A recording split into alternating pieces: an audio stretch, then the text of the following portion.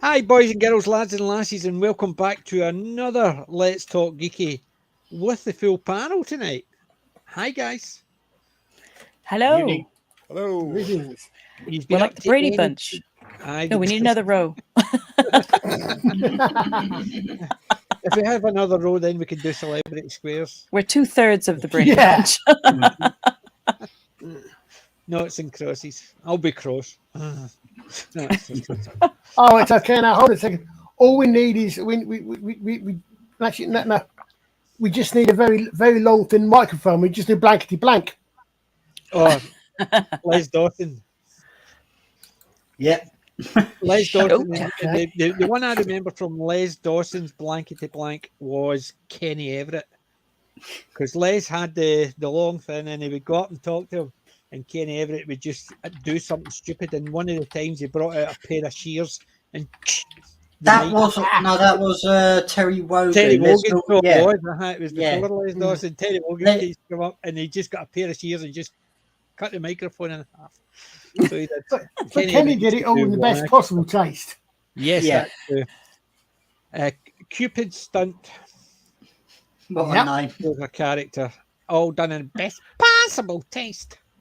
You can't get away with it. Kenny Everett would be cancelled nowadays. Some of the stuff Oh he did, yeah.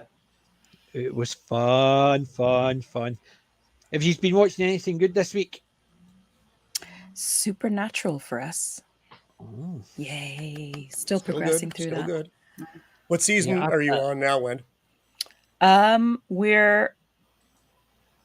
I think we're just pretty much nearing the end of season 1. Oh, okay. Well, We've they're literally, all like, just 24 started episode watching it. seasons. They don't mess around with that. They give you They're good long. long seasons, and you have Yeah. a lot of them. Yeah. I mean, I mean, it Right goes on. without Oh, cool. saying what a fantastically awesome show that is. And I'm just sorry I'm so late to the party, but it I've doesn't still matter not these watched days. You can watch I've still anything. not That's the watched beauty of it. Yep. Yep. Yep. I got it, but I've still not watched it. Oh, it's fantastic. It's just one of those Fantastic. things. It with could them. be worse. You could have just gone into dark shadows, in which case the next decade of your life is set aside.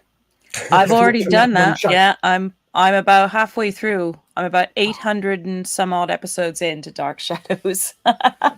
Yeah, that's probably about halfway in. Yeah. I've not seen that either. Dark Shadows. So there's Yeah. a couple of things. I This week, I've actually, believe it or not, a surprise, I've been watching Bernard Cribbin stuff. No. since- Oh yeah, Very well good. that's understandable. 'cause Yeah, I've got the DVD of his first TV show he had, which was a sketch show. I've done some clips, put some up, and I've got some later on. But it was one of those ones that it's definitely of its time. It was just sketch. So some of the sketches you're sitting there laughing all the way through, but it just sort of fizzles out, and it's almost a case of, huh? Because you're expecting it to have a big thing, but it's not. It's the sketch is the funny part. The end of it is unimportant. Some of them have nice, good completions, but there's some silly ones. Like there's one. He's got a basket, and he's in a shop, and there's all the beans tins piled high, and he goes in to pick a tin of beans from the bottom, and Bob Todd's standing there at the butcher counter and goes, and he looks at him, goes to the top and picks it off, and as he picks it off, the tins all drop, and he sort of puts it in the thing, and he just turns to Bob Todd and goes, and that was the sketch. He goes, At least he didn't get. At least he didn't get 1.5 tons of baked beans poured over his head. well, that is that. Yeah. But it was a sketch like Well, that. he'd have to be You're Tim thinking the Buchanan for joke that. was the beans fell. Yeah. That was it. And I was nodding myself, and I'm sitting there thinking, it's literally less than a minute long, that sketch, and it didn't really, apart from the tins falling, which you knew were going to happen, and it was still funny. Yeah. But it was weird funny, because you're sitting there thinking, was that it? But yeah, it was. And then he sings. There's a few of them. Each episode, there's a song in the middle of it. Right Said Fred, Digging a Hole, and there's other ones. And some of them you're sitting there thinking, what's this song about? And it's weird, but I sat and watched the whole 2 seasons. It was fun. cool. Okay. So what's What's everybody else been watching? So Go. I've just been trolling through the. I don't want to say old school crap because I don't mean it as in There's the no bad such stuff. thing as old school crap. There's crap and there's old Well, school. if you Have you hear the ever list seen I've Jupiter actually gone Moon? through, the best of the best for me this week was The Hitman's Bodyguard and the second. The Which I've Hitman's Bodyguard. That's a really that's an interesting title. Yeah. It's a So Ryan Reynolds. Samuel L. But, Jackson is a hitman. Is that the And- bodyguard? Is Deadpool's? What do you call him? Deadpool Reynolds. is the Ryan Reynolds, bodyguard to Samuel L. Jackson. But this is the second film, so now you have Salma Hayek. Yep. And they're basically, there's nothing they can't get out of. He just have to try and like make sure they don't get hit by bullets. That's Aha. sort of the idea, but I never feel that anyone is in danger because everybody seems just so good at what they're doing. Yeah. The one that did stand out a little bit for me because I was kind of like, okay, let's see what the cheesiest films that I can find. Is a Casper Van Dien Oh, Lord. film called The Second. Second. Never heard of it. Casper Van Dien. I haven't seen one of his in a while. He's been out of the circuit for quite some time. He was has. producer behind the scenes for a lot of the Starship Trooper stuff, but I can't say I did not enjoy it. It was like, okay, it is an action, but it is an action film I've seen before. And the description is a Secret Service agent is drawn into a terrorist plot when his son's classmate, the daughter of the Supreme Court Justice, is targeted for kidnapping. Cool. Okay. Well, I hear that. I'm just going to slide. I'm grabbing a cup of coffee, or as in case of this afternoon, I'm grabbing myself a glass of whiskey. But I cannot fault it. Good costumes, good cinematography. As in terms of plot and storyline, I've seen it before. I've seen Right. it before 100 times. But hey, it was new. It was fresh. It came from this year. It does go all over the place, but I'm fairly okay with how we went. Would it ever be a film that I would think, yes, I have to, like, is this the top 10? No. It's got decent action. It's got fun, and it makes a little bit of fun of itself, which is something I haven't seen in such a long time. Which is what I really miss about Hollywood.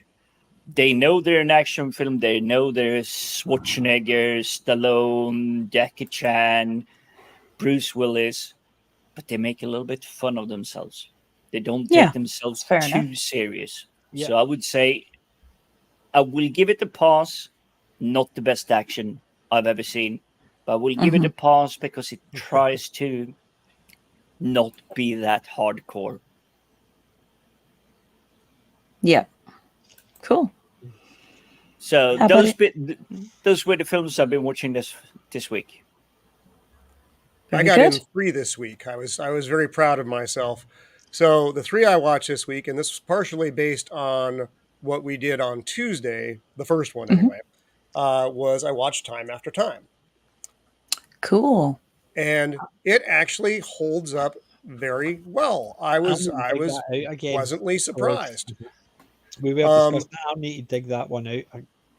I think I've got it somewhere, but I don't know, and I'll need to dig out where it's playing. I had to rent it on Amazon. It was like $3, so it was no big deal. And I'd forgotten Mary Steenburgen is in it, and this has got to be one of her first movies. She plays the mom in Elf, the wife of James Caan. And so like I said, I don't know how old she is in this, but she's like super young. Anyway, so I watched that. And then based on your recommendations, of course, I watched The Italian Job. What did you think of it?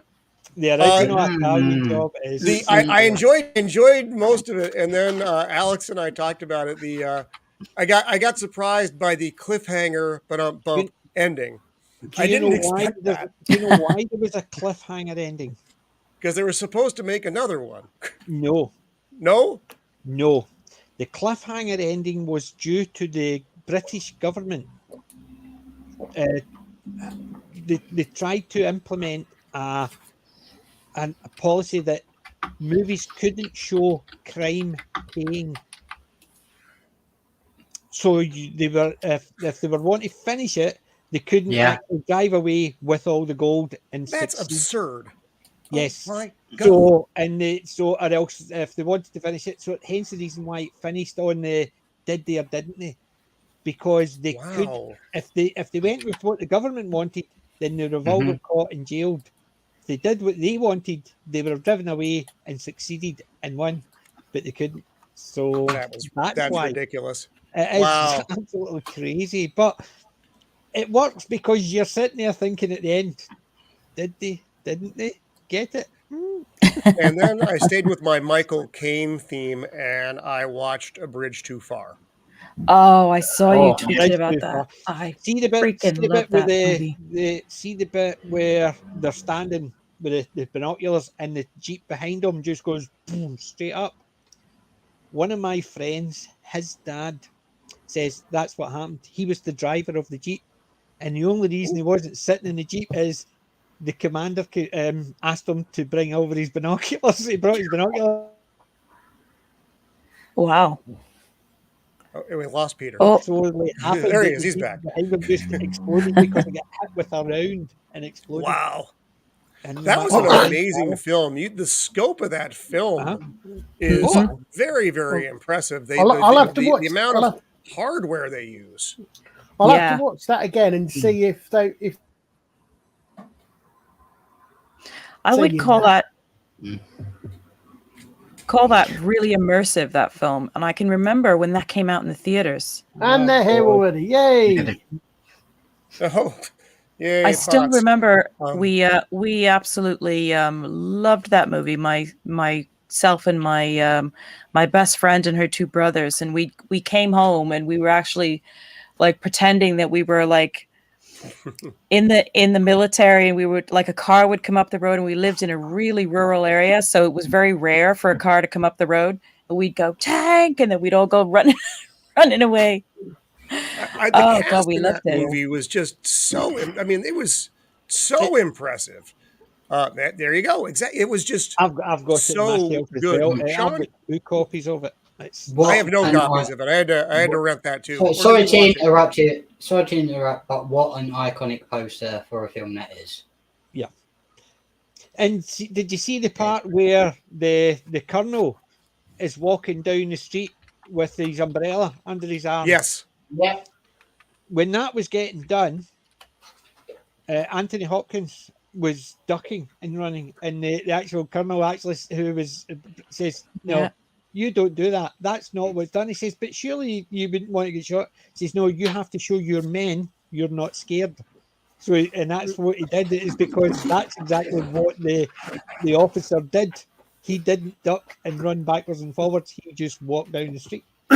Well, the one thing I did actually a while ago actually skimmed through the list, the cast list, because I was looking for one character that wasn't actually in the film.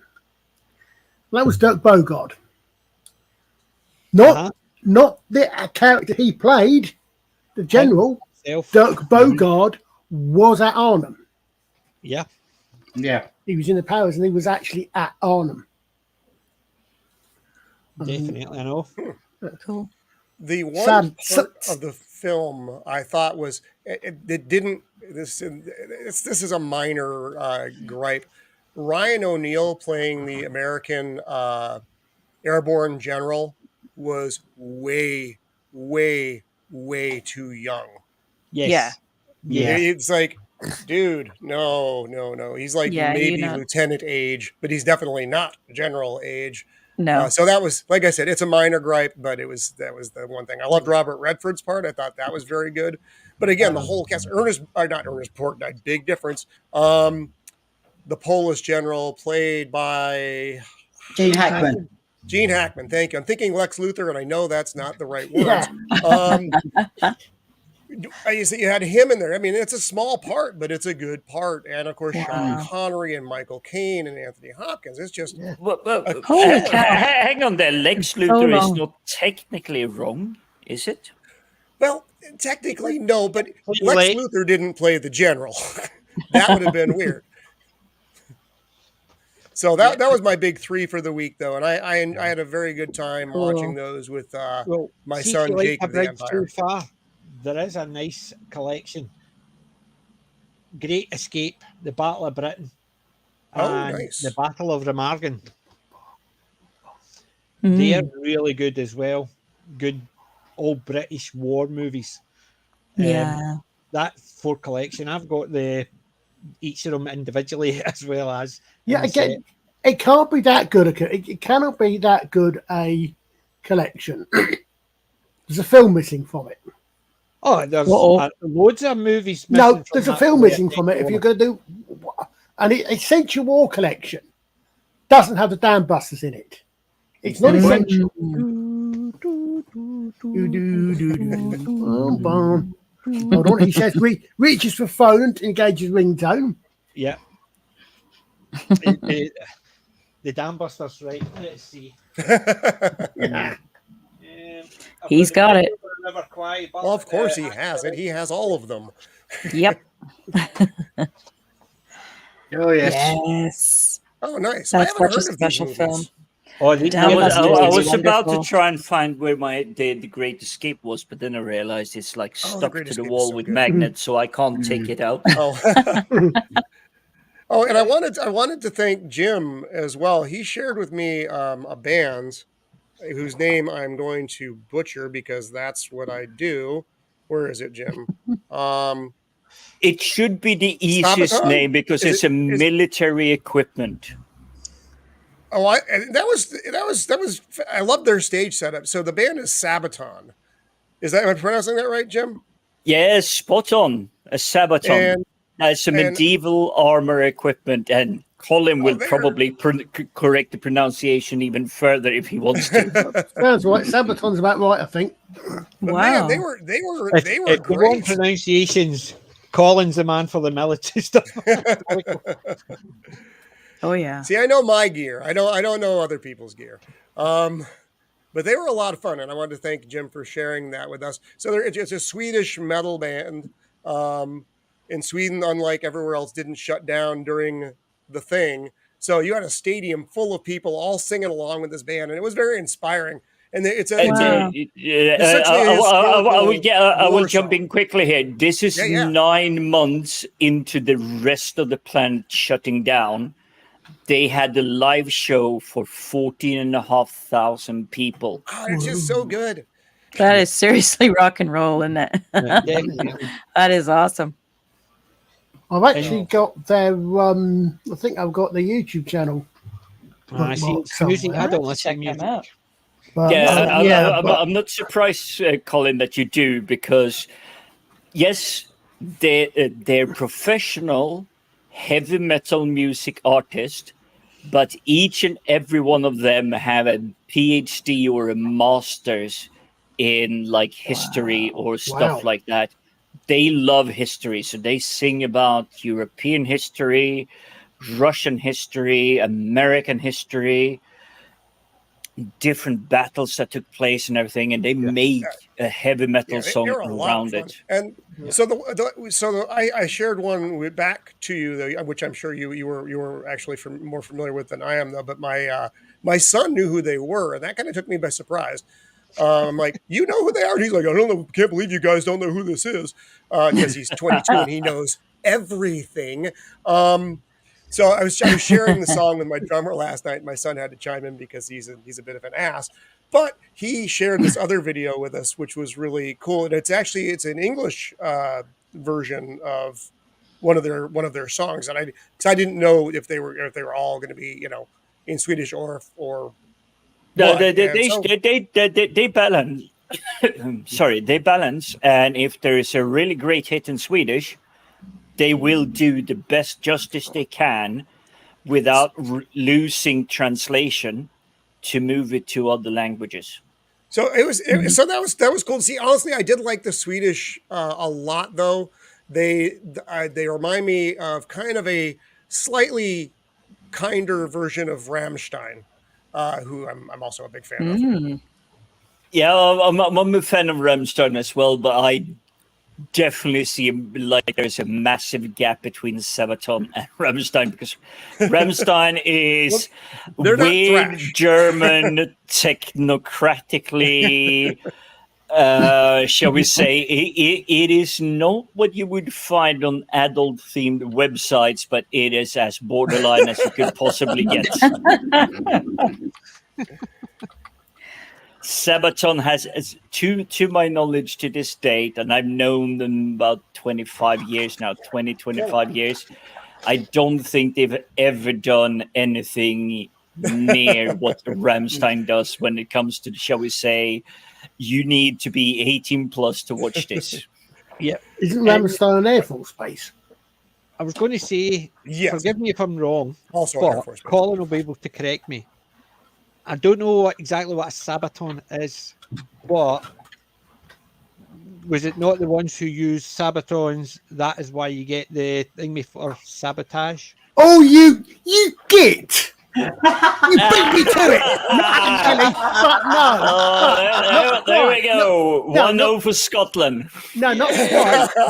But you're in the right area. Sabotage is from sabot, which is a wooden clog. And the wooden clogs were thrown into machines for sabotage. But it's a similar thing. Sabaton is actually a set of metal wide hoops. Basically, it's metal armor that goes over the foot. So it's same root. So very similar, yes. Yeah. Yeah. But I mean, it's just... I sometimes know bits and pieces that are not related to movies.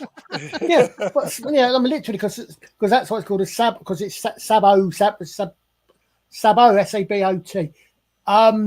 Similar thing. In fact, there's also a sabot is also a, how do you describe it? It's you get it in artillery, and what it does is basically it's a big thing that goes around the shell, because the shell is a much smaller caliber than I know what you mean. It's basically the packaging, but it fulfills the same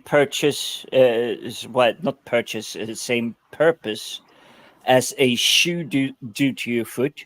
Yeah, actually, you're not launching your foot into space or like 2,000 meters away. So you wrap the bottom of your the casing. You don't wrap the actual shell or whatever it's called. You wrap the bottom of the casing, and that is a sabot, something like that. You get discard. It's called discarding sabot, because a sabot breaks apart as it comes out of the barrel. There you go.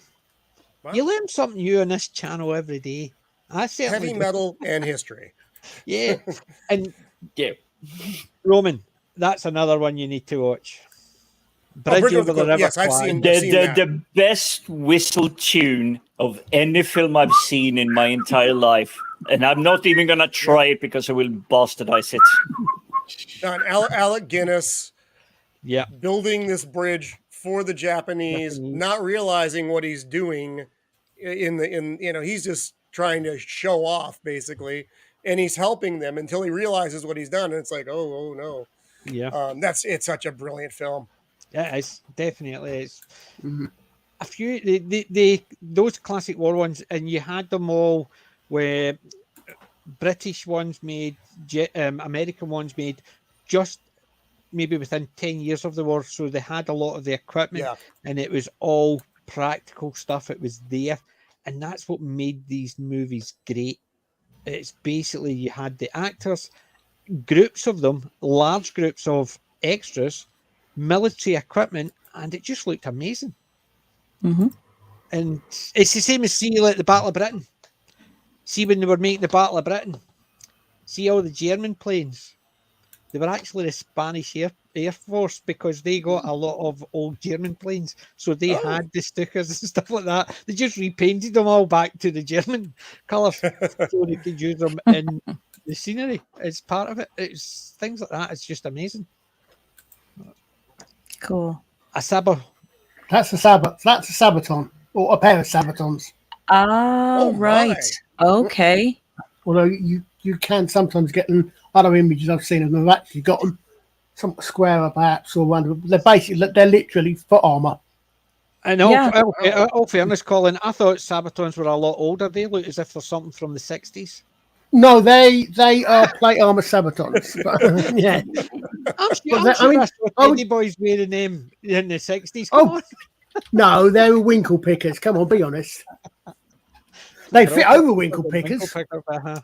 Well, have you did you ever watch the? I have to admit, one of my guilty pleasures. In many ways, my favourite Blackadder is the first one before Richard Curtis took over. Yes. But they're doing those ones because that's medieval. But they got one bit in there, and they got ridiculous. And at one point, they got ridiculous amount. The shoes look ridiculous. That's the most accurate thing about Blackadder, the first series. The footwear, the footwear was a thing of expect, and you did literally have shoes that were so long you literally had them bent up twisted up at the end, and they had a cord that tied to your knees or your legs. You literally had, your shoes could be 2 feet long. The shoes turn. It's almost like the curved toe. Yeah. And that's just bizarre. It is weird stuff. They did That's some not weird practical. Stuff. That's not practical at all. Fashion never been practical. Yeah. You've seen some of the fashion nowadays, really? Yeah, you're not wrong. Now those Sabatons, that you don't want to get kicked in the shin with that. That's a deadly looking shoe. No. Battle shoes, man. That's one. Yeah, as long as you're wearing them, you're okay. You're the one wearing them. Yeah. Just don't trip over your own feet. But yeah, I would definitely. We need to do a good old fashioned Second World War movie, and not ones like the Dirty Dozen where they're basically. I want one that's actually a historically almost accurate because they're never historically accurate. Bloody fly flying around. They're never historically accurate. They're not true stories. They're based on a true event. They always have to take a little bit of artistic liberty. You think those are weird? We had the same thing with Dirty Dozen to The Great Escape and everything. They're more romanticized because we get told the winner's side of the story. Yes, of course. Although there were a lot of winners in the Great Escape. How about actually getting kicked with one of those ones? Yikes! Ow! They actually belong to the limp in the morning. They actually belong to the Emperor Maximilian I from about 1485. Wow. That's really interesting. Goodness gracious. Yeah. So, you do not want to be on the wrong end of those. Look, technically, if you're counting it the English way of counting it, the last year of the Middle Ages. Okay. But 1480. Okay. Right. I'll say this quickly, then I'll try to switch off the lecture. 1485, Battle of Bosworth Field. Richard III is defeated. Henry Tudor comes in. That begins the Tudor period, which in one of the ways of counting the Middle Ages, we're in Britain or in England in particular, we actually have specific dates. We go from the Middle Ages starts in 410 when the legions leave. The High Middle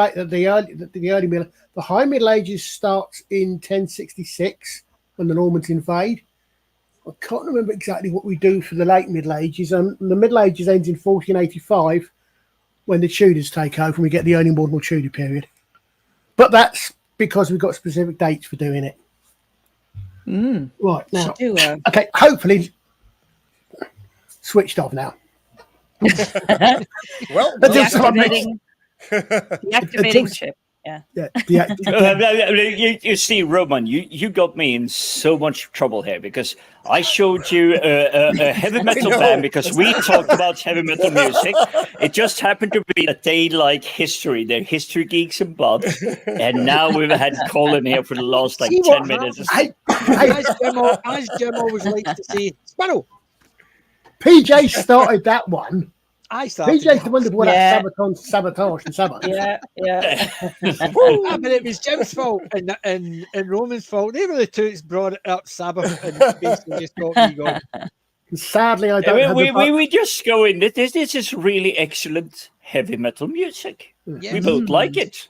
Well, do you want another heavy metal fact, Colin? Don't say anything. I know you know the answer.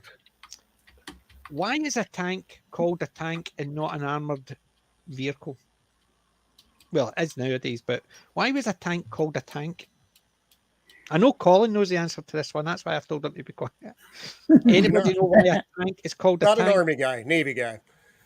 As army guy, I understand the distinction between them because they serve different purposes. Yes, but my daughter, who was in school in primary 3, when she got asked when they were doing a Second World War, answered this question.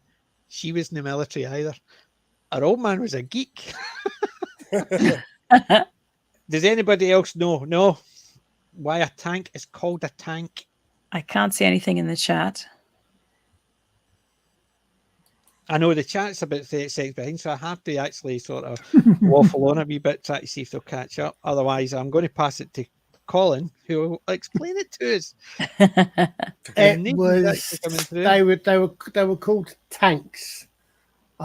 Partly, I think there was a little bit of description because they looked a bit like a water tank, but mainly to disguise what they were. Yes. It was a code word. It was a code word because they were actually telling it was basically in case the Germans intercepted their communications, they were classed as water tanks being shipped to the front. And intriguing, coincidentally or not enough, a couple of days ago, I was actually watching one of these, these experts react to films videos, where there's a guy who was an ex-tank commander, and he was actually talking about the accuracy, when he's about how accurate are the tanks in but a modern description of tanks, World War I tanks wouldn't actually count as tanks because they don't have turrets. Yep. Interesting. Yeah, because it's as I said, these days your definition is of role rather than what it looks like. But interesting, you saying that. But it was also saying that I didn't know this, but apparently, you look at a lot of the World War II or war movies, even modern ones, the tanks you see aren't what you think they are. Like, for example, he was doing one where I can't remember what he was doing, but there were tiger tanks in the film, and it was actually a Churchill. They used a lot of Churchill tanks. Made up tanks.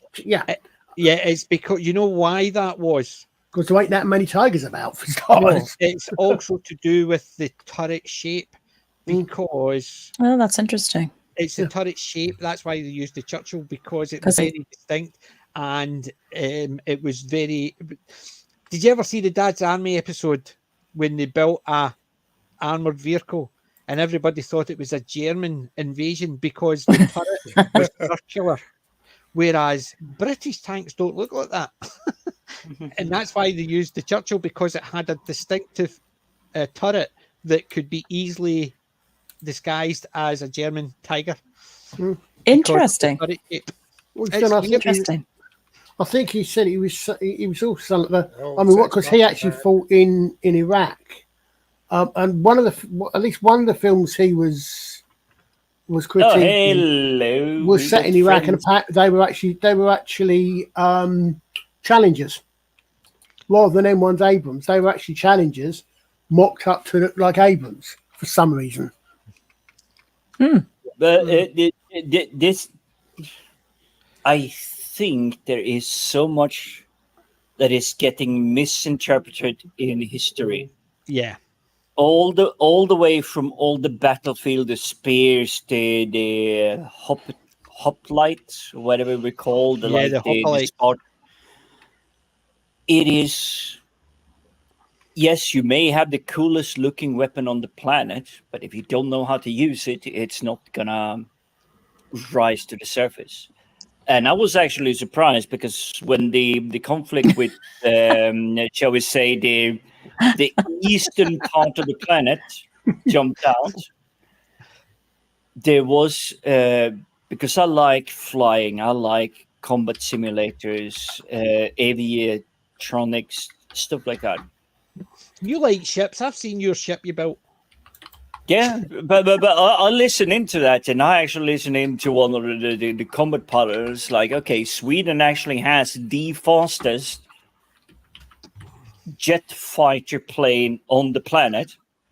The But in all Americans fairness, can't. that's The Americans technically can't even get close to that. But this jet fighter can also kill the pilot in less than half a second if he makes a mistake. The fact yeah. is, But see the jet fighter, Wow. the Swedish jet fighter. It's also a tank and a submarine because it's a Swiss Army jet fighter. I think you're talking about the Volvo, aren't you? I got to drive a little. I think it was like a little APC. I got to Darren and his parents quite a few years ago now, because I'm complete geek when it comes to anything to do with tanks and military vehicles and things. And I don't know one end from the other, but I'm just always fascinated by them. And they got me like an all-day tank driving experience. Oh wow! There And is I one had of those in Scotland, and I've not done that one yet. Oh but, my God, it's so much fun. I did get a chance on military vehicle a wee while back. I'm just trying to see if I can find it. Well, we went up there and I had an absolute ball, and he took us all around. He had different garages all over the property, and he was showing us all he had different tanks. He had some tanks with turrets on, and he had some more modern vehicles like, I forgive me, my lack of knowledge. I could, if I'd known we were going to talk about it, I could have brought some pictures up, because It's I'm Jim's fault. basically going senile because I can't remember anything anymore. But I could, they let me, sort of climb around inside of some of these vehicles, and then I actually got to the stage where they train you for half a day. They teach you how to take apart, I think it was a Kalashnikov, and take it all apart, put it back together again. They dress you up, in some sort of, jumpsuit, like a military style jumpsuit, and then you go in the tank. And they sent me like a little video of my tank drive after, from the perspective of the guy one of the staff who was sat on the top of it, filming it with a little GoPro as we were going. But I had to go down like it was on a huge farm, big piece of property somewhere, and was up in Usk, in Wales, and it was just so cool. I mean, the instructor was there, and I was sat inside, and the weirdest thing was that the controls were the opposite. Once you get it, but it's like pulling the controls was really, really hard. I mean, it took all my strength because I'm not very big. Well, I'll forgive you. And when you say, "Oh, I'm getting too old," the last time I did the voluntary officers training service for the military in Sweden was 1997. So that's how long ago it is. It's at least a quarter of a century ago. Oh my So God. if you It's a don't minute. remember it, Well, I'm perfectly happy with it. Oh, I tell you, I mean, it was quite a few years ago now. And I just loved it. I was so happy. I was completely geeking out all day Right, in that over case, it. And then Wendy, what's that? next time if you go to YouTube, put in 2 words in the search engine, Lindy Beige and tanks. Oh, Lindy Beige is a great You channel will for have an entire What's- day just glued to the computer. Oh, If, fantastic! if you love There's history, another one. you will love him. Yeah. There's another company that makes tanks. I think they had some in the newer Mad Max films. What the hell are they called? They had them on Top Gear years ago. I can't think of the name of them now. They're basically more of a concept tank, but they actually can travel at extremely high speeds, and they're more just for show. I can't think of the name of the company. I don't know about that because I had the Leopard snow tank, and that one That's could us go on a- something like 70 us- miles an hour across Wow. countryside. Nice. That's us on a AP, armored personnel character.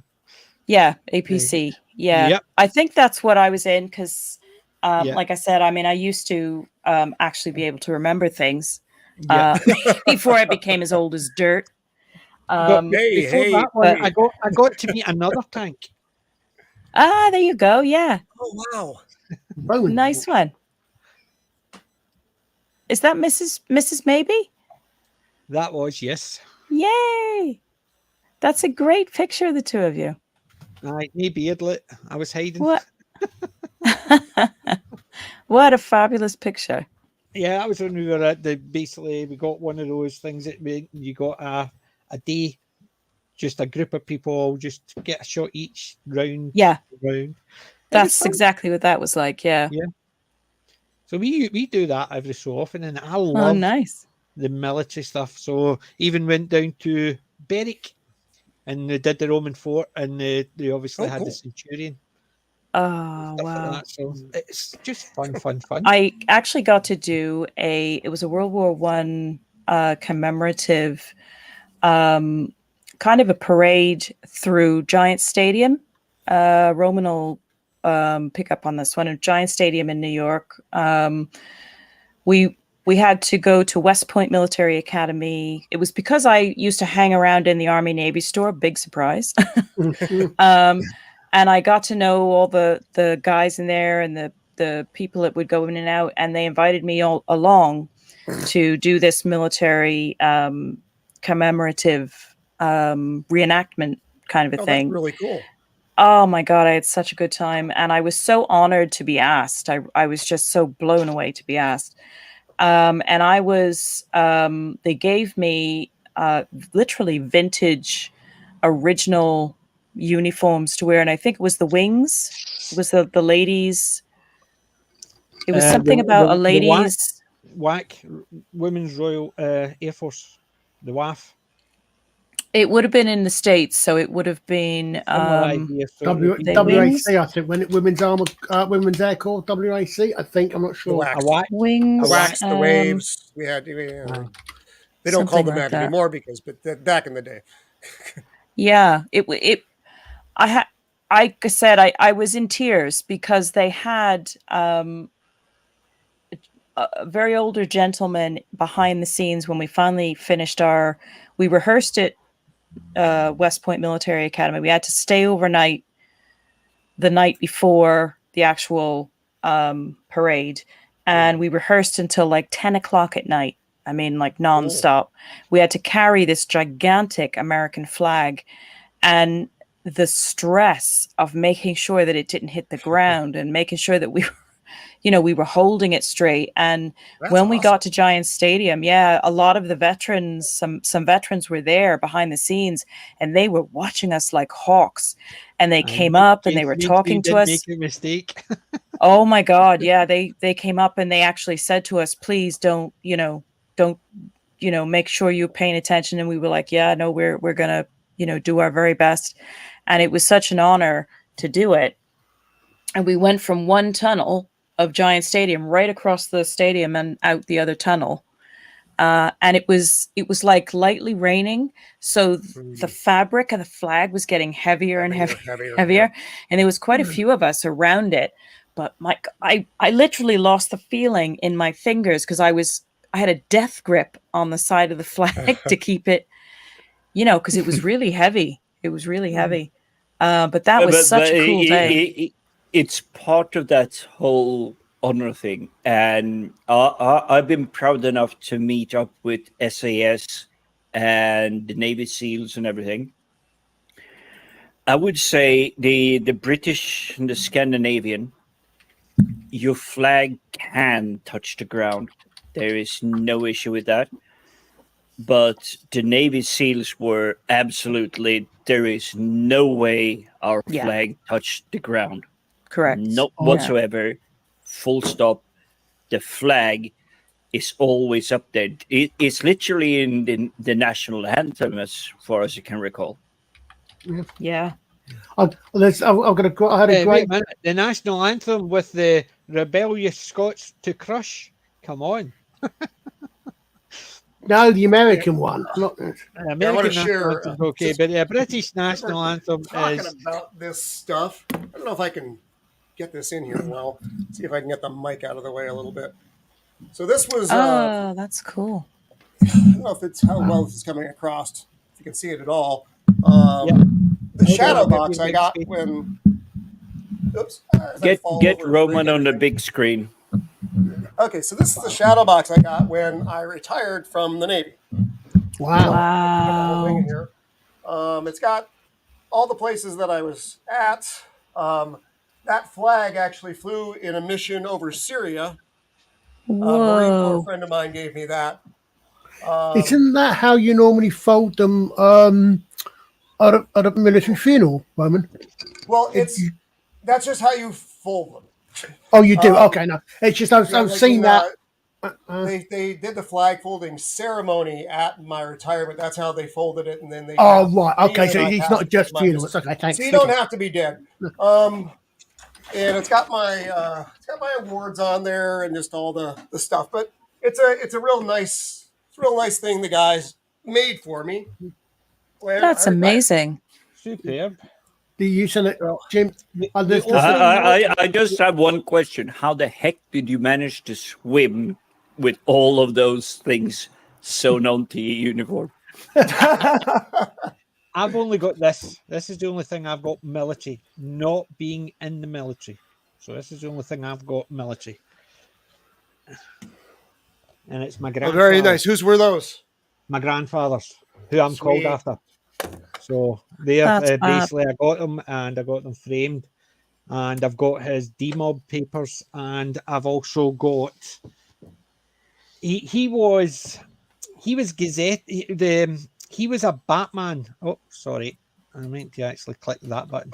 He was a Batman for in the Highland Light Infantry, 2nd Battalion Highland Light Infantry. He was a Batman for our lieutenant. The lieutenant was gazetted the same day as David Niven, who didn't want to be. He asked when he joined the army, any regiment except the Scots, so they put him in the Highland Light Infantry. and there was two of them gazetted at the same time. The David Niven and the lieutenant that my grandfather was the Batman for. And it was a 50-50 shot, and he actually didn't get David Niven.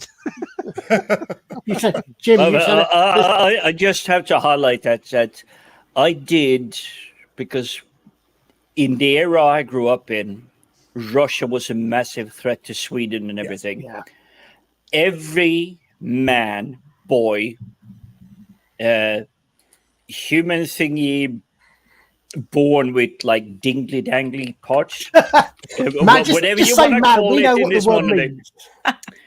We can define it.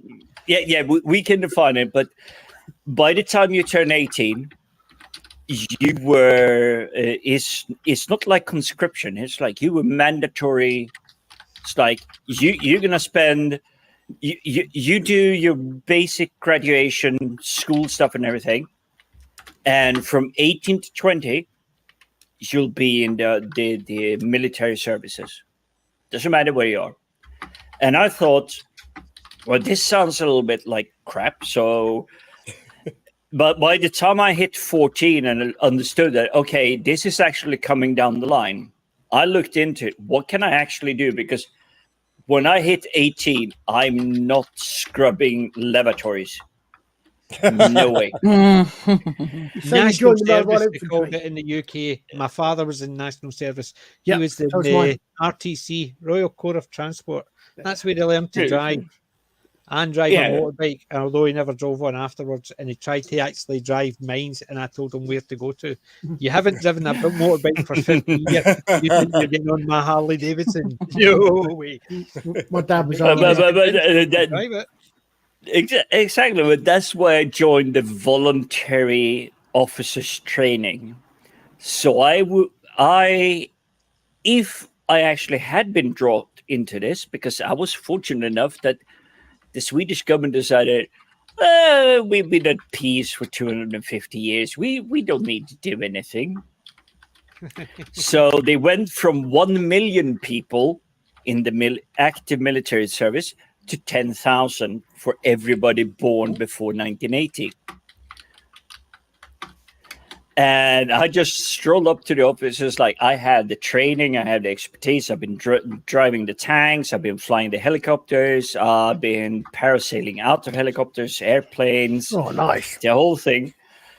I've been doing everything as part of this youth training, and they just went, sorry, we don't need you. What's that? goodness Well, no, I gracious. suppose that wouldn't be ROTC, would it? Because ROTC would have been a. Oh, thanks. I was actually the one I was actually going to post. Thank you. Okay, it's a slightly more specific one. This one is to. Something's gone, but will take us way back to where we were talking about Bridge Too Far. A video of his called "British Officers Don't Duck." Yes, that would have been the Oh, one nice. that it basically meant, because Lindeberg did it. That's where I basically well, it's the same as like watching the history buffs when they're talking about the stuff like that as well. Great stuff. God, Nick, do There's some just more one thing I videos want to go now. back to. There's one thing I want to go back to. It was something I wanted to ask. Anyone seen that one? They Shall Not Grow Old. Yes. I have, but I know that I recognise the name, but I'm trying to remember the story. I'm thinking it's a Well, remember, it's not a movie. It's not a fictional piece. It's essentially it's a docu. yes. one. It's docudrama. colorized footage from the war. Peter Jackson strung it all together, and it's just a beautiful. You get to hear these guys talking, and it's not just film reel of the war. It's them just For me, screwing They Shall around Not and- Grow and Old. actually- That is Royal British Legion. Yeah. RBL. They shall grow not old as we are left grow old. Age shall not weary them, nor the years condemn. At the going down of the sun and in the morning, we will remember them. I've been supporting RBL ever since I moved over to UK Excuse me a 20 second while I years just ago. gulp. Yeah. It's just that I hadn't actually. The name stuck with me, but I couldn't remember where it was, because there was a couple of movies that were along the similar line, which are older ones, and it's about particular pilots. And it wasn't a movie; it was more like a documentary, but it was an actor doing it. It was almost like a docudrama, and they were doing it based on certain pilots, and it was all about how they didn't survive and they fought and died to make sure we are here and stuff like that. And it was along that line, and and that's what it reminded me of, but I knew it wasn't, because that was actually done as a movie. But it's just one of those. But we never get told the true history of everything that actually went on. We just goes like, hey, United Kingdom won. we literally get that version. We don't get the fact that the British people literally invented the sappers. And Colin is probably going to correct me here, but it was engineering people that knew how to blow up bridges and everything, like bridge over Kwai. Yeah. We started doing it with castles. Yeah, It's that yeah. old. There we go. It was like 700 years before. Yeah. Oh, I remember one movie. It was an American movie, and it was about the commandos. Well, no, was it the? It was the Marines. It was all about It was about the Marines, and I'm typical sitting here thinking they're going to actually say that they did the Marines were as an American idea, and then there was a bit. They're just walking down, and a load of British troops are passing them going forward as they were coming back after doing a very hectic mission, and as they're moving back with the rest of the army, there's all these British troops pass them, and one of the guys turns around and says, "Where are those nutcases going?" And he says, those are the Royal Marine Commandos. They're the ones that actually started it all. They don't go backwards." And I thought, wow, there's a movie which you had the expectations, because there's certain American movies, certain American directors, it's a case of we did it first.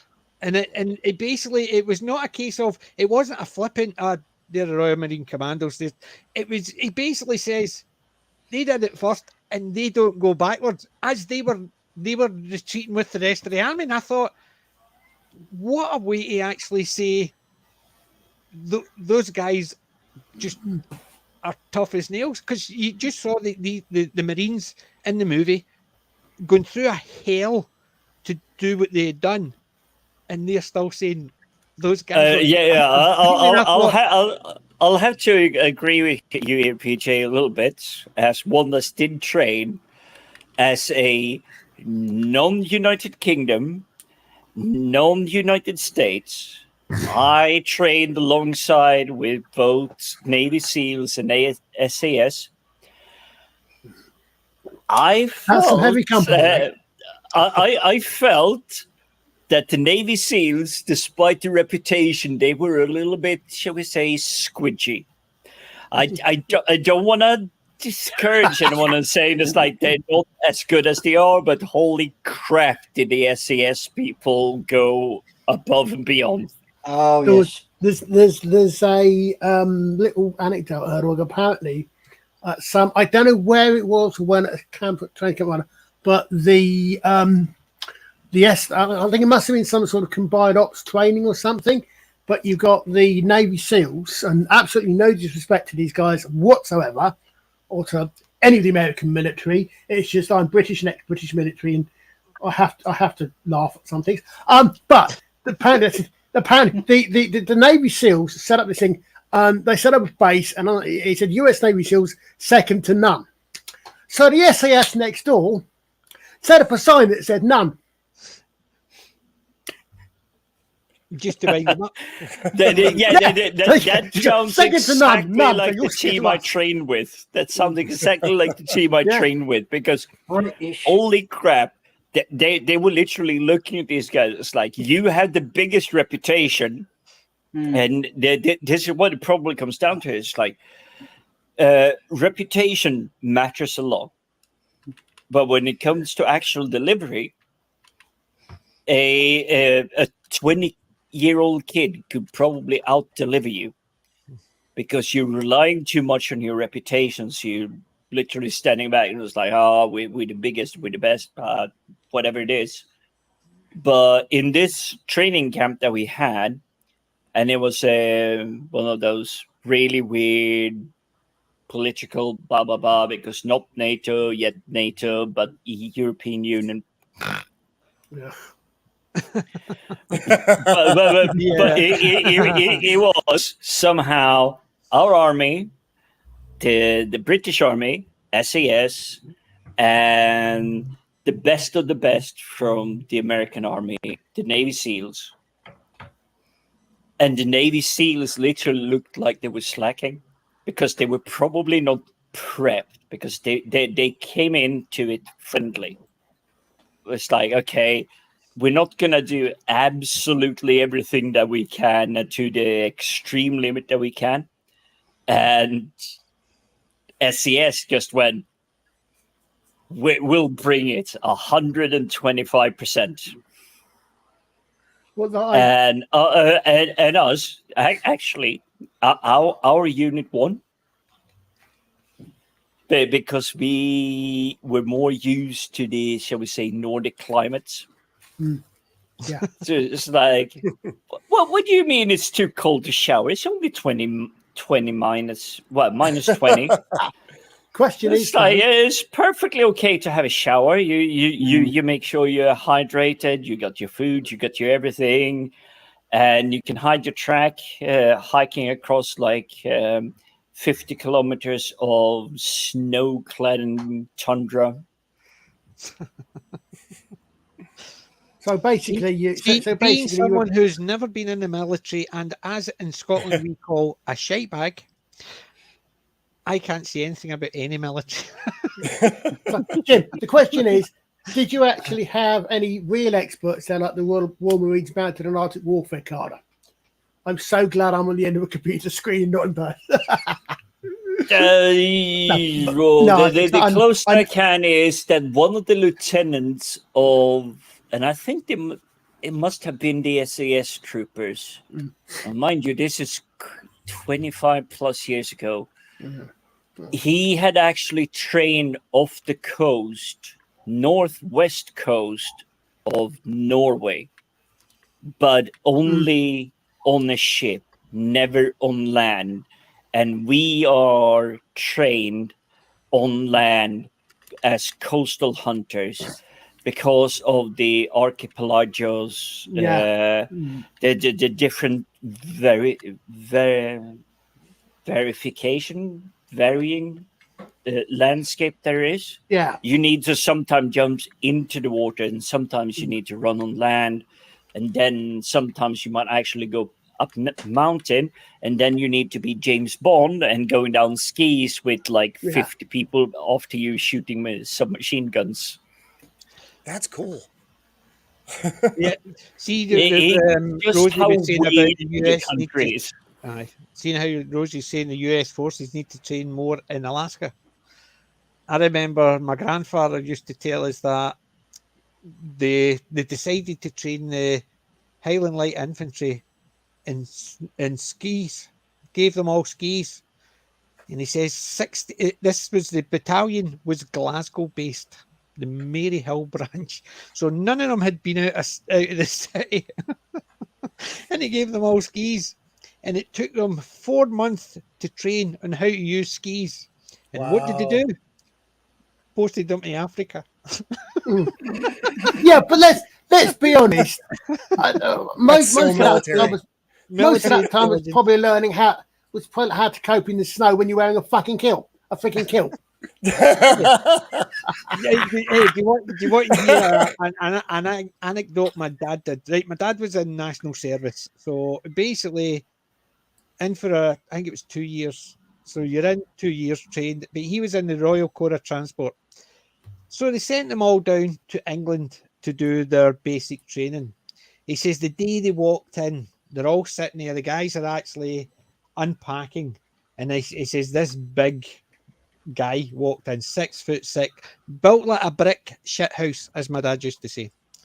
And he's got all his gear. He's gone and he's thrown it onto the beds of the people, polish that, clean that, do this. And he says as he was walking down, all the stuff was landing in the middle of the barracks behind him.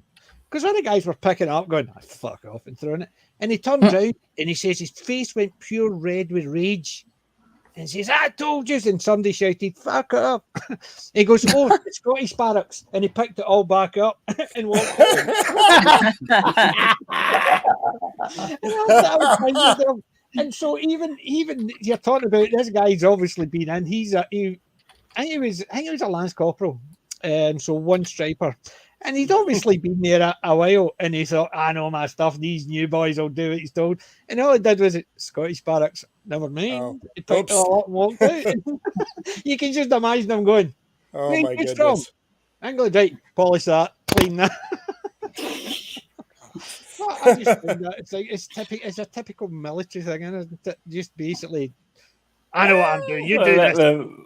I think it comes down to, and although I didn't do the full and proper military whole thing. He was the full on proper training to get into the training for the full stuff. Like I said, lavatories, that whole thing, scrubbing the shower with your personal toothbrush 1 inch at a time. No, I understood that as a 14-year-old kid, so I did go in for that. But I will say that the one thing I did appreciate the most was that my sergeant that I had, my drill sergeant, absolutely understood. He pushed me, but he never broke me. He made me bend, but he never made me break. And it's an odd thing to actually have someone not that many years older than you are understanding you can do more. I don't care what your parents told you. But it's still that. And I've actually seen this because Sweden is now, after 25 years, contemplating, because of the threat from, shall we say, the unknown origin of the East. And I'm not talking about the Kung Flu. I'm talking about the other one. And this was 4 or 5 months ago, and they just dragged in, and it's like it wasn't dragging. It's like you have to, which is what I was facing. You have to. This time it is, would you like to? And literally by day one, there were headlines on the biggest newspapers and TV stations in Sweden. Bad sergeant is swearing at people not able to do the job. I'll tell you. I'm just going, it's like, what the heck? No, it's a very different environment in the military now. I retired in 2019, and I think I've mentioned before, at that point, I was a T-Rex in a tar pit. My type of leadership, the stuff that I had been brought up with, the hard but fair. That's the way I like to use it. Is no longer welcome. It's all hugs for everyone and pronouns. So Wow. I just it's can't not wait the same till thing. there's a Holy military cow. conflict to see where all this goes, because it ain't happening.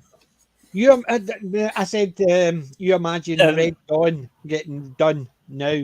No, you couldn't. Actually, before we get, Red Dawn is amazing, by the way, Peter. I love it. But Roman, one of the exams I had as the whatever youth cadet, whatever you want to call it, we literally got driven out into the middle of the forest, and a massive pile of just metal scrap.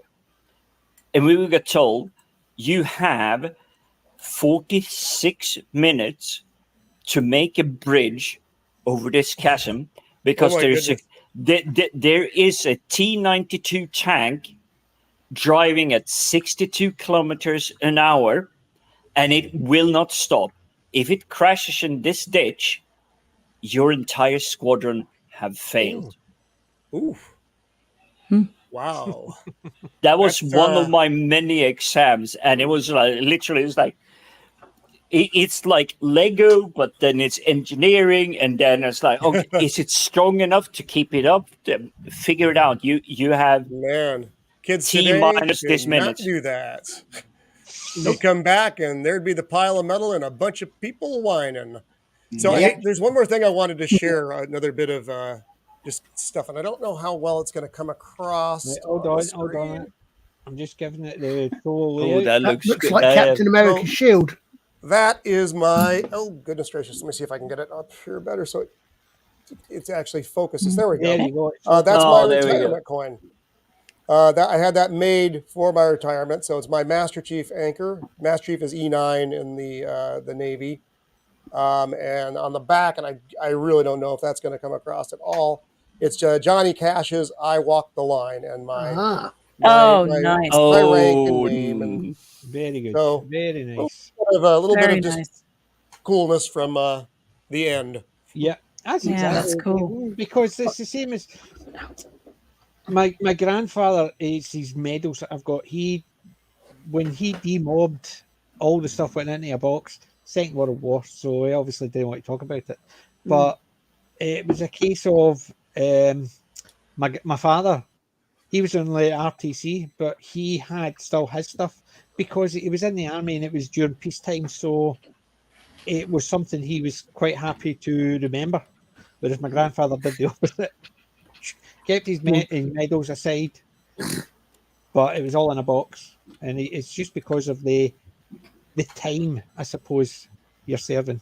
Certain people don't, as some people just don't want to think about it, never mind talk about it. Some Well- people, it's easier if, I suppose, you're not going through a lot of hardship that I can't imagine it at all. I can't imagine actually doing it during peacetime, never mind anything else. I'm that much It is. a crap bag. I was fortunate that I was never in direct in a direct conflict. We were in the zone where things are happening around you, but never actually in the mix. I mean, have I lost people? Yes, because when do we lose most of our people now? In training. Training.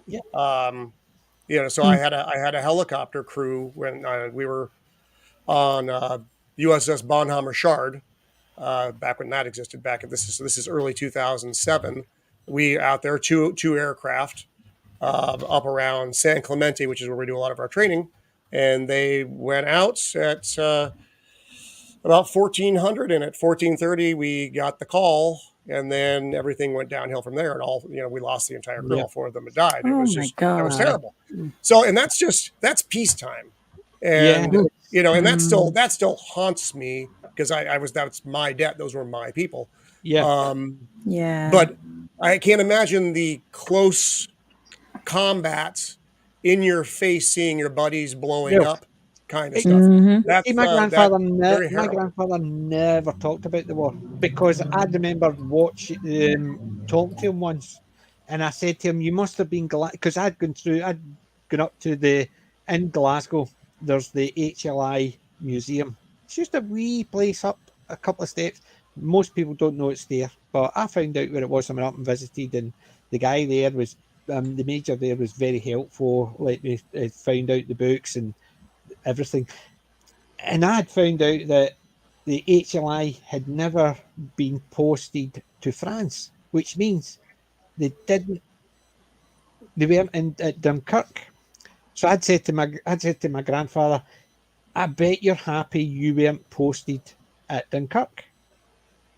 And he never said anything. I was thinking he must have been happy that the Dunkirk evacuation, which basically lining up as things happening around him, and they're just hoping to get lifted. And I thought he must have been really happy, something that tragic, until my mother said a few weeks later, don't talk to your granddad about that again, because him and a few of his friends were posted to France, and they were at Dunkirk, and he was one of the. Him and one of his friends were the only two from the unit to get out. Oh my God! And I just never knew about things like that because he never talked about it. It's just a case of I was in the army. That's my regiment. That's what I was in. Well, that's something that's surprising. I mean, if you've not seen it, if anyone's not seen it, I highly recommend you watch James Clarkson's VC Stories. I think it's called VC. He's on YouTube because he goes and he's telling the story of the Victoria Cross, which is the Medal of Honor for our friends across the pond there. Well, the equivalent of the medal. Is that what you have to do to get the Victoria Cross? But not only that, but he's saying this, and he's saying about the a lot of VCs don't talk about it. I mean, one of the things he says right at the end is he's saying about this. He goes back and he said there's one guy he's following. I said who was actually at Arnhem, and he got a VC at Arnhem. Right, he goes through all. And he said he never talked about it to his family, which is a shame because I'm married to his daughter. He never mentioned he won the VC. They never found out about it until his daughter never found out about it until he passed away. Because these guys, they just never, because they just don't talk about it. You know, it's not something necessary because of what they've been through, especially if it's something to win, like, for example, the VC. But they just don't want to, they just don't want to talk about it, understandably. Mm-hmm. Yeah, and it is. I've found that there's one of my even things not military related. There is, I think, over here, the Ibrox disaster. It's a football match. There's that many in, and the wall fell on a load of. I think it was 66 people died. Ooh. And my uncle, two of my uncles were there. One of them was a teenager, and he survived because somebody leaned forward over the wall, grabbed him by the hair, and lifted him up. Oh my gosh! And that's the only way he got out. But I never knew that until his funeral, and it's because him and my other uncle never talked about it because a couple of their friends didn't survive it because of the part of the stadium they were in. And it's not just military; it's just anything harrowing. You find that people just know. Yet there's people, I suppose, I who find are that interested the in same finding out across. information about it. Don't think about that because I we've find never that the been in same that across situation. all the. Yeah. I don't want to call it all just emergency services. The Navy, SAS, special military branches, wherever they come from, you have ambulance people not wanting to talk, even to their spouses or whoever they living together with. They're just going, it's like, okay, it was not the best day of my life. I'm gonna go have a shower and go to sleep. Yeah, that's what I'm literally saying. it. When you've got people like me, no concept of it because, believe it or not, I live in a very easy society that I've not had to actually go through those hardships. So when I find something I'm interested in, I'll look into it. And I don't think, because it's never happened to me, that how it might affect the people I'm asking questions about. And it just goes to show how easy I had it, that I didn't need to think about that. And basically, we're grateful to the people who had to go through that crap. Absolutely. I'm just thinking about my dad that was born in 1932. Aboard, I don't need. I'm going to get my, shall we say, 2 family jewels definitely not around here, but he was on one of those ships that definitely had long range, that could go from country to country. And he'd been in Norfolk, he'd been in northern Scotland, he'd been landing in Denmark, Poland, he'd been around the coast of Spain with this kind of ship. I don't know exactly what it was, but he was just an engineer. He was making sure that the engines were running. But he was tight-lipped, even to his death, about anything he was involved in. I'm just going, it's like 1932, by World War II, you were about 16 toward the end of it. You definitely saw stuff. Aye. And he was just going, it's like, my dad is a year younger. He was 8. He was born in 33. And you think about it, he was 6 when the war started. Yeah, my dad too. My dad was born in 33, Mum 34. 12 when it finished.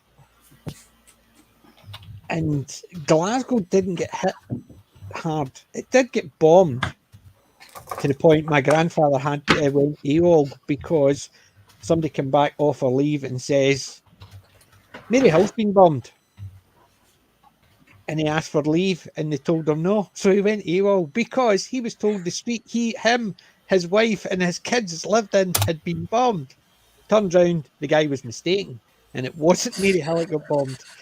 But he didn't know that, didn't he? So when the MPs came up, he basically opened the door and says, "Come in for a cup of tea, and then I'll get ready," because he knew he was in trouble for what he did, but he was willing to take that chance because somebody told him his house got bombed. He didn't know what happened to his rights. It's no like, "Hi, it's me. I'm just phoning from my mobile. I'm fine." 1930s, you didn't even have you couldn't ask. You know what I mean? You're not going to find out until God knows when. It's like hashtag tweet support World War II. Yeah, and Rosie's right. I mean, I'm very grateful for people who have gone through all the shite so that I've got an easy life, and I'm aware of my limitations because I've had an easy life. So. I can't say I had an easy life because my dad definitely had expectations when I was growing up. There was like no stepping outside of the boundaries. There was absolutely none of these nonsense. He did adhere to the don't smack your kids, but boy, would it instances where I could literally see in his eyes, it's like, if he could, I would be a bowling ball going down the alley. It's just I'm laughing at that because my father was of that attitude that my mum would say, if I did something really bad, she would say, "You wait until your father got home." And I would be sitting there going, that was a TV series. No. It was the difference for me. My dad went, "Wait till your mum gets home." No, that's like, okay. I would, if I heard that, I would sort of go, "Well, my dad never hit me, so he's going to shout at me, he's going to ground me." But see if my dad actually says, "What did you do?" "Oh, wait till I speak to your mother." Then you would go, "Whoa, I'm going to die." Yeah, my dad and I. Because my mum didn't hit me either, but see the punishment she gave me, freaking hell, I would rather get hit. And it was that attitude. It's a case of fear through nothing else except thinking. I got hit occasionally when I was working with my dad and I was doing something stupid. And if you had something to you go bunk right in the head, going, "Don't do that. You'll get injured." And I just got injured now. And that's what it feels like. It was a fair point. I'll injure you now rather than you do like a dismemberment later on. It could have been something like I was playing in the works fire and I had a poker and I was dinging and it was about to collapse on me. So we go, doink, don't do that because that, and you're sitting there thinking, that was sore. Aye, but it would have been worse if you actually that had fallen in you, that red hot fire. No problem. But to me, that was the thing. It was just a case of, really, you want to be stupid? I'll show you how you deal with stupid. It's the, who was it that used to say that when they were talking about kids playing with a screwdriver near the hangman, and you go, "Don't do that," and the father would go, hold on, right, and it was Titus. That's what it was. It was Christopher Titus, his TV show Titus, and he would talk about his father, played by Stacey Keach. He says he was that terrified of Stacey Keach because as soon as Stacey Keach went into his role of his father, Christopher Titus was terrified of him because he reminded him of his father. But his father was the attitude of, hold on. I just can't. Are you going to do that? I just can't understand that for the last maybe hour and a half, we've been talking about something that is my pick of the week. And I don't know how, but it is definitely going to be tied in. You will see it once I reveal it, because sadly I do not have the charity shops around me anymore. I have the DVDs and everything because everyone got rid of the DVDs. I don't know why. I've not been out today because it was my anniversary, so I didn't go to that. I've got nothing. Mm-hmm. I have nothing. I know nothing. It's all you coming I know nothing. I know nothing. I see nothing. I might have something next Saturday because is it next Saturday? No, 2 weeks Saturday because I'm off the second week of August, so I'm going to have time to do some rambling around in the charity shops and things. Well, so the weekend of the Glasgow Comic Con, the 20th and 21st of August, I'll not be in Glasgow, so I'll not be streaming that weekend. And I was sitting there thinking, can't wait for the Comic Con, and we're away, and I'm missing it. I'm missing it. One of my friends actually says, I've got my ticket for the Comic Con. I says, oh, good, when is it? Because I want to go. And she told me, and I went, oh, I've already booked to go away. So I'm going to miss it that weekend. But I've not been out today because anniversary, been a good boy. That's Lovely. pretty good, though. That's a good excuse. Yeah. I had a couple good items come in this week, so I'm pretty excited to share those when the time excellent. comes. Cool.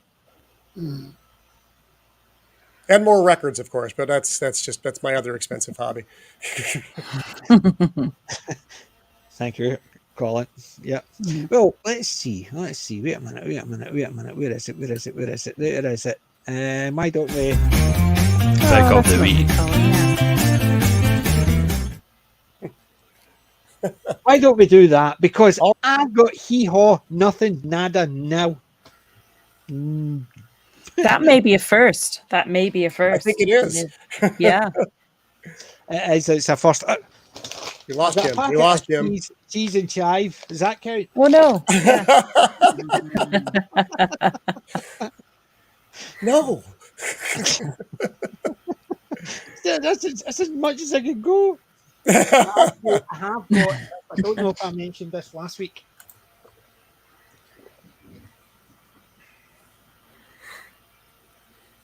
What is it? TV movie. Oh, the quiz. It's a game, believe it or not. Oh, I was thinking I missed the quiz actually. It is just a load of questions, Oh, nice. and they've got different things. So you've got the movie golden era, you've got movies 60s and 70s. Oh, hello. Movies Hollywood blockbusters. Cool. Come on. Typical. What try to do all this one-handed is no good because of my dodgy other hand. And you've got TV now post 1990. Best of TV. Movie actors and actresses. Well, there's loads then. Then pre 1990. They're all, and there's basically 4 games in each of the categories. Oh, that's So is that UK specific or is that general? Say that again. Is it UK specific or is it Well, everything? The thing is, it just says all time. It's TV and movie quiz. It doesn't say specifically UK. Okay. You give that a try. Those are great fun. Yeah, we did that a few weeks in a row, didn't we? We did do that, and I picked this up last week, but I put it aside because I hadn't opened it, so it was even unopened when I got it. So it says, roll out the red carpet and test your trivia knowledge. Marks and Spencer's, the ultimate TV and movie quiz. Oh, that sounds. So that Marks sounds and like a lot of Spencer's fun. is a UK thing, so I would assume they'll have more UK based stuff. So I would especially in the lose, TV. is what you're saying. If it was American, in all fairness, we would all lose. Although there is a lot more American stuff coming over this way, so we can't actually. Well, I had a very shortly after I came over here, I went to with my husband and his family went to the local pub, and they were having a quiz night, and I was terrified that they were going to come up with some kind of like American history question. And sure enough, one of the questions that came up was, what state are the Sierra Nevada mountains? You know, what state do they run through or something? And local, local sort of history wasn't really my thing, and local like landmarks and geology and things. And I only a couple of weeks before, they were having sadly massive wildfires, and I knew that it was in California because of that. And the funny thing was, when he read out the question, because by that time I'm an American. I stuck out like a sore thumb at the pub, so everybody knew I was an American. And every head in the place turned and looked at me. And I was like, oh my God, don't get this wrong. Don't get this wrong. You must know everything about America. End the story. Yeah. Get it. Well, It's a small place. It's easy to know it all. Oh which my wit God. is, I mean, you said it. That's almost as bad when you say, where do you live? Scotland. Scotland. Do you know Jimmy? He just stays in. Yeah. The thing is, you say I've that had when questions like that about America, yeah. you say that when, but it, I always get that as a Swede. It's like, okay, we're in a pub quiz. Anything ABBA related, you're our expert. It's like, yeah. fork off. I know nothing about them. No.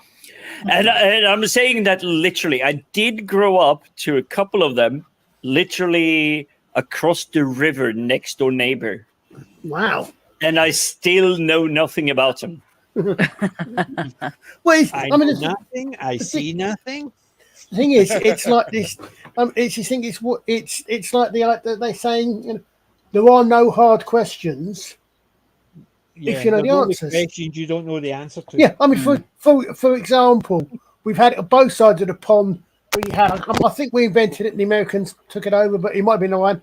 My brain just completely switched off. Who wants to What be with a Chris millionaire? Tarrant? Who wants to be a millionaire? Thank you. Yeah. Yeah. Right. Mhm. And the format and the number of times that I would have gone out before the first save point because I Yeah. don't do sport, I don't do soap, I don't do celebrity. Yet when I Those are the watch- ones, yeah. Yeah, yet when I watched Judith Keppel win the first million, I answered the question before Chris Tarrant had finished answering it. Was that Because it was about Ellen of was that Aquitaine. St. James? The St. James one? No, it was about Ellen of Aquitaine. The answer was Ellen of Aquitaine. I If I see, remember right. see, the one that won the million was the one about the patron saint of Spain. And I knew that one because I read Richard Sharp novels. Oh, right. Santiago de Compostela, St. James. Yeah, Is yes. the patron Wow. saint of Spain. And the only reason I knew it is because I'd read that book. But it's when he was reading it, I said St. James. And how do you know that? I read a book once. Yeah, exactly. I mean, I say it is. It's what you know, and if it's an area Mhm. you know, if it's an area you're not interested in, then they are hard questions. As I said, I mean, sports ball That's questions. it. We all That's it. We all have our areas that we would excel in more than others. So anything sport related, I would go, eh? Yeah. Yeah, I have an exceptional feeling that this panel, probably even the chat, would just go like sports. Yeah, Well, go sports. That would be our knowledge. It's like names. No. Well, I actually signed up quite a while ago. I actually signed up partly because, in fact, because of a comment made, I think it was on the Lotus Eaters. But I signed up for YouGov polls, right? So right. I did as well, Carl. I actually, well, no, but I actually got 2, I think, in the last 2 days. Oh, no, but what gets me is a lot of them. They come along and I wait, but I say something like one I had today, for example, was what is your level of interest in the Tour de France? I put absolutely no interest whatsoever. The next 2 questions were about the Tour de France. Mm-hmm. Yeah. There was another one I did yesterday where the first one was something about do you watch any of these? I think there were TV and streaming shows. I said, no, none of those. So the next 5 minutes were questions on these when I took, because why didn't you have a button saying, no, I've no interest in these, let me skip this section? They don't do that, but No. Well, Colin, since you and I are both fans of the Lotus Eaters, what did you think of the fact that the pop music band from what was it, 80s, early 90s, Right Said Fred, was on there the was day after actually Bernie Cribbins guest. passed away. I mentioned it in chat. Someone else mentioned it in chat, and their comment got brought up. And the guys actually mention it as well. Because I was just so surprised because I didn't know that they actually dared to dip their toes, but not only just dip the toe, they actually held their ground. It was like, this is what we think. It was like, oh, you want to cancel us? Well, fine. We're Right, said Fred. We can go anywhere else. No, I do. And it was just so amusing. And but I was surprised to actually learn that they actually cared. Because most people are just like, what's the most current trend? And it's like shaking that, whatever the American 8-ball thing is called. It was like... the Magic 8-ball. The Magic 8-ball. 8-ball, like sunny side up. Okay, I'll go ahead. I follow current thing. Yeah, I'll follow current thing. That is what it's called now. But Well, no, I was surprised they did that. You mentioned it. You mean this? Yeah, the one you showed. You put. Right, said Fred. Both of us together, one each end, and steady as you go. Oh, that's the 70s one from the 60s one. That's from his movie. That's from his TV show. Wait, and a cup of tea, and right, said Fred. Give a shout for Charlie. Up comes Charlie from the floor below. After straining him. But basically, that's from. Oh, that's TV lovely. Show. That was the first time he actually did it on TV show. I was popping but they were extremely cheeky. They stole it from a. Well, they didn't steal it. They just said, "We know this name." Yeah. But we based it on a name that was like 30 years before us, and they were allowed to run with it. Yeah. And the question there, Kelly Inch, she aced Trivial Pursuit except pop questions, pop culture questions. Well, I'm going Trivial Pursuit. Maybe you might do a bit better with that one. I think my pick of the week. I think my pick of the week will defeat yours or trump. Sweet. Why is that looking like a Marmite can? Well, yeah, it sort of looks like. Star Wars, you'll either love it or hate it. What's a Marmite? I'd use that. Marmite is a British thing. Yeah, it's one of those things. It's a spread. You either love it or hate it. Is the same. It's a very savory, very strong flavor. It is definitely on the level of you either love it or you hate it. It's like if you like pint of Guinness. I was you just either going to love say, it Jim, or hate it. If you like Guinness, you'll probably like Marmite on your toast. Oh, I like Guinness. Everybody likes Guinness. I love Guinness, but I hate Marmite. Well, see, there you go. There's that theory out the window. Marmite has its own universe of people that love it or hate it. Yeah, put air on your chest. I don't need any more of that. And if you, I definitely don't need it. That is what Guinness does for me. That's what Guinness does for me. Guinness will put hair in your chest. Marmite will take it off. Yeah. Oh, this is true. Yeah. Yeah. Just don't I love Guinness as well. Yes, Marmite is just one of those things. I suppose, over here, I suppose Marmite. If you mention Marmite to people, they understand what you're talking about. Whereas in the States, it's more known now, but early on, if you'd said peanut butter and jelly, people would have no idea what you're talking about. Because what the hell is jelly? Yeah. You remember the old Grey Poupon adverts? Yeah, peanut. Where he goes, will you please pass the jelly? And the woman passes out. Yeah, that was something I noticed when I came over as well, and not as you said, PJ. Most people, if it ever did come up in conversation, had no idea what the hell I was on about. If I said peanut butter and jelly, it was jam. I'm still seeing shaky jelly, gelatin. I think it's one. Yeah. When you said, I know. You call it Jello. Jello, that's it. Yeah, Jello. Oh, Jello, yeah. Jello, we call it jelly. but jam is what you called jam. Yeah, I know, it's so confusing. We've got jelly, jam, preserves. They're all basically the same thing. Yeah. Jelly is more gelatinous. Jam's got Sorry to chunks destroy and- you here, Roman, because you're coming from the country that was founded on every country before you. And you built the greatest nation on the planet. So I will give you that. But when it comes to silly stuff like here in UK, it's chips. And you just go, it's like, okay, crisps.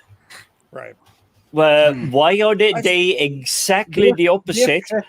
They're crisps, they're not chips. Why are they exactly the opposite word from every country on the planet? If I'm asking for crisps, I'm asking for like the open a Doritos bag, drag it out. Chips. I actually learned that in Shaun of the Dead. All right, Yes. so I'm Yeah. But it's the Because same idea. We chips learned is a lot of supposed the to stuff, be the American those- staples, based on watching Starsky and Hutch, all the imports from the States. So we got to understand what they were talking about. But it was the same again when somebody was saying about PB&J, and you're Yes. going, Yeah, but what is that? hey, it's peanut But you butter. meant- I understand what that is now, but PB&J, where did that come from? but the Americans seem to think there's 31 Roman, months in a year. Roman, I have a genuine question here. PBJ, yes. for you, in the United States, and maybe when, I moved out of Sweden early 2000.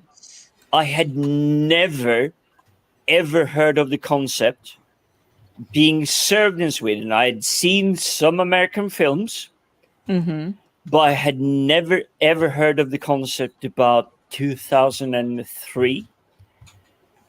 But apparently, peanut, but PBJ, what is it? Peanut butter jelly. Peanut butter and jelly. Never, ever heard of it before. Oh, awesome. Awesome. Yeah, I had heard about Love it. One of my PBJ. friends when I was at college in the 90s used to love it. And I was had in never my heard about it before that. mid-20s. I was in my mid-20s by this time.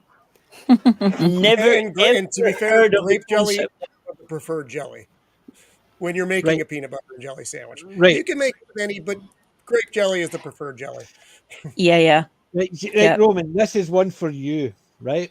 I saw this on Twitter and I was not myself because it's a UK thing that we are sitting thinking weird as hell. Do you know what that is? It Let me have a looks look. like Biscuit gravy. Is that? It looks like Gravy cookies biscuits. in gravy. Cookies I've never and even gravy, seen- what you call it.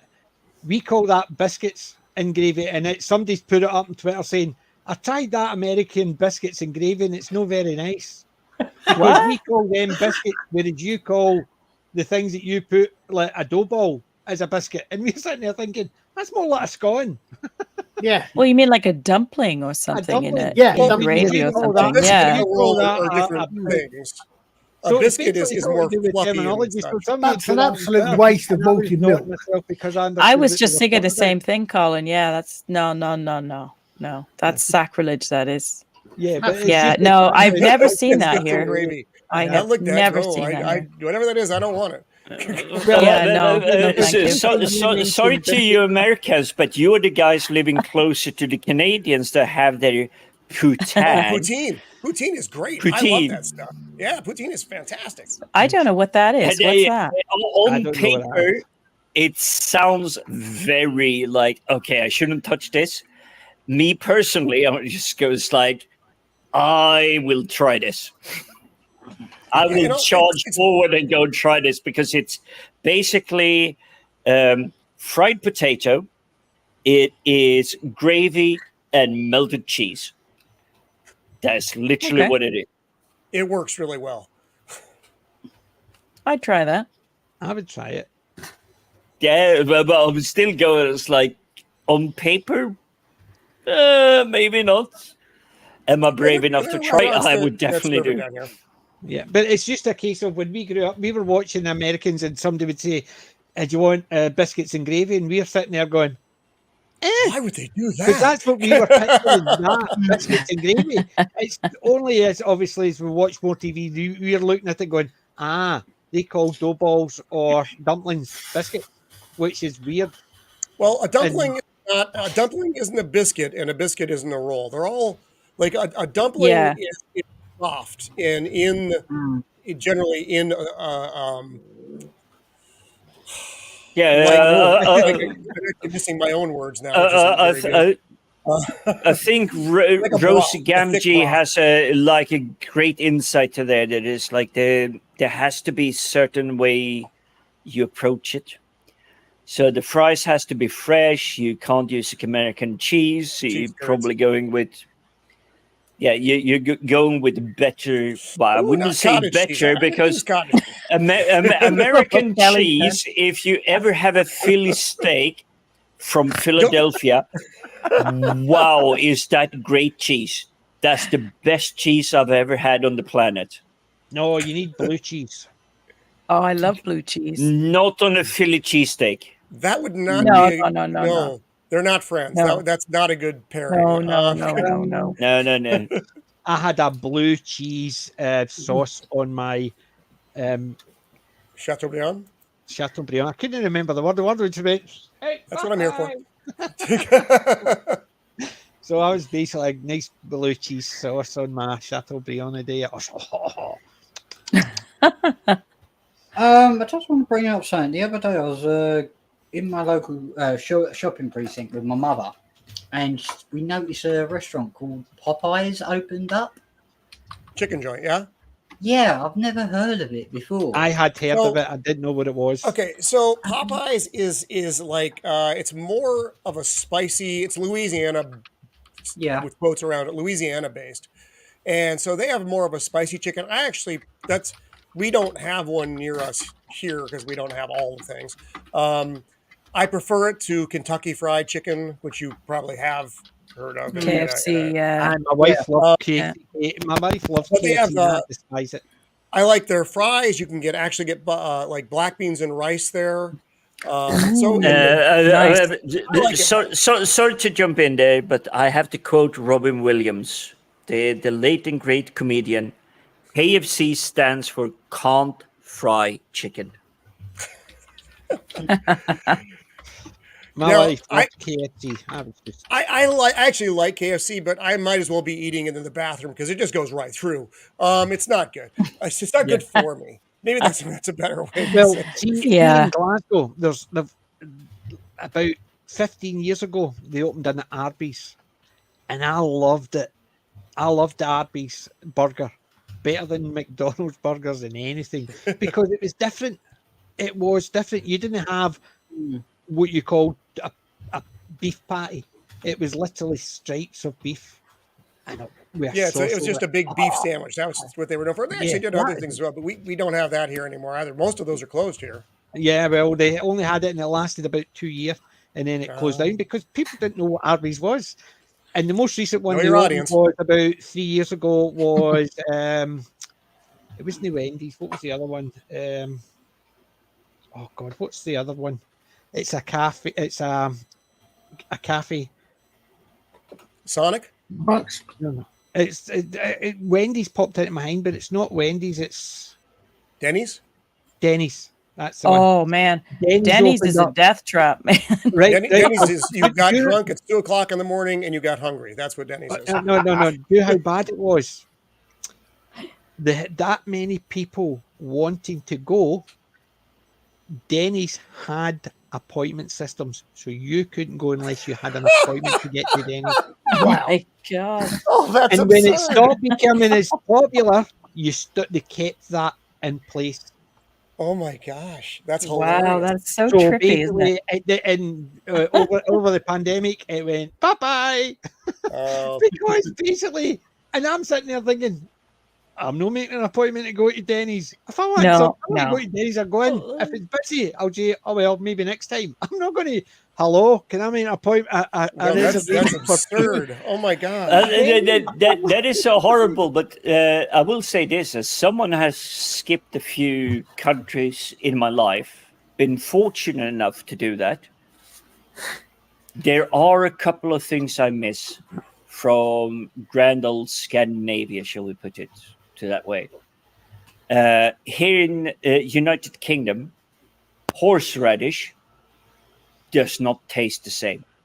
I literally have to interesting. order it at 3 times the cost to have it with like a potato mash something. I love horseradish. I call it nose napalm.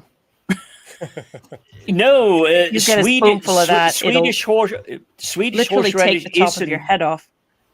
No, Swedish horseradish is flavorful. It doesn't blow your head off. Oh, see, I like the fact that it blows your head off.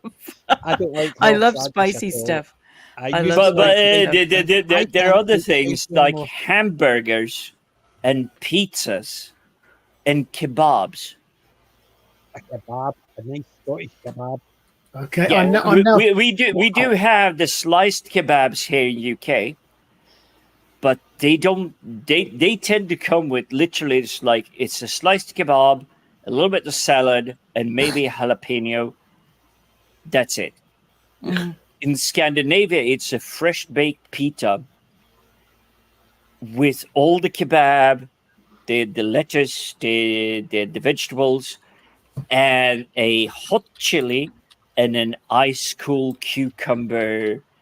I would say it's almost tzatziki, but it is not. It's tzatziki, and it is lovely. Doner kebab is my favourite, and I remember the worst part of a doner kebab. Right, a doner kebab is effectively sliced meat. It's just basically packed meat, and it's sliced in strips, and it's in a bit of bread with salad and a sauce. And I remember when I was a teenager, me and my friend half cut. Well, actually, we were completely pished. It's the perfect hangover, or I need to sober up kind So of on meat. our way home, waiting in the bus, because we would go to George Square, because all the buses picked up in George Square, the late night buses. So the two of us are standing in our doorway, and going to other lasses. All right, darling. And then I turned around to my pal, and he has got all this gravy and everything over his face. Oh, Going to the Lord. girls. All right, darling. And I thought, oh my God, I must look like that. So I just turned my back, and I just made sure because I realised I was doing the same as him. It was all over my face, and all right, head, yo-ho. And I'm sitting there thinking, woohoo. It's a proper kebab. Proper doner kebab. And even today, I love a doner meat pizza. Extra cheese. Oh. Take Yes. the doner meat, put it all over the pizza, and then That's gross. plenty of cheese. My God. Yum, yum, yum, yum, yum, yum. Yeah, I could never take to those. I tried them and I was just like, bleh. Most No. people, a lot of people can't. Whereas I love junk meat. I'll give me all the tongues, lips, and assholes. I'll have them. So you want hot dog is what you want. That's Basically, doner meat is basically what they wouldn't put in a hot dog. Doner meat is what they wouldn't put in a hot dog. So we get that. It's basically, in effect, it's just ground the bits of meat that they couldn't actually sell. So they just put it in and pack it into a kebab and then slice it down. Oh my God. Yum, yum, yum, yum, yum. Yum, yum. I couldn't help. And anyway, has anybody else got a pick of the week? Oh, that was fun. I could probably play the game because we did move away, but it was pertinent to the previous topics we were carrying. And if you recall, we were talking about silly things. Yeah. Stupid deaths. It is Now, that already sounds love like it. a game. That sounds like a game I want to play. Yep. And what you do get is a big a big pack of decks, well, multiple. It's meant for 2 to 6 players. And what you'll do is you'll take a card. So I'm actually going to dig something up. So imagine you're on the game board. Mr. Death is coming down and hunting for you. So if you're not answering the question correctly, you can't move a step forward. So we'll just grab a random card and see if this is true. So this says Andy Kaufman, born 1949, died 1984.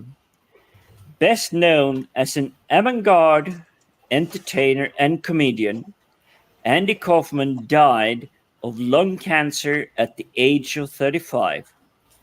Because pranks and elaborate ruses were major elements of his career, rumors have circulated that Kaufman faked his own death, and the last grand hoax, the longest bit in the history of comedy. Is this true or false? If you answer wrong, death will get you, and you fail the game. I would Those say are some pretty high stakes, I think. I would say it's true because I know he died young, 35. And yes, his shtick was always doing pranks. I didn't remember that about him. So I have an would answer. assume that's a yes. That is true. Everybody else? Can we give our answers? Well, Yeah, you can give your answers. That's the question. I'm just blocking out the So it's just true or false? true or false. It sounds a lot like what I have heard over the years. I know I can remember him from Taxi, and I do remember some of his other types of comedy and stuff. And I remember he broke his neck once doing a wrestling. Yeah, he women's wrestling gag, didn't he? That was that Yeah. on Saturday Night Live. But that didn't kill him. He actually survived that. I'm going to say yes as well. Yeah, definitely. But true by for me. yes, do you say true or false? Is it True. true that he pranked his own death? Well, it's not true that he pranked it. No. So, yeah. but It's true people that thought he he thought pranked he it. had So, pranked it. Yes, exactly. It's like an urban legend in a way. Yeah. I don't think he actually did, but yeah, it was like the kind of thing he would have done. So people assumed it was true when they heard it was a prank. Roman? so let me make sure I'm getting my phraseology correctly. We are saying that the question would be, did he prank his own death? That question is false. Did people think he did? That was true. Yeah. Jim He is died. smiling. Oh well, this is what the game is based on. Is this an evil game? Is it going to be like really pedantic and really evil? So what you have is the setup is death will start at 12 o'clock. You will start at 6 o'clock. All you have to do to win the game is get to 12 o'clock. Death will come hunting down and chase after you. So if I Sounds like a play horror this movie. game in front of you at this moment, the 6 of you got one question wrong. Death got to do 6 steps. So he would really come hunting down for you if you all got the question Did wrong. they get it right or wrong? Get to the point. True or So, false? getting the question Yes. correctly is crucial. But I will give this to the panel, and I will give it a random card after this, No, just give us to the give you. bloody answer, boy. Come on, man. Give us the Yeah. answer to that one. What did you say, PJ? I Was said it true? People thought he had pranked it. Yeah. True. Yes. Correct. So Right. Yeah. Are you ready for the next one? Because Right, I okay, literally there was one more. I opened the box and I don't know this name. Karol Suchek, born 1847, died 1885. That's no fair. Colin's the only one that'll understand this question. Come on, Colin. Suchek, a Canadian stuntman, invented a specifically cushioned barrel to survive his really long fall. He died in front of 35,000 people while showcasing it when the barrel missed the water tank he'd intended to land in, and instead crashed right into the ground. Is it true Ouch. or I false? think that's false because I think it didn't land in. It wasn't a test. The test succeeded, but the real life one failed. So I think that's false. That one. Anyone else? I have no idea. No idea. I believe it is false as well, because I think I know the event. I think I do, but I'm not very clever, so one never knows. Yeah. I think I know what it was. Well, we all know what it was that he died doing or trying to do. So you've got really. Any other takers, or should I reveal? Go on, flash it. Don't. True. Don't. You know what happens when you do that. Oh, Oh, See, I thought he Darn had it. succeeded in the test worked, and he went over Niagara Falls. that's and what it I thought as failed. well. So And Yeah, he died that- going over That Niagara is Falls. definitely what it sounded That's- to me as well. Exactly. I was thinking Niagara Falls when you started to read Yeah. it. And then when you wasn't said a he woman missed that the was water killed down tank, the I was Niagara like, Falls, though. we'll keep this up. I'll be dead before the afternoon's over. And Roman, I've actually looked at one We're of still the going with this one. So, Oh, so right. I'll give 1/3 because there's about 80 questions in this one. If you're going to do that, you have to sing the theme tune. If you're going to do stupid deaths, you have to sing the theme tune. No. Stupid deaths, they're funny because they're true. Stupid deaths. So next time it's not you, it's horrible histories. oh, yay. Oh, I'm Chris's.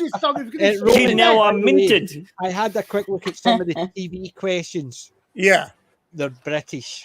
The they are TV British, so I stuff would is British. definitely lose. The movies is more thingy, but the TV questions are British.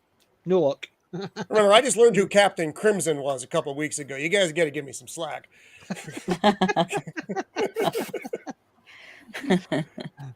Wow. I think this must be really. I'm reading this wrong. Oh, no.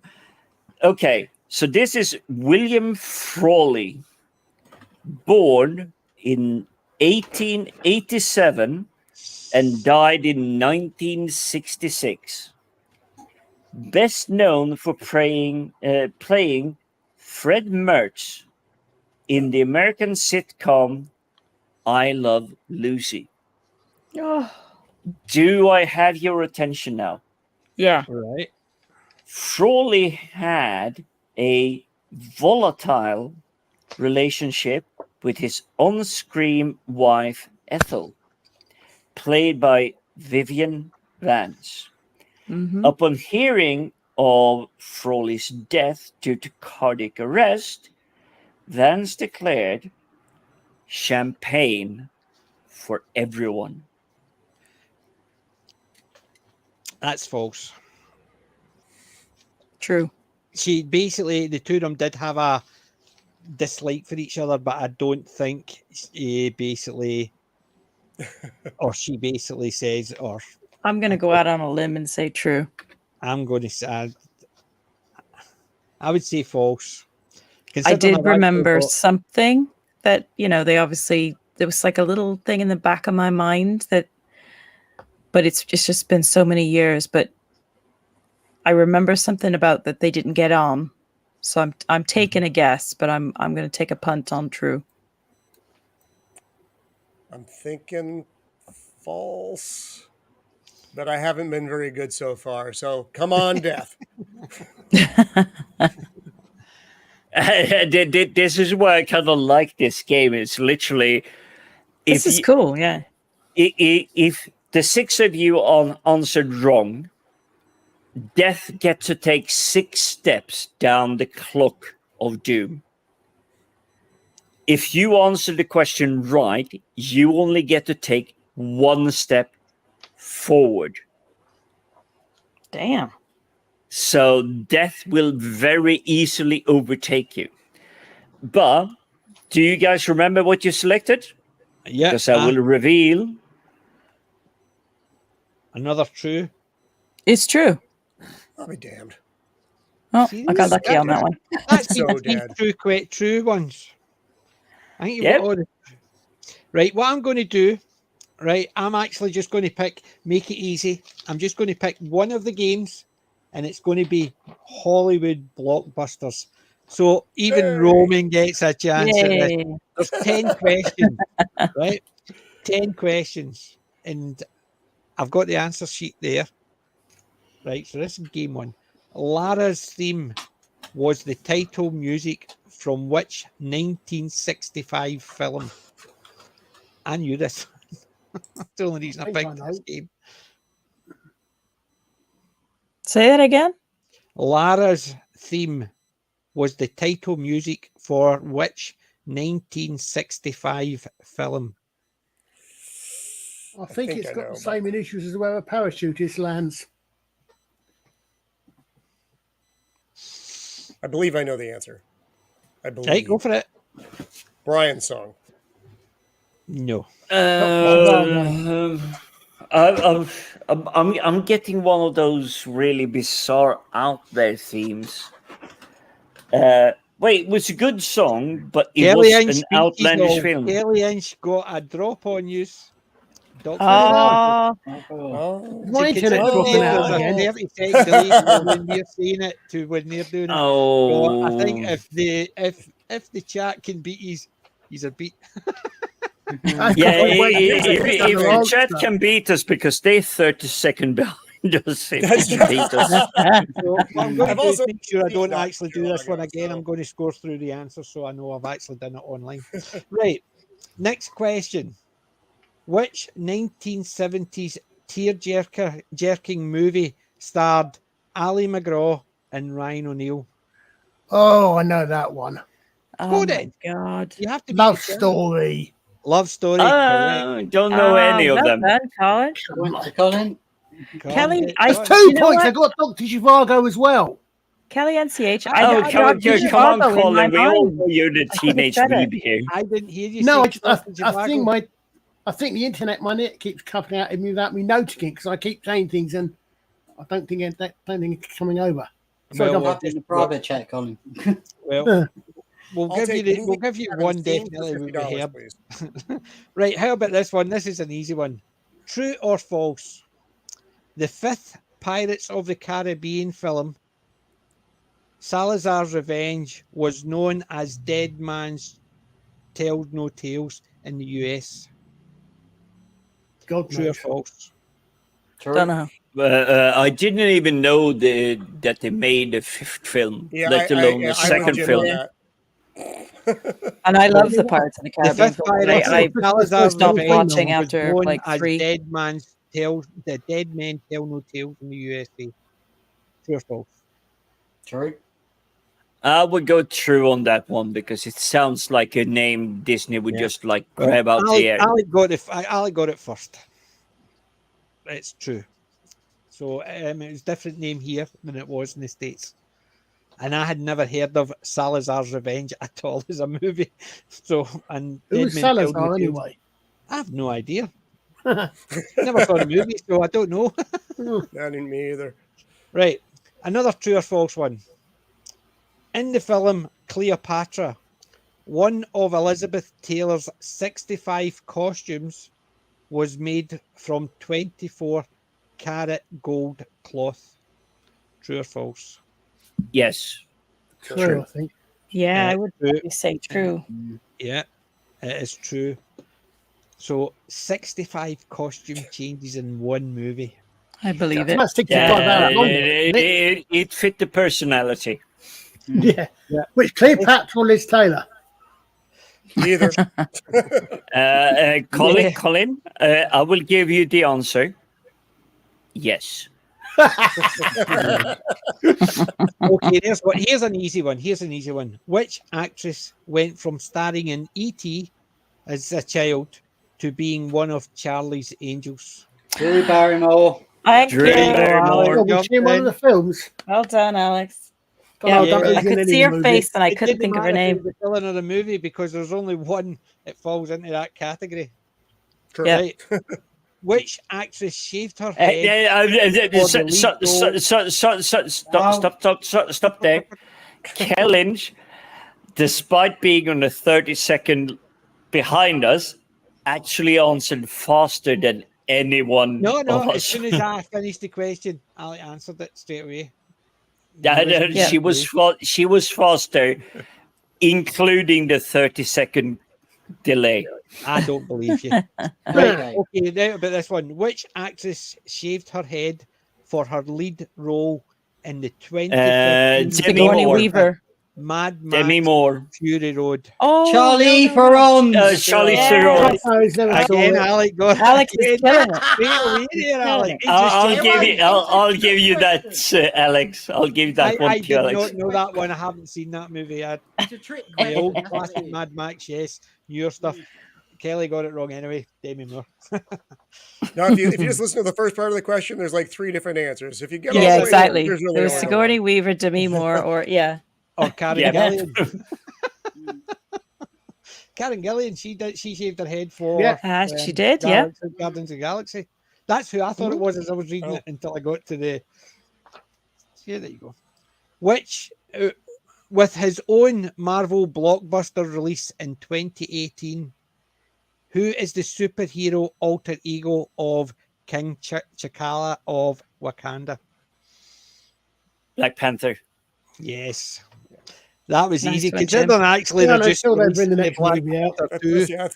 That's a throw. How apt is that question? That was kind of a trick nowadays? question, yeah. Yeah, it wasn't a trick question. It was just you paying I attention didn't to say a how trick the story question, I said, unfolded. Yeah. quite an apt question. Kelly got Right. that one as well. We've got a Keanu Challenge. Reeves question coming up. Name the 1994 Keanu Reeves movie that Homer Simpson thinks is called The Bus That Couldn't Slow Down. Speed. Lay. Oh, that's funny. Speed, yeah. Oh, yeah, beauty. I just love Homer. Right, Every time I think of the movie Speed now, I think of the Father Ted episode where Dougal's driving the Yeah. milk. the milk cart, it's going like. The only thing that is unrealistic about Speed these days is the fact that he don't have an Apple phone with GPS on it. Well, that was prior to the device. So Yeah. This one there'll be a good number on this panel should get this one straight away. Who directed the Dark Knight trilogies and Inception? Chris Nolan. Nolan? There you go. Nolan. Colin got that one. That was a Knew guess. that No would be idea on rushed that one. out straight away. That was a guess. That was a very good It guess. was a good guess. Can I please be allowed to swallow my whiskey before the answers? No. You know the questions coming up. You have to take that. When Admiral O'Hanlon was a DIP, I kept thinking Dougal. Yes, Death in Paradise. When he was in Yes. Death in Paradise. Yeah, I know. Yeah, I always I thought feel badly for that because I know that must be horrible for an actor to be typecast. Typecast. But he seems pretty cool about it. Nemo and all that, they were all typecast, but they still. But yeah, every time I saw him in it, it's the same as Chris. Chris. Marshall. I keep going to say Harrington, but it's no, it's Chris Marshall. Chris Marshall. Chris Marshall. Yeah. Every time I saw Colin. him, I was just thinking All in the Family. All in the Family. Was it All in the Family? The one Oh with, no, My you're Family, thinking of My Family. My Family. My Family. Yeah. But Yeah. it's the same idea. Like, how many times, Roman, have you Father seen Ted's brilliant. a TV show where someone who made a name in another TV show and you just think that character how can he be doing that? Because that, like for Well, instance, you that's would be the way I watching. think of John Krasinski. He is Jim on The Office, our version of The Office. Yeah. So every Oh, time I right, see okay. him in something, it's Jim from The Office. When he was playing Jack Ryan, it was Jim from The Office as Jack Ryan. See, I used to Yeah, think that early on for absolutely, Christopher Lloyd. absolutely. I used to think that early on for Christopher Lloyd. It was Jim for Taxi. How the hell can he be doing that? Oh, Stargate that's season where I 9 and remember 10, him which is Stargate Farscape. Yeah. Yeah.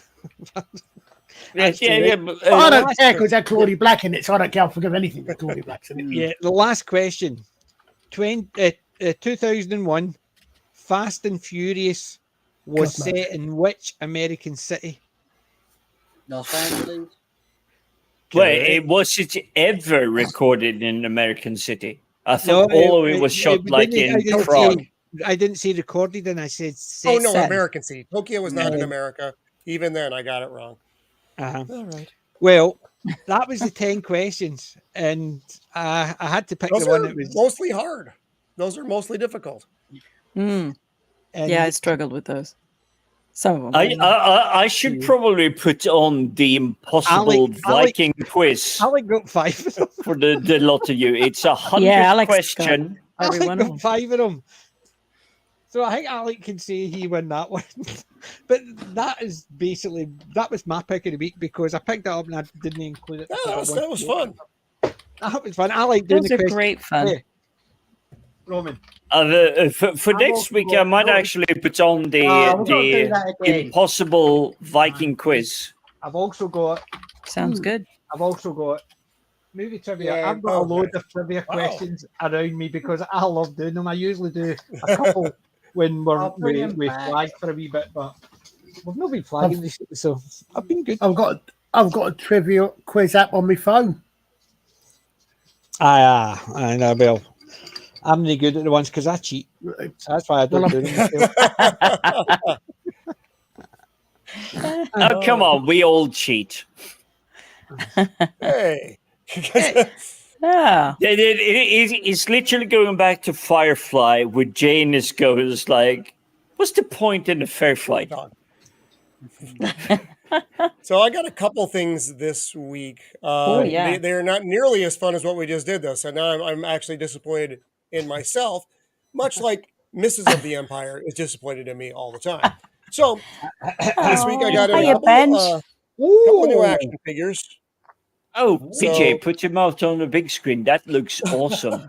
That's cool. Absolutely cool.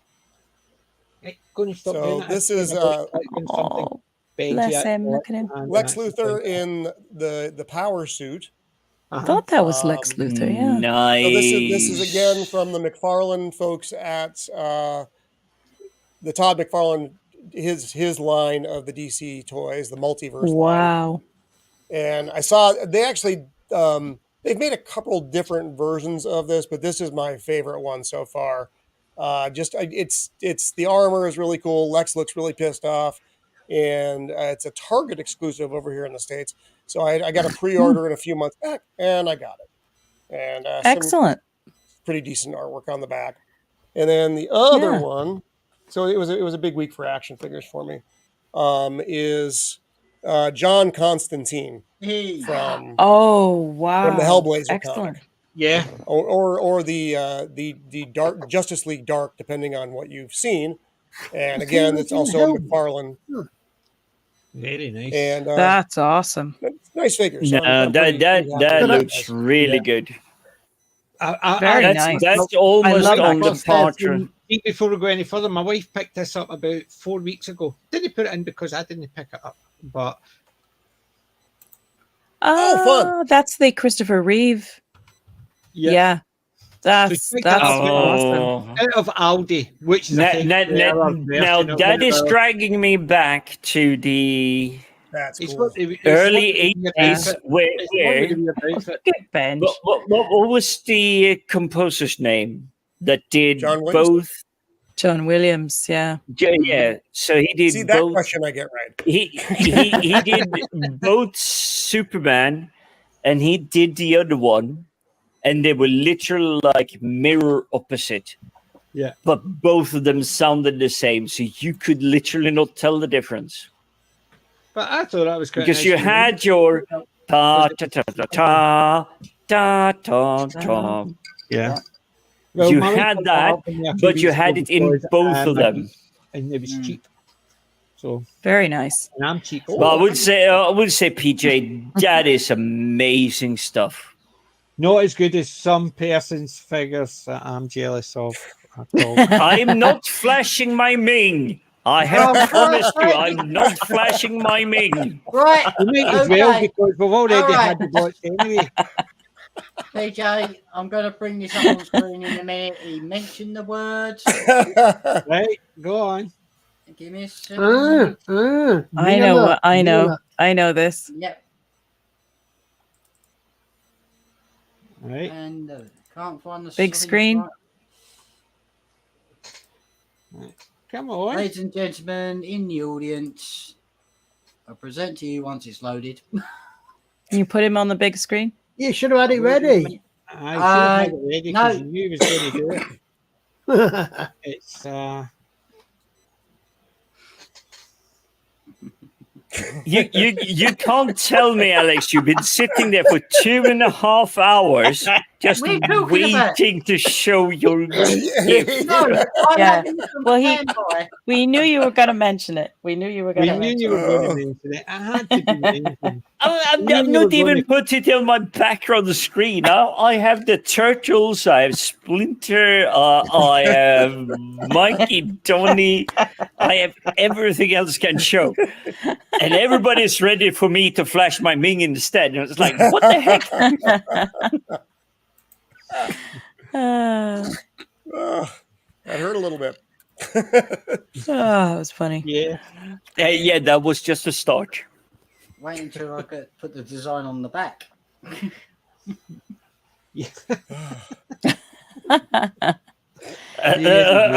Okay, guys, can we bring it back to the more mature? Like, Yes. Well, Roman actually, Nah. Roman actually had those two great figures, and one of them was Lex, and that's reminded me of that. That's all. But obviously, it's nowhere near as good as those two McFarlane Hey. by any means It's necessary. different. It's just different. High five. Oh, what a Did you cutie. see that? Did you see that, Ben? High five. High five. Come on, high five. There you go. No, don't lick it. No. High five. High five. Oh, no, don't. I love when I'll his be- little ears go. "Roop." Be careful there, PJ. A fellow customer of yours got in trouble for something very similar to that. Oh God. Tell him we know Oh. how to do tricks, Ben's. Look. Know that they're actually aware of me, but I've always Oh, got treats that in got his front of the attention. dog. And, Look at his little ears. He's like, okay. right. it's right. like, We'll do hey, this. Roman, We'll do this. is this not for our military history? It's like all hands on deck. Attention. Oh, look at him. Yep. There you go. You're happy now?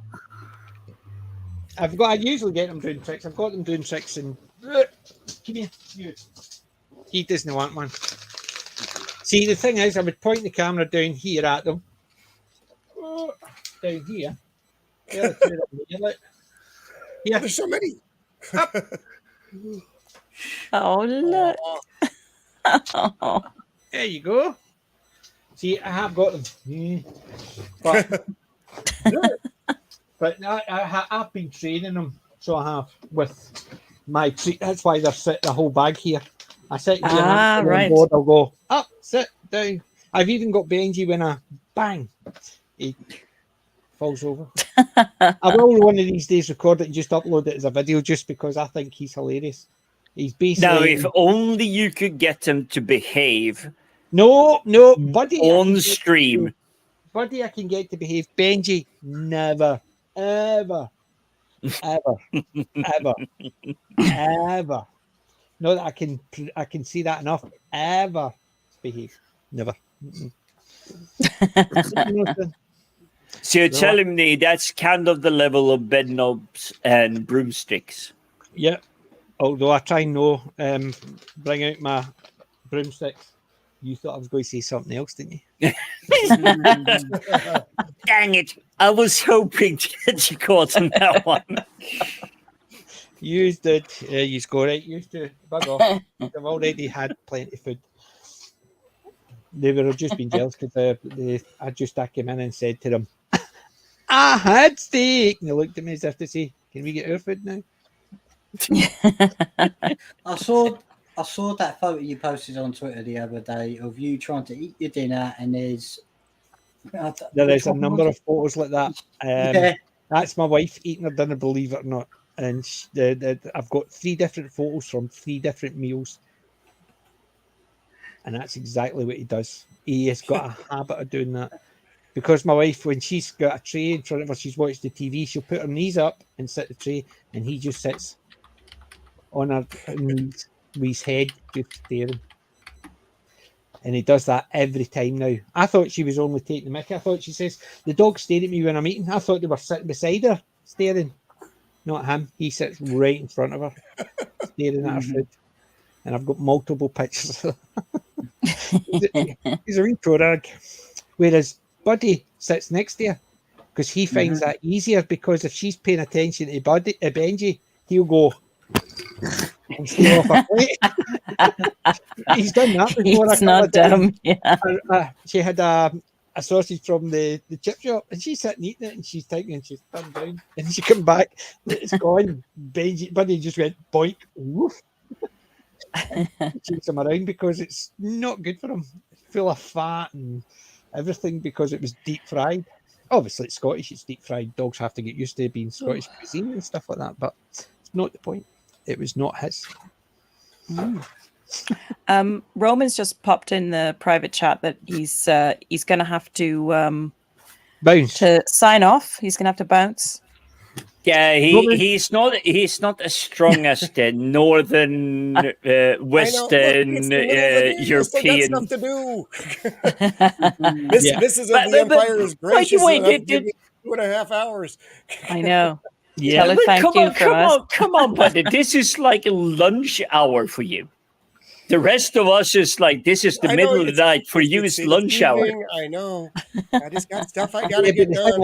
Remember, you need to remember one thing, Jim, is we do it because we're at the end of the day, so we can sit here and gab. He's at the beginning of the day.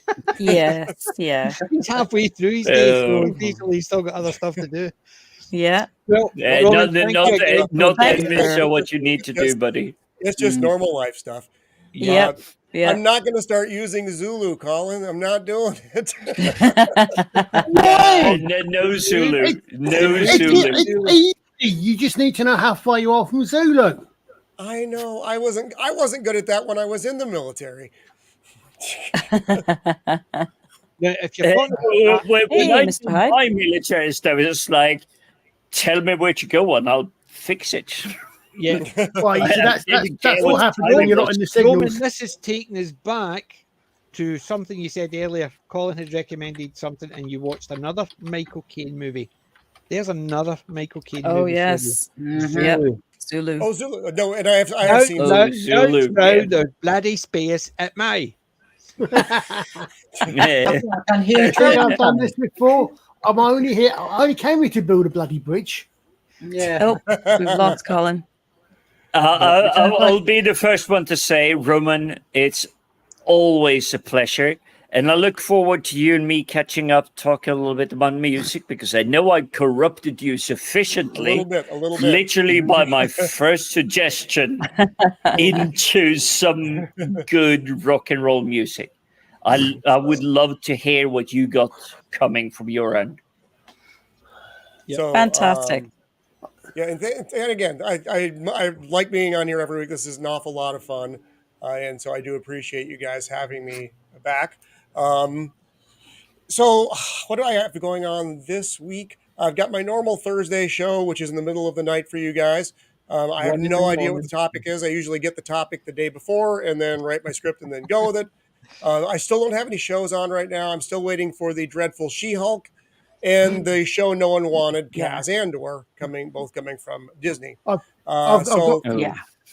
waiting for the end of the month. So, what's up? Go ahead.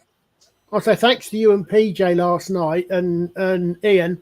I've now downloaded to watch the Doctor Strange movie from the 1980s and Nick Fury, Agent of Shield.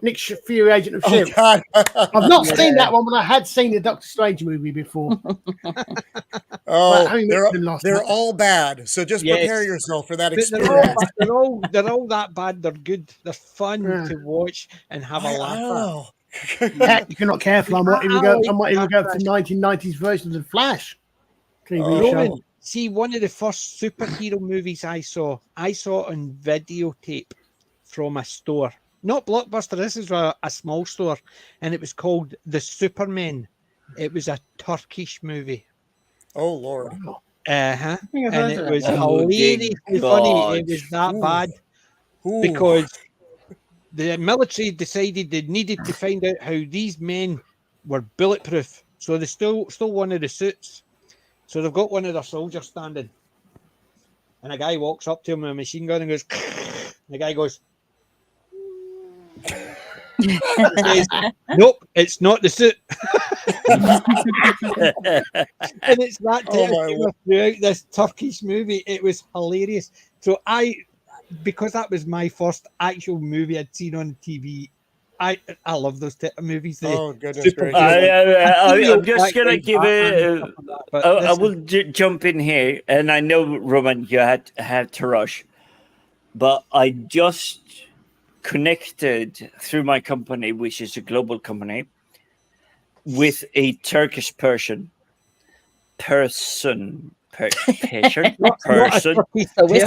individual. And he told me that their TV shows is not like Friends TV show here in US or UK. A season for a Turkish TV show can be 140 episodes long. Oh my gosh! Oh my God! Wow. Yeah. And I'm not talking 10 minutes. I'm talking 45 minutes each. Oh wow! That's Good a Lord! They're almost done live. Wow. Exactly. And I was just like, are you Hollywooding me? Are you pranking me? Are you doing like Halloween? And it's like, nope. That's a normal TV show where I grew up. Wow. So, PJ, you said you're not going to be on next weekend? No, the weekend I won't be on is the weekend of August the 20th and 21st. Okay. Got it. Okay. Oh, actually, I think I that's have to 3 throw weeks on away. the caveat. I'm going to try very hard to be on next week, but there's a possibility that I won't be. I'm doing my birthday celebration that day, but I can probably knock out most of the stuff I need to do that morning, and my guests shouldn't be arriving until later, unless they come early. I don't know. So we'll have to see how that all goes.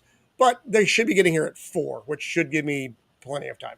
So anyway, I'm just throwing that maybe out there. Fantastic. Just make sure we have the link. It will be in the chat to try and thumbs up. And even if I jump on for just it may be shorter, but we'll see. Like we'll see how it goes. Yes, my 50 seconds is rolling. But no, it's only the weekend of the 20th, 21st. I'll not be available. Okay, and remember for next Wednesday. What's the movie for next Wednesday? Predator. Predator. Yes. Oh, wow. Wendy in charge. Wendy's in charge of that one. Predator's so good. Wendy didn't even know that JCVD was actually the costume character that actually did. I saw that on Discord. I was staring at that and I was just like, why does that look sort of familiar? And I instantly recognized JVD, but I was just like, and then when Alex said what it was, I was like, oh my God, yeah, I got a vague recollection of hearing something about like like the early prototype of it, and then he wasn't in it then in the final film, something like that. Dude. Yeah, I had that I know. A bit of a I had again. Death is approaching from behind, but I can answer that question. Yeah. I'm so looking forward to that one between Ewan and Alex and I all love the that movie. I others. just love that movie. Well, I'll try to hop on for that. If I've seen that, so that always helps. Anyway, guys, I am gonna roll. Yep. And thank you again for having me. This is always such a pleasure talking geeky, and I'll see you all Wednesday. Wednesday, maybe. Today is Saturday, which Yeah. we've Yeah. established several weeks back. And so I'm gonna It's try still to do Sat- Wednesday, it's and still then Saturday here. Peter, let's talk about Friday, maybe, because Father Miller's not going to be around. And if we Yeah. feel like doing something, we can. If we don't, then no big Definitely. deal. And then my Thursday thing that's on in the middle of the night, and then next Saturday with you guys Yeah, is well, a we'll call it a very, very likely. yeah. I normally catch your Yeah. Thursday one Friday morning here Right. when I get up. That's Cool. why you suddenly get all those chats or the comments, because instead of chatting, I just comment every time I hear something. Yeah, I can. Well, I can. just cut it short so that Mr. Roman can allow Mrs. Roman to have some stuff. So let's say, all hail Mr. Roman of the Empire, that little subcontinent that doesn't really matter anything to Asgard.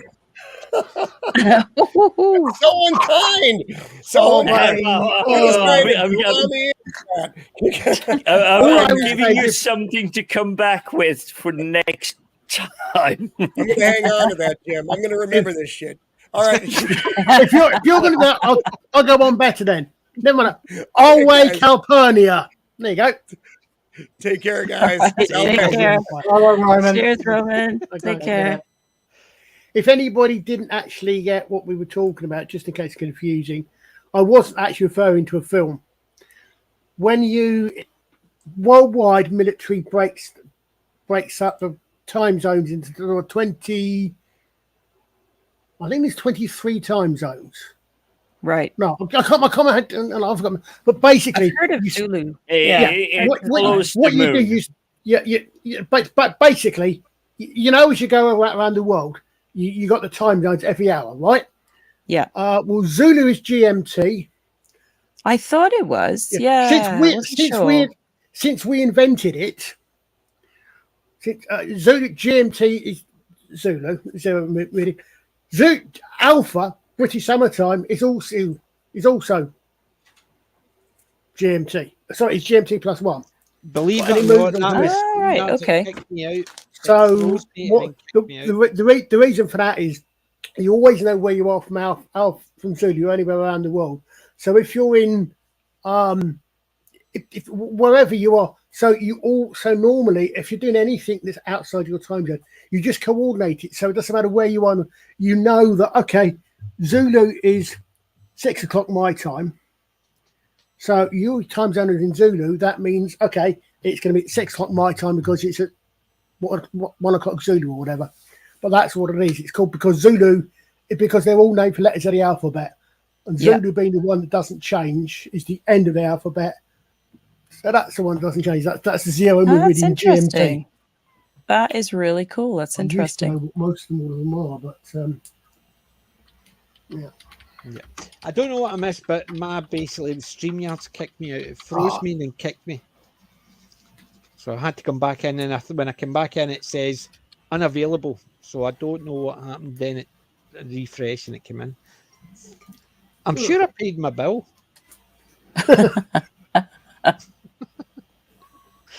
Definitely, but No. Well, No, we can still hear you, so it should still be all right. yeah, well, I know I can get. It's just that yous were all frozen, and even mine's was frozen on screen. So that was the part that was causing the issues. Mm. So, I'm never happy to go on camera. I mean, I'm more on camera. We got spam it, but I'm more on camera doing this stream show than I'm on camera at work. I never go on camera at work. People surprised when they meet me because they didn't realize I've got a beard. Because my picture on my work one is my wedding picture, so no beard. So when they look at me, they see me and go, Like, oh, "You're the one I was talking to." Yeah. So they look at you and think you should be wearing a wedding dress then. Yes, but that's just normal. Mr. Apologize, Mr. Hyde. There will be no naked stuff from me or PJ. Maybe That's my Alex, son, Colin, the only and Wen might do something, but I will not guarantee that. that requires a lot of Shut up. alcohol. That's my Sunday's OnlyFans stream. Sorry. So, yeah, That that's requires a OnlyFans. camera. OnlyFans level stuff.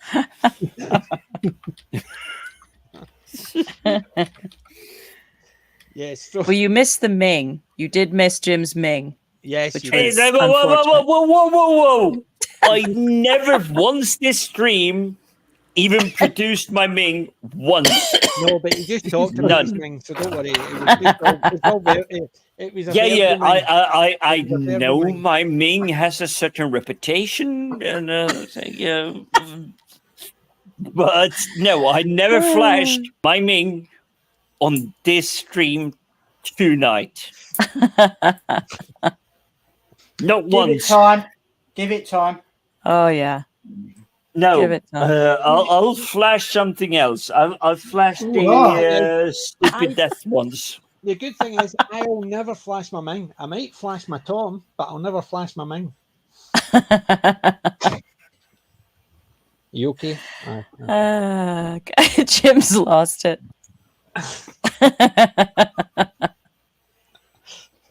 How come that I love the film that came out around the year I was born?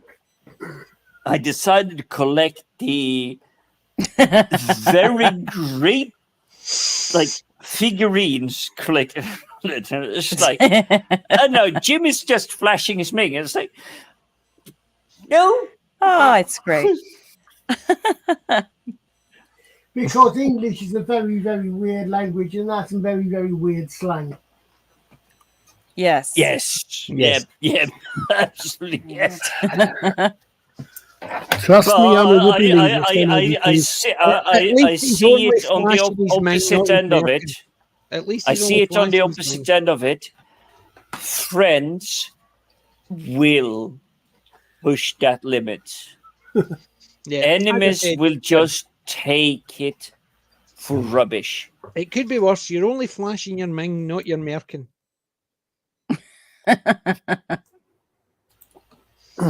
Don't give them ideas. What the fuck are you doing? Don't give them ideas.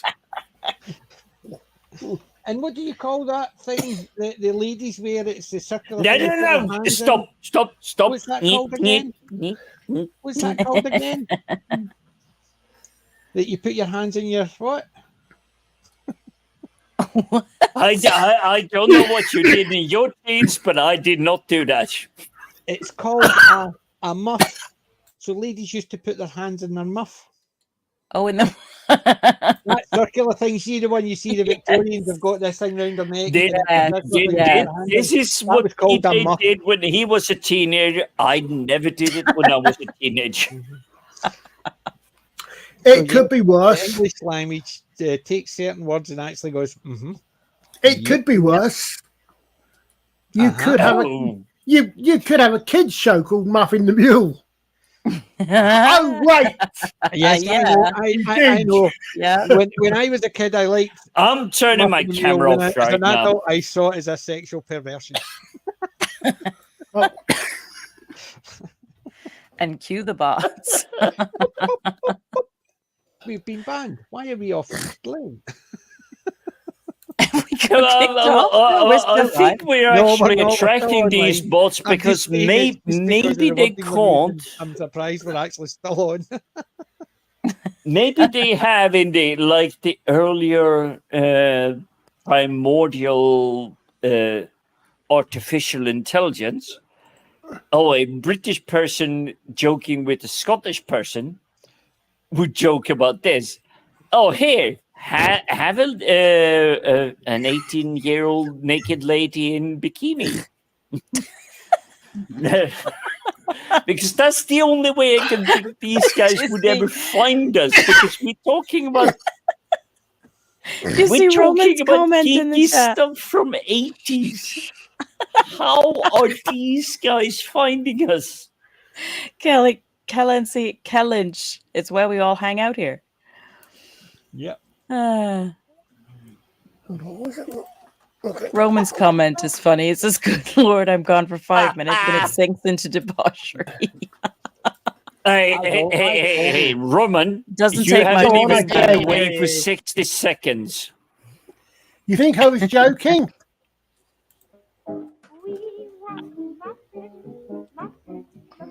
Oh yes, I know. Muffin. Oh, hey, God. I know. Yep.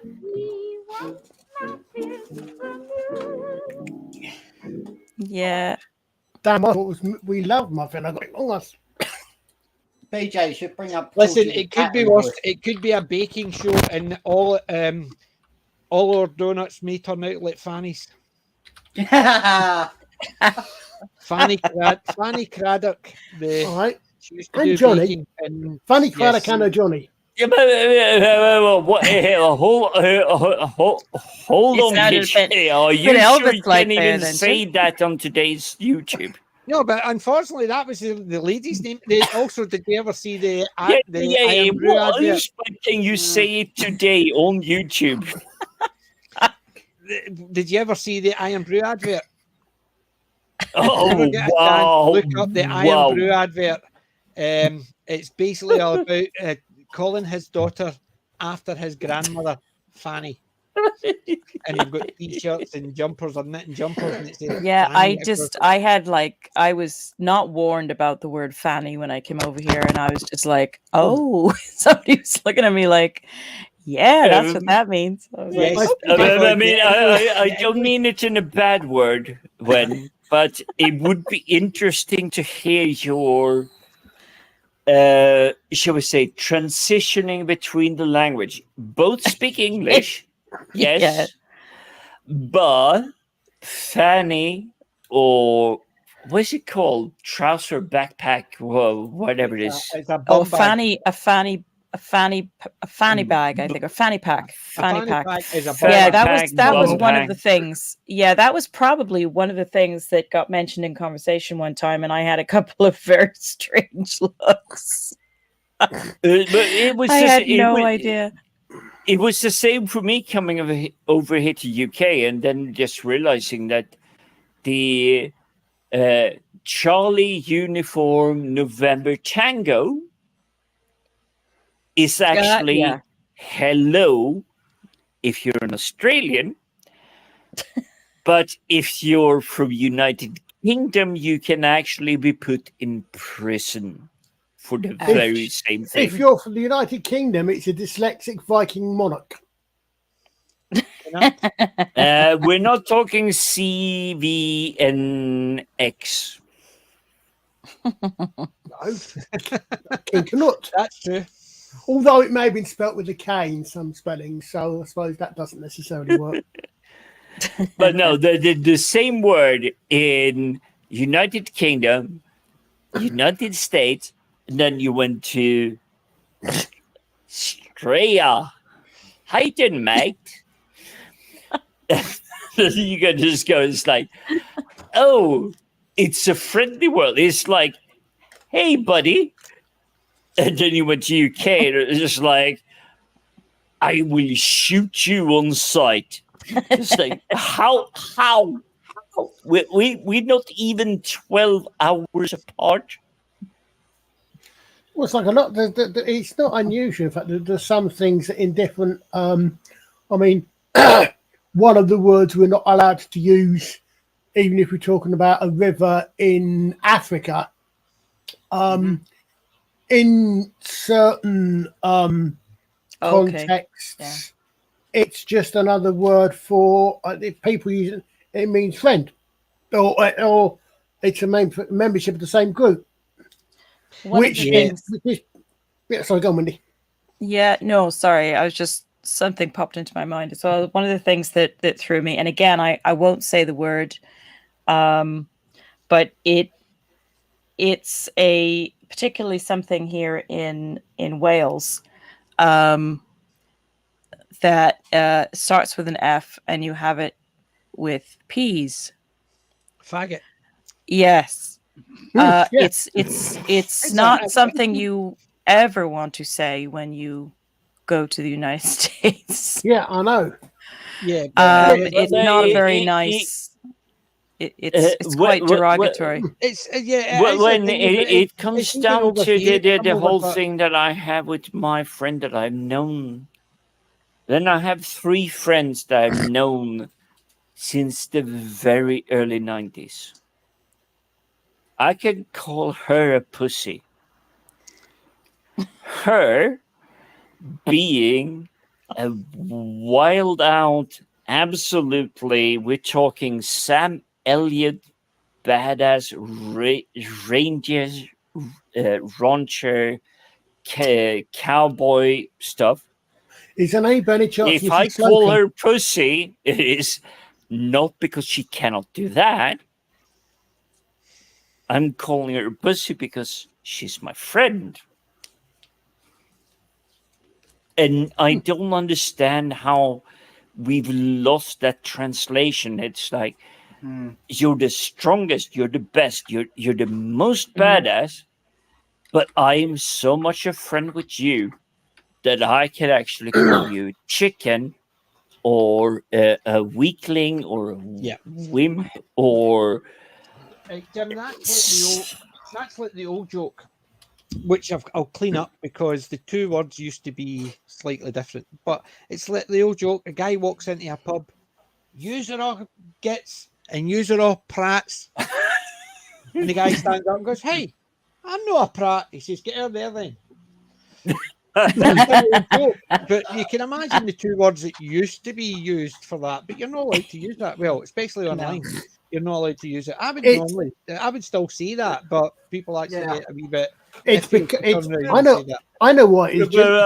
But I'm thinking slightly bit above that, because I am friends with this individual that I have known for 35 years. I can call her a wimp, a pussy, a weakling.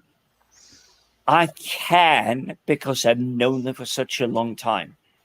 Someone outside of that might take extreme offense, and then my friend would just go around and chop off a cow's bone, chew off the meat, and then just smack them across the head with it. She would literally do it. It's just like, fuck off. This is me and my friend having a bit of banter. It's because we've got a generation who've grown up terrified to offend anybody. Exactly. And because they do not understand that they did, because more to the point, because they've been taught by a generation of people who suddenly found that all the things they were fighting for they got, and they got the equality they wanted, and they're now looking for some sort of grievance to grift off of. It's the same idea as you couldn't get a simple joke like this on the screen now just because of the person doing it, right? To me, this is a really clever way of doing something, but you imagine nowadays what people would say about this clip, and it's no offensive or nothing, it's just fun. Oh, forgot to turn the sound on. Maybe that would help if I put the sound on. Might do. It definitely would. Boomer. Right, you ready? Yes. Extra! Extra! I'm an extra!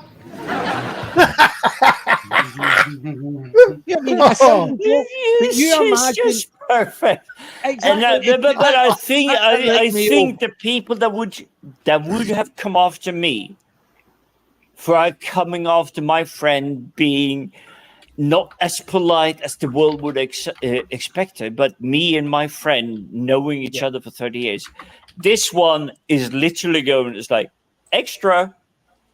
I am an extra. But that's what I'm saying. You imagine now if that joke, the exact same way it was done there, what would the first thing people would say?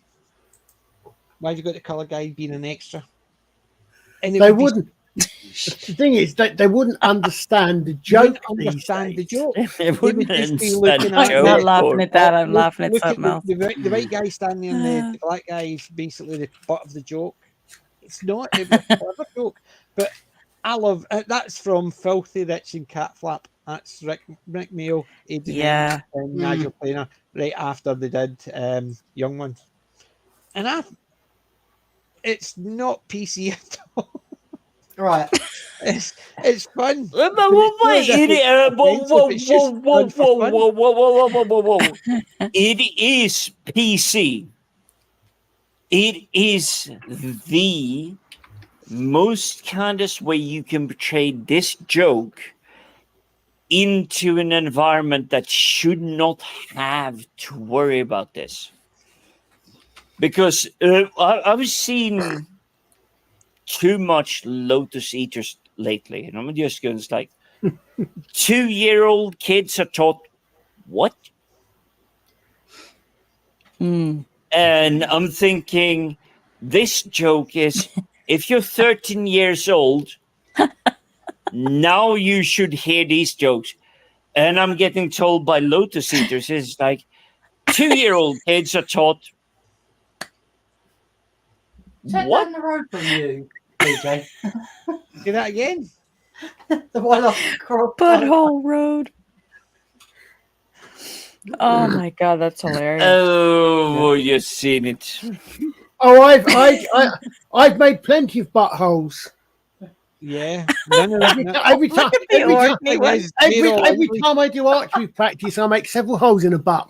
But by the way, guys, we have twat Orkney.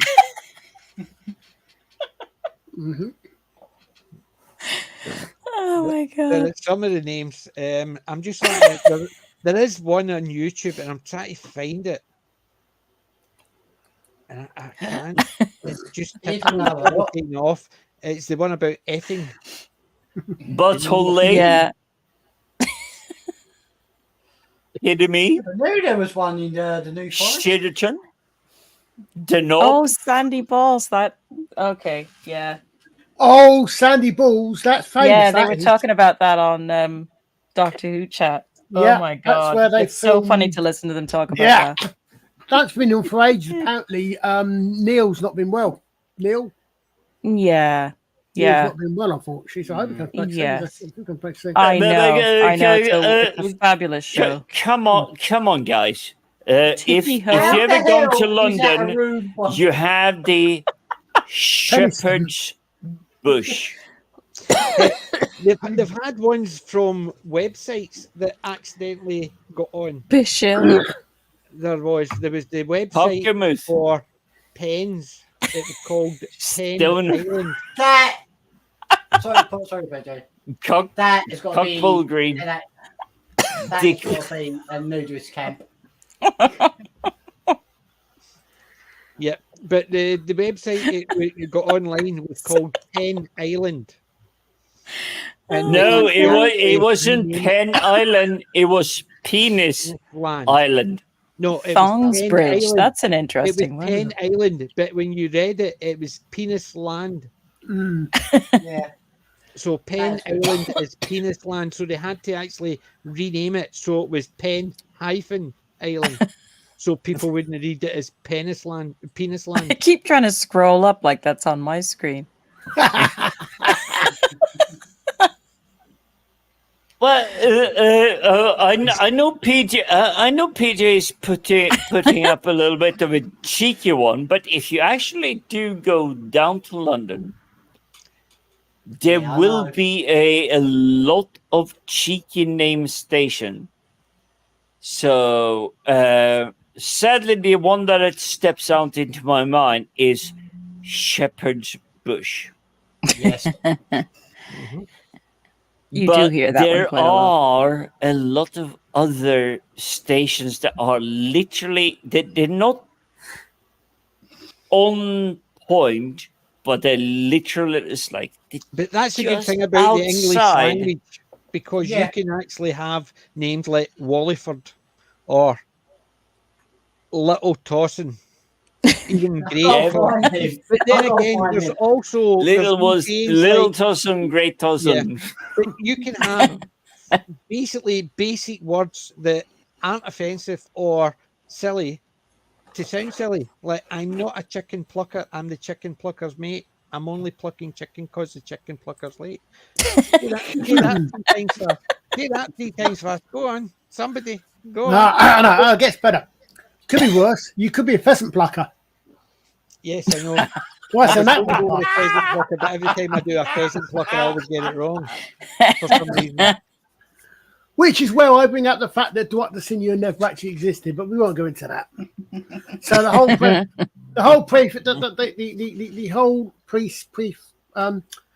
precept for the Rosemary Forsyth and Charlton Heston film The Wardle, which is a great film, never actually existed.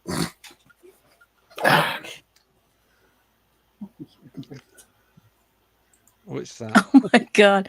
Cal Lynch has got a good one in the chat there. Yeah. Okay, I'm going to share the stop screen share so I can read the chat. Right. I'll put the link. Intercourse, blue balls in paradise. Well, the I am absolutely certain I did not hear that correctly. Enterprise, blue balls, and paradise. And it's Intercourse. like, Intercourse. no, that is not And they're a Amish. happy ending. They're Amish towns in Pennsylvania. Oh, dear So you God. got some Amish guy from Blue Balls, but he can't get to intercourse until he gets to paradise. You're just keeping piling on to that unhappy ending. I'm already going down. I beg your pardon? Okay. Who's in that room with you? I'm trying to get away English from language, ladies and it. gentlemen. The English language, ladies and gentlemen. please don't say that when I'm just taking them out of the Right. coffee. Jim, is there any towns in Sweden that has got like rude names to it? Good gotta have- question. All of it does. Depends on the way you wield it. Even the friendliest hello, depending on how you pronounce it or display it, can have any level of it. Really? So the normal would be, I welcome you, my brother. Så jag välkomnar dig, min broder. There is one in Austria, Oh, we're famous. and I'm not going to actually say this name, but I shall show you the search screen for it. The locals are not in a happy mood about it. Yeah, I mean, Oh, yeah. I'm just gonna have to get this up so I can actually see what's the I can see fuck that is going on. There's the airports. Every airport, every international airport has a 3-letter IATA code. Yeah. Yes, we do. For example, LAX is Los Angeles. Yeah. There was Yeah. one which back when I was working at the airport, so 20 plus years ago, the Japanese opened a new airport. It was called, as best as I can remember my pronunciation, Fukuoka. The 3-letter abbreviation was Foxtrot Uniform Kilo. I'll let you work that one out. Oh, you don't need to. I used to have a t-shirt and I got banned from wearing it to work. It said Fast Track UK Road Racing. All the letters For me as an air operator, that would just have been Frankfurt. Yeah, so but the t-shirt said it was all the large letters with all the other letters small below it. So it was Foxtrot Uniform Kilo Kilo Indigo Tango. And that was what my t-shirt, and I got asked not to wear it to work. I says, why? It's not a swear word. Because it's Fast Track UK road racing. Fucker. It wasn't fuck it, it was fucker. F-U-K-K-E-R. What was, and probably still is, French Connections UK branch known as? FC UK. I used to go say, well, if you're actually saying this is offensive, he's sitting over there with an FC UK t-shirt. I want him to take it off, and I want her to take a bag and take that home. And for some reason, they just asked me politely not to do that because that was a brand name. I says, in which class this as? Sorry, it doesn't say the word. It just says a word that sounds like it. That spells a word. It's almost the same. So if you're allowing that, you can't say anything about mine. And I was asked not to throw my toys out the pram. That's why, at the risk of going off on a rant, that's what really, really pisses me off about some of these people's complaints. They do not understand how language works. Yep. Mm-hmm. Sorry, I mean, Disney deciding that they're not going to have the X-Men anymore. They're going to be the mutants because they don't want the word men. Yeah. Well, that's getting into crazy land. But they did. See, even the whole attitude of it is there's more women than there is men. Actually, mankind, it's X-Men as in, it's not as in all male. It's just as in X-Men as in human. Yeah. It's within that. So instead of human, it's X-Men. Yeah. It's this whole thing is that this is Wimpson with an X, which is coming up on it because they want men in women, and they don't understand how language works. And they think just because they write it down and tell you to say it, it's going to catch on. And it never will. Well, no, for me, I'll still know. I'm the same with abbreviations. I hate the word Xmas because it's not Xmas, it's Christmas. Yeah, I must say, I must admit, that's one I do. That's one I use, but I quite thoroughly take your point. Yeah, I think the whole thing. Somebody asks me if I'm writing a Christmas card, I will write Merry Christmas, not Xmas ever. Even if it's too small, I will write it smaller so they can't read it. But I will not write Xmas because I don't believe that is a word. It means nothing. Because if they want to use it, well, Xmas isn't actually Christmas, and well, but X is like a cross. Well, it's not a Crossmas either. So it's not Christmas. Yeah, it's not. I'm not quite. I've never actually managed to understand where the X comes from anyway. Yeah, I think it's just been a laziness, and it's just actually meaning of. Do you know what? Thinking about it now, I've just had a possible thought for that. But it goes very back, and it's very esoteric, it's probably wrong. Have you ever seen the film Quo Vadis? Yes, a long, long time ago. Right. There's a scene in that where Deborah Kerr, I must stop thinking about this because she's unbelievably gorgeous throughout the entire film, is sitting in the atrium and she's fiddling in the sand. And what she draws a very simple fish. And that was the shame we're not talking about this on Father's Stream last night. That was an early symbol of Christianity. So I wonder if basically it was almost like the infinity sign with an open end. So I wonder if possibly literally suddenly occurred to me 30 seconds ago, a minute ago. It came from that. If it's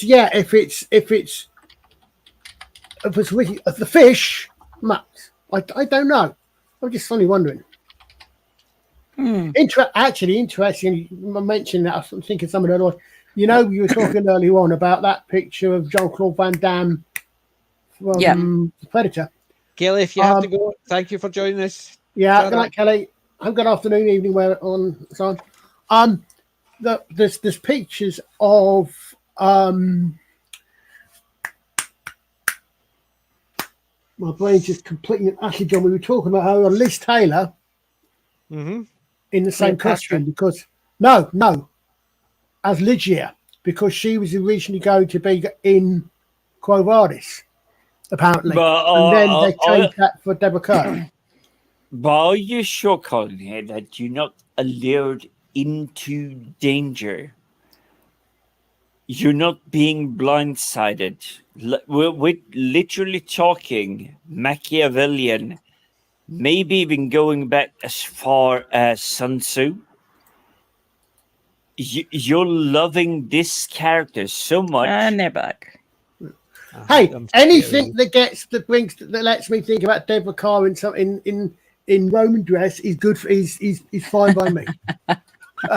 Listen, I love anything in Roman dressing. Yeah, if you actually, Roman might have been annoyed if Deborah Kerr nicked his dress.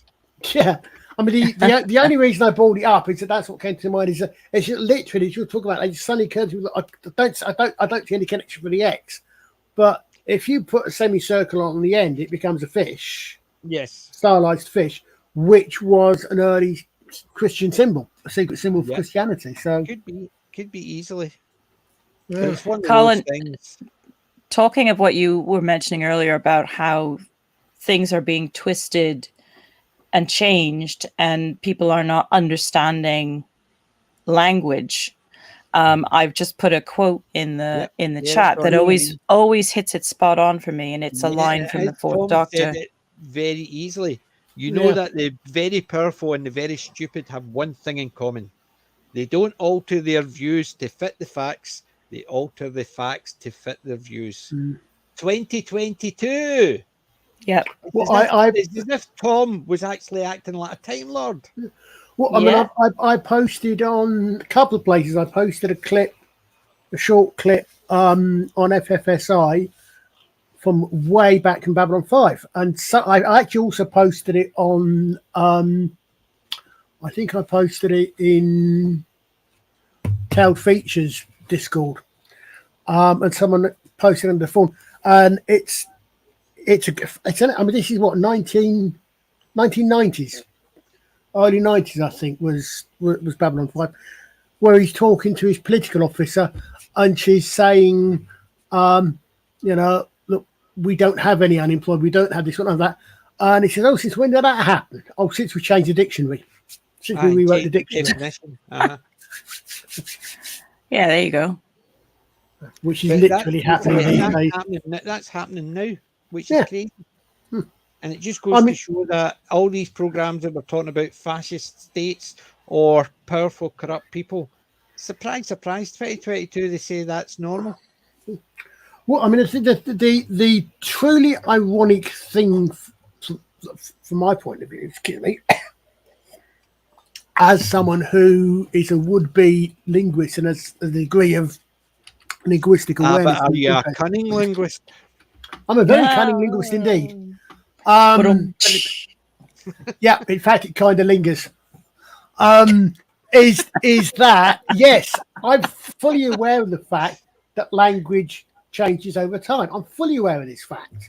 Yes, but it's not force; it happens naturally. Well, yes, exactly. I mean, one of the ones that I tend to use as an example for that. I mean, I could actually answer Wendy's question of about half an hour ago. We go into a 10-minute spiel about the word hamburger, but the word decimate, right? Yeah.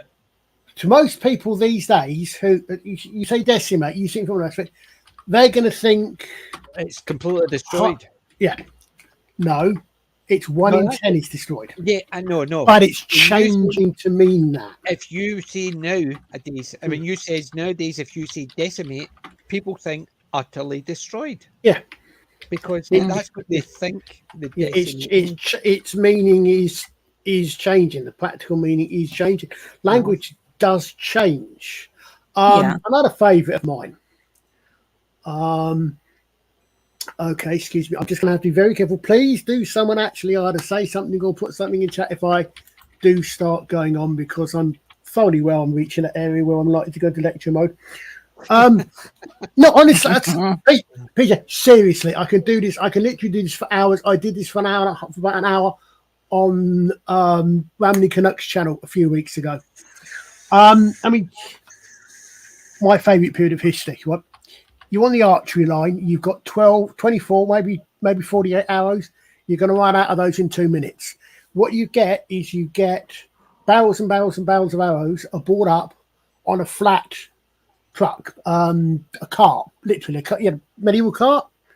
Pulled by horse, whatever. Right. When the battle's over, most of your arrows have probably been broken. You may pick up. You don't need the truck to pick the arrows up. What you do sadly need to do is pick up your dead. So you reuse the ammunition cart to put the dead on and carry them away. The ammunition cart, medieval ammunition cart, was called a hearse. So Now you've got a hearse. Yeah, nowadays the meaning has changed because we no longer have the function of picking up ammo, but we do have the function of carrying dead. Yep. I think Jim, opposite from the last time when he fell asleep and actually was still on at 5 o'clock in the morning, has actually fell asleep and hit his keyboard, and it's not he may have done. A bit of whiskey over it. But yeah, I mean that's the side. I mean the language changes throughout. It's basically, as you said, we were talking earlier, sabotage. What it initially meant, and even things like thug. A thug was taken from the thuggee, which was an Indian cult. Yep. And then anybody who was violent was a thug because of that. But they weren't classed as a thug; they were classed as a thuggee. It just slightly changed, and now the meaning changes. Yeah, but it's the same idea across the board. You look at 2 English-speaking countries, obviously Scotland as well, if you want to class that as English, but bum bag, fanny pack, same thing, different meanings in different countries. Yeah. Somebody's got the junk in the trunk. What does that mean in America? Because they don't call it the trunk, they call it the boot. Yeah. No, they call it the trunk. No, they call it the trunk, but over here it's the boot. So the junk in the trunk means nothing because it's the boot of the car. The elephants, oh dear God. No, sorry. I've just had an extremely junk in the trunk. I just had an extreme. Oh dear, Wendy's pizza. I've just had an extremely weird idea of what that could be because what has trunks. Language is a fun thing, as we have said before. It is. It's fascinating. Scottish comedians used to do that all the time. Hector Nichol was one for it. You know what I mean? He would talk about silly things like, doesn't matter if you're French, German, Italian, English, Scottish. When you're in the toilet, European. And it's taking words that mean nothing and actually saying them in a way that means something different. Like, for instance, the Chinese lassie, she had to lie down to get her O level. It's exactly all she's meaning is basically to get her O level, but the English language twists it in such a way that makes it an innuendo. Yeah. Yep. And that's the thing about how many times have we watched Carry On movies? Oh yes, I know. Yeah. You know what I mean? Like, for instance, the Carry On Cowboy. Yes. James was told when he was saying the line that the 2 guns had to be in shot. So when the girl, the daughter of the sheriff he had killed, comes in and shows the guns, he's meant to say, "What a lovely pair." But he actually says, because he's talking to a girl, the guns have to be in the shot, so it's obvious what they're talking about. But the object was really, the joke was there. People knew what they were saying. But it's the same as Carry On, was it Soldier? Carry On Sergeant? The one with the artillery. The one with Carry On Britain. It was the one with the artillery. Right? Yeah. And they were talking about it, and the sergeant was at them, and they had to have a picture of aircraft in the background when he says his one-liner. He says, I don't know that, but I know a Fokker when I see one. Right, but they said that they had to have a recognition pattern for a Folker on the background behind him, so people know what he's talking about. And you're sitting there thinking, but that's not. We all know what he was talking about. He was talking about the sergeant. But it's silliness that they can use language like that to mean something completely different. But people are so thick. The censors were so thick that it says, "Oh well, we need to have this in the background so people know what he's saying." No, Especially the soldiers' names.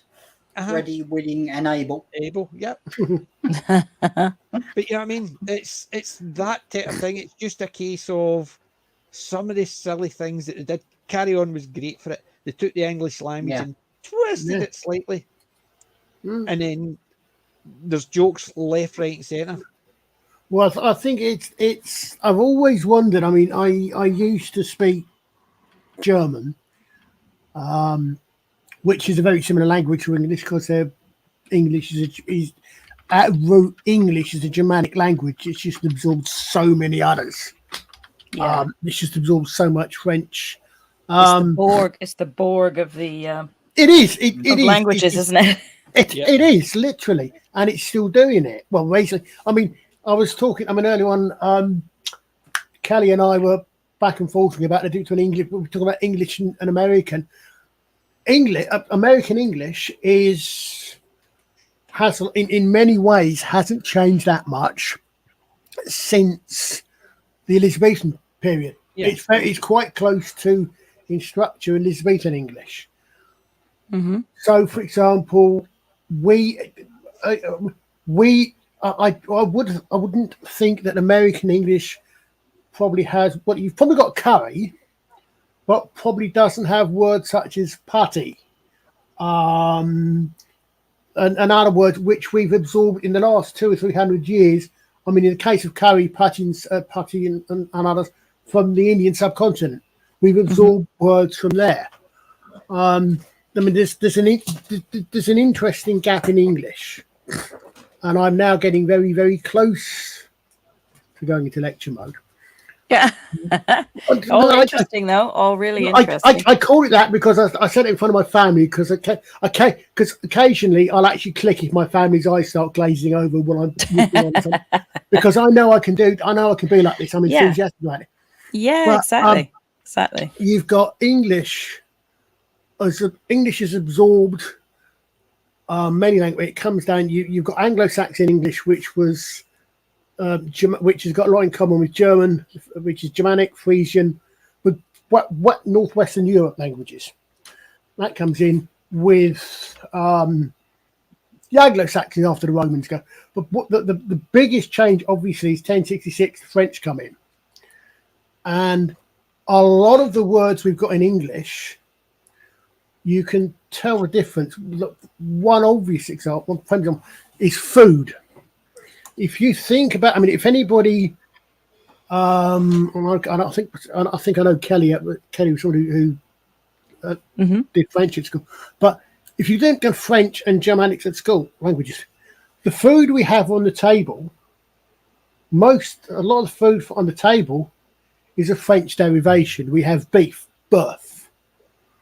I can't remember exactly which way pork comes from. We have venison and all these sort of things. Right? Mm-hmm. The animals they come from are Anglo-Saxon: pig, cow, sheep. They're of Anglo-Saxon derivation because when the Norman French came over, they didn't need to know what the animals were called. They just turned around to their servants and said food. Right? So they did not need, there was no need for, sorry, I'm shouting a bit here, I think. There is no need for a Norman aristocrat to know what the hell a chicken was called. He was interested in an egg or the actual cooked chicken. There was no reason for to know what a cow was called. I mean, he'd have called it a vache. Sir sort of called it a coup. And then what you then get happens is sometime around King John. King John is called Lackland for very good reason. up until his point of view, we owned basically the western half of what's now France. He lost it. We had, up until then, it was a very complicated system, but the French, the most English, what we can now call English, on into Ireland and Wales, nobles held lands in England, Wales, wherever, within Great Britain, and they also held lands in France. Part of the lands they held in France, they actually held from the French king. Mm-hmm. So all of a sudden, they've lost all that. They lose all those lands. They've now got a situation, okay, I now need to be either French or English. And that's about the time when the languages start merging, because you've got, I think it was one of the Edwards, one of the Henrys, who was the first English king whose mother tongue was English rather than French. That's how long it took to actually change. But that's why we've got all these things. We've picked them up from various places. And because in that particular case of French coming, that's why most of our words for government, for law, for justice, most of those are a French derivation. Even simple ones like court, French derivation, or normal French derivation, because they came in because they were the people that were using those words. Yeah, interesting. You know, your peasant on the farm. I mean, your peasant on the farm doesn't need to know what a court's called. No, he's going to go. exactly. The closest he's going to get is he's going to get to his local council. Yes, interesting. Which is in itself a French word, actually. Cool. Oh God, I think I'm starting to run out of gas. Oh, no. That's probably good. That's probably good. Man. Good point. If I can actually, I think we might actually do. I said to Alex, maybe think about doing End of something September, on that. probably. Yeah. Because I'm away. Hopefully, if I can afford it, I'm away. I'm away in Wales twice. Once in August, once in September. Oh, cool. What part of Wales? Sorry. I'm in Margam Park in South Wales. I'm in Margam in August, and then September we're up in Llantrisant, which is a bit further north, but it's still, I think, South Wales. Llantrisant sounds familiar. Yeah, it's. Hang on. Oh, I could get the. It's got a lot of history, Llantrisant. It goes back to the Battle of Cressy. Where the bowmen of Llantrisant. Rhondda. Yes, yes, I get it in the one day. Yeah, and they've got things to this day. They have traditions dating back to 1346. Where I've got a question to ask you. Since you're the expert on archery, right? It's something I meant to ask when we were talking Second World War. Yeah. Right. There's two variations. I've heard two stories about this, about the Vicky. Right. The first one is because Churchill used to do that for V for victory against the Germans, and it became an insult to the Germans, so they do that. But I also heard the one that it's because archers. Yeah, the archer one is the one I've heard. My short answer to that one is go back and watch the stream I did with Rambling Canuck. Right.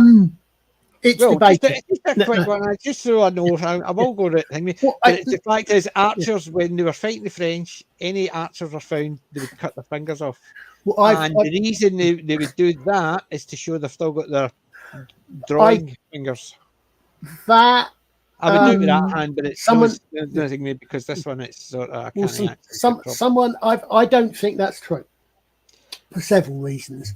The first of which is there's no contemporary. The first time I believe that the two-fingered salute. I mean, we still do it. We still use it. We still call it the archer's salute, and we do it. It shows we turn around and we do two fingers as we run away. We still use it, but there's a number of reasons for that one. I'll try and give it a short answer. You wouldn't, if you caught an archer, you kill them. They weren't worth any money. You killed them. Yep. I'm an archer. I'm a peasant. I'm a yeoman. I work with my hands. There's a distinct possibility I could injure my fingers. Right? I've been practicing since I'm 6, 7, 8 years old. Most modern militaries will practice shooting right-handed, shooting left-handed. I know I'm likely to injure my fingers. I suspect I'm going to practice using all of my fingers. So if necessary, I've got the strength in my hand to pull a bow with my little finger on the next finger to that one. Or to pull it with, because you actually use 3 fingers for starters. You use your first 3 fingers. But you can do it with 2 fingers. So that doesn't make sense to me. You wouldn't have been captured. The first time it comes in, I think I saw someone mention it's about 100 years afterwards is the first time it comes in as an idea. Yeah. Churchill, you see, with the Churchill thing, that is, if you see pictures of him, he admittedly sometimes he's got a cigar in his mouth. Doing that, sometimes he's doing that. It really depends on how. Sometimes he would do the victory sign, and it was either side. Yeah, and it's to me at least it's clear from the context that he means the same thing. I mean, defeat for victory, whichever way around he's doing it. Yeah. So my personal opinion, I'm not. I was one of my master archers did have the opinion that it might have come in sort of after the Black Death when you might not necessarily kill, but you might still want them to be able to work fields, etc. But I'm not sure about that myself. But my feeling is it's an urban myth. Because, as I say, there's several reasons for me that I think several strings that say doesn't work for me. Yeah. See, I always thought it was the Churchill thing, if anything. Excuse me. And it's only for the simple fact is it only appeared more contemporary because I'd never heard of it before the Second World War. Yeah. Well, I've got a feeling there's that Stephen Fry actually mentioned it on an earlier season of QI as well. I think he did as well, and it was all about the myth of the archers. Yeah, but he said I think he eventually came down and saying they just don't know. No. I mean, the thing is as I say, just as they say, absence of evidence is not evidence of absence. Yep. But there are no. I mean, nothing's been documented. Yeah, it's not documented, but you see, I mean, we always think usually what we do is when you pull a bow, you have the arrow on the inside, not the outside of the bow. So if you're holding the bow in your left hand, which you should do because you're right-handed, because you're not allowed to be left-handed because it's a sign of the devil. Unless you're rich enough to be able to afford it. Latin for left, sinister. Latin for right, dexter. Sinister. Yep. Sinister, left. Yep. Left hand part. The Roman legionaries still enact when they're marching. You hear them. Sinister, dexter. Sinister. Yeah. But so what you do is you hold the arrow, and it's actually harder to do, but it gives you more control. You lay the arrow on the inside of the bow. So you turn the bow a little bit. You lay the arrow so it's actually resting on your. No, it's resting on your fingers, not your thumb, which is the outside of the bow, on your fingers, which is the inside of the bow. Normally, there have been illustrations which appear to be on the other way, under a number of people. Shad in particular, for example, who is a medievalist and archer, has also done and practiced doing it the other way as well, till he can do it. So it can be done. but we normally say that's the medieval drawers, 3 fingers, and it's on the inside of the bow. Well, Which you look at it, I remember when I was doing archery, believe it or not, at college, a lot of the new bows, not the composite bows and stuff like that, just the ones they used to do, the cheap ones that they would give to universities and colleges and schools, so they had a load of them. They always had a wee bit where the arrow rested on. Yeah. And it was always on the inside, as you said. So it was always on the inside. So when you were doing it, you would rest the arrow on that and pull back. So it was sitting on the inside. So I remember that aspect of it. That's the only thing I remember. It's because it also, because it makes it's because the arrow bends. I mean, one of the most amazing things, if you ever shoot an arrow, you never fire an arrow, you never fire a bow until you put it on the fire at the end of it. Because if you shout fire to someone before the advent of gunpowder, they're going to look around for something that's burning. Yep. It's the same idea when we're talking, because I was watching the Shad one when they were saying, ready, aim, fire. And he would say, why would they shout fire?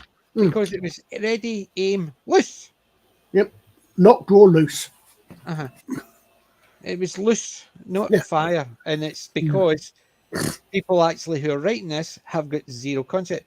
The person I used to love reading was Bernard Cornwell? He did the Sharps. So Bernard Cornwell he did the Viking one as well. Yeah, I've read. He knew his musketry, cannon fire, and cavalry. He used to know how to do it, and then he also used to do the Viking stuff. So he knew shield walls and stuff like that, and he would know a lot about all different types of weapons. So anytime you're reading his stuff, he always had it right. So anytime they were doing a battle scene, if there was archers, it was always loose. Never once did they say fire. Well, I mean, I must admit, I mean, before I actually got into reenactment, and even actually, to be quite honest, even after I started getting into it, I learned a lot of my history and indeed still and language from the likes of P.C. Doherty, of Bernard Knight, of Lindsay Davis, who wrote historical murder mysteries, but they were all historians. I mean, Bernard Knight actually was Bernard Knight was a forensic. I can't remember what my brain twitched off. He was a chief forensic officer in the UK. I forgot what the post is called now. That he was a forensic, and he goes back, and his stuff is set in. A lot of his stuff is about how the post of coroner came about, and I learned a lot of that because they studied their stuff and they know their stuff. That's why I learned a lot. Yeah. Military history is fascinating, Cam. I mean, I remember when I was a kid in the 60s at school. I started school in the 60s and the 70s and into the 70s. My late father had a load of encyclopedias. God knows how old they were, but I can still picture them. They're brown cover, hardcovers, and the back had cutouts. And I used to read those, and I'd go through especially, I mean, my first interest and love was Roman and Greek history, Roman in particular. I'm still interested in that, which is why I read Lindsay Davis. But through those, but all the way up. But then I had odd thing that I tended to lose interest in history. Unlike a lot of English, I'm not that interested in the Tudors. I know a bit about them. But my interest tends to stop with the Tudors, and it tends to come back in about World War II, which was a really odd situation. Where are we now? I've got a wee bit of maths here. 8 to 4 years ago, when we had the centenary World War One. I knew a bit about World War One, but it wasn't thing I was particularly interested. So when I went to my O levels, the course we did was 18th and 19th century British political. Oh God, please wake me up just thinking about it. 50 years later, I ended up one of the essays I wrote for my O level was why Hitler made a mistake in going into Russia. But again, I know my history's expanded a little bit. My interests have gone over, but but I mean, I'm still interested. But yeah, I mean, the military history has always been always interesting. Yeah. See, my favourite genre for it was Napoleonic, and it's these type of books. The Diary of a Napoleon Foot Soldier. Captain Cornet is a French one as well. It's diaries of it, and even things. So, did you say French? Just let me get the bug. And even things like that one, but one of the even things like the Wheatley diaries. That was one of the first ones I picked up, and it's about it was unusual because most of these ones, like for instance, that one was a sergeant, that one was a captain, even that one there about the Napoleonic foot soldier was unusual. It's because at that time is when soldiers who were educated would join up. Prior to that, people were usually drafted in, or it was the only job they could get because you didn't need to read or write to join the military. And it's when people started becoming more patriotic, they would join up. So you would have people who could read and write. So they would write their diaries through the campaigns, and that's why you would get things like that, the Wheatley diaries, and even things like the Dorset Rifleman. It's just these type of things were the things that got me interested in military history, and I still do enjoy them because they're a day by day account of the battles from the person's point of view. So it's no big overviews of Waterloo from here and this attack thing. It's just this guy's fighting here and the people round him, the people coming at him, the shells landing, the cavalry charging him. That's all he saw, and that's what he wrote about when he survived the day. We had this discussion. I mean, actually, it's not Ramley Chat. It's actually History with R&R, which is still Rob Canuck. But we do these discussions on, and we have this discussion quite frequently about the two views of writing about history is tending to put down tending to put less meaning on and give less authority to the guy writing on the ground because he couldn't see the big picture, which is fine. They can't, but they were the ones. Yeah. I mean, just what in some ways is perhaps unexpected siege in 1980, an unexpected outcome of the Iranian embassy siege in 1980 is that a few years after that, a book came out called Soldier Eye SAS by a chap now whose name is eventually come out as Pete Winner. And it was, it's fascinating. If you've never read it, for military history, it's fascinating because he starts off and he was at the Iranian embassy siege, but he was also at the Battle of Mirbat, which was an incredible siege in Oman. Yeah. And other things.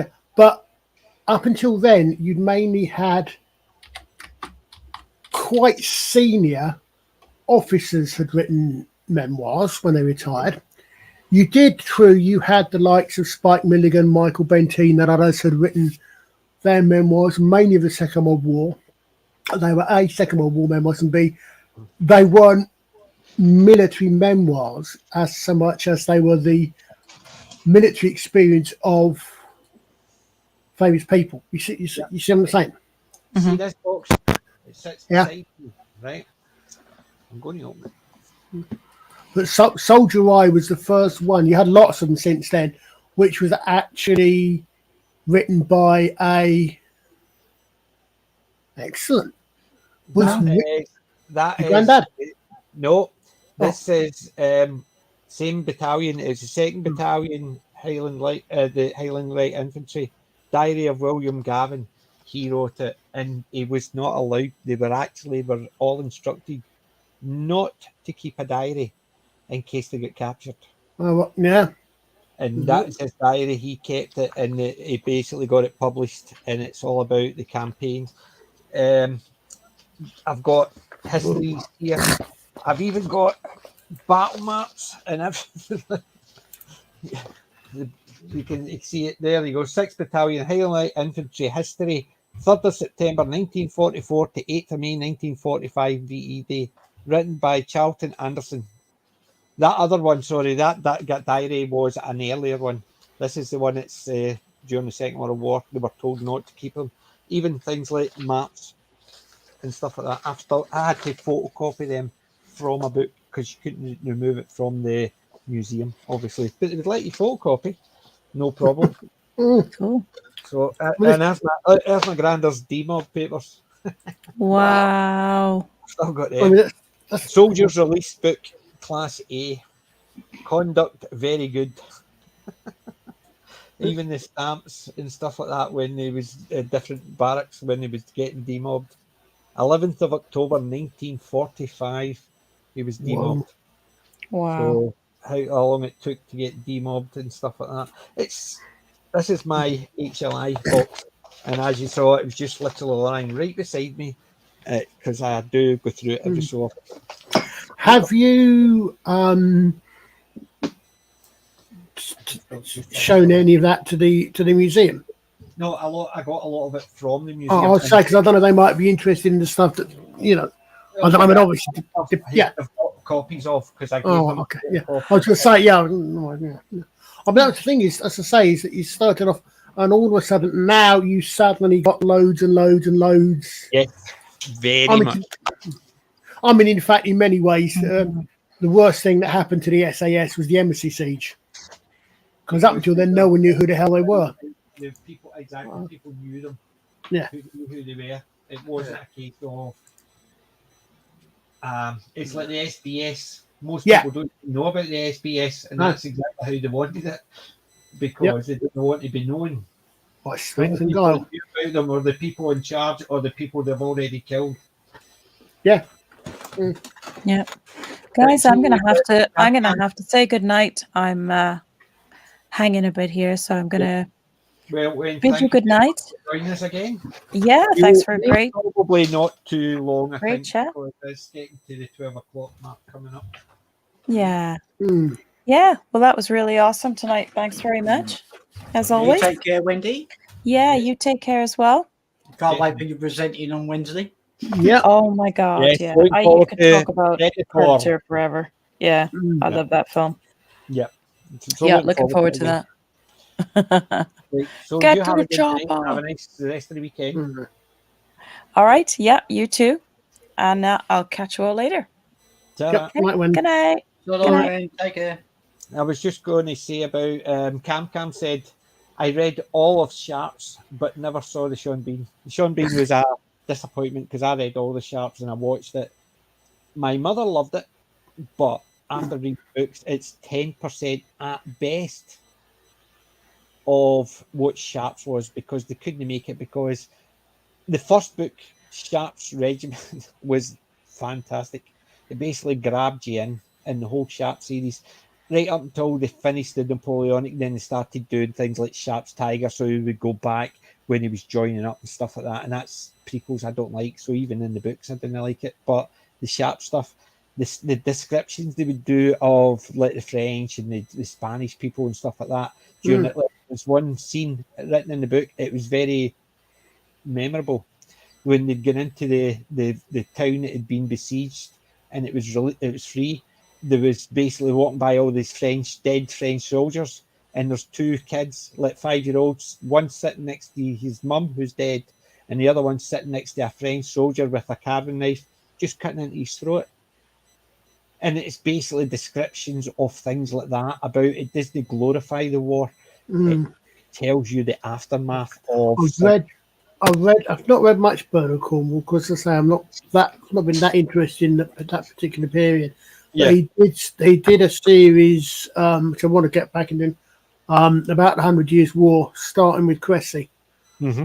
And he goes up to Agincourt. He goes right into the military tactics, the equipment used, and he understands how they work and how they work together. So they did, and that's why I think his is very good, because even he's one about the Vikings and the shield wall and stuff like that. It was just very, you wouldn't, it's just sitting there thinking the shield wall, so they're all lining up with it. No, he actually described how they would fight with a shield wall and stuff like that, and actually gave you. Let me guess. So let me guess. I'm going to work out that at no point does he have a black female Jarl. Say that again. I'm going to guess that at no point does he have a black female Jarl. No. It's basically as historically accurate as a work of fiction can be. Yeah. It's just used the tactics, the weaponry, the type of people there.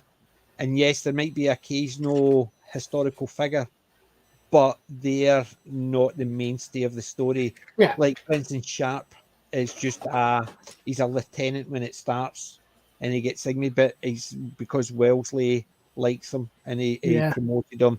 The Prince of Orange liked him and things like that. So it's but they're just parts of his story. The story's all about effectively a guy who fought his way up through the ranks to become. I think I've seen a couple of three of the Sean Bean. Well, the Sean Bean ones. Think about that and multiply it by minimum 10. They're clearly because the chosen men, the ones that survived the first battle, were 500.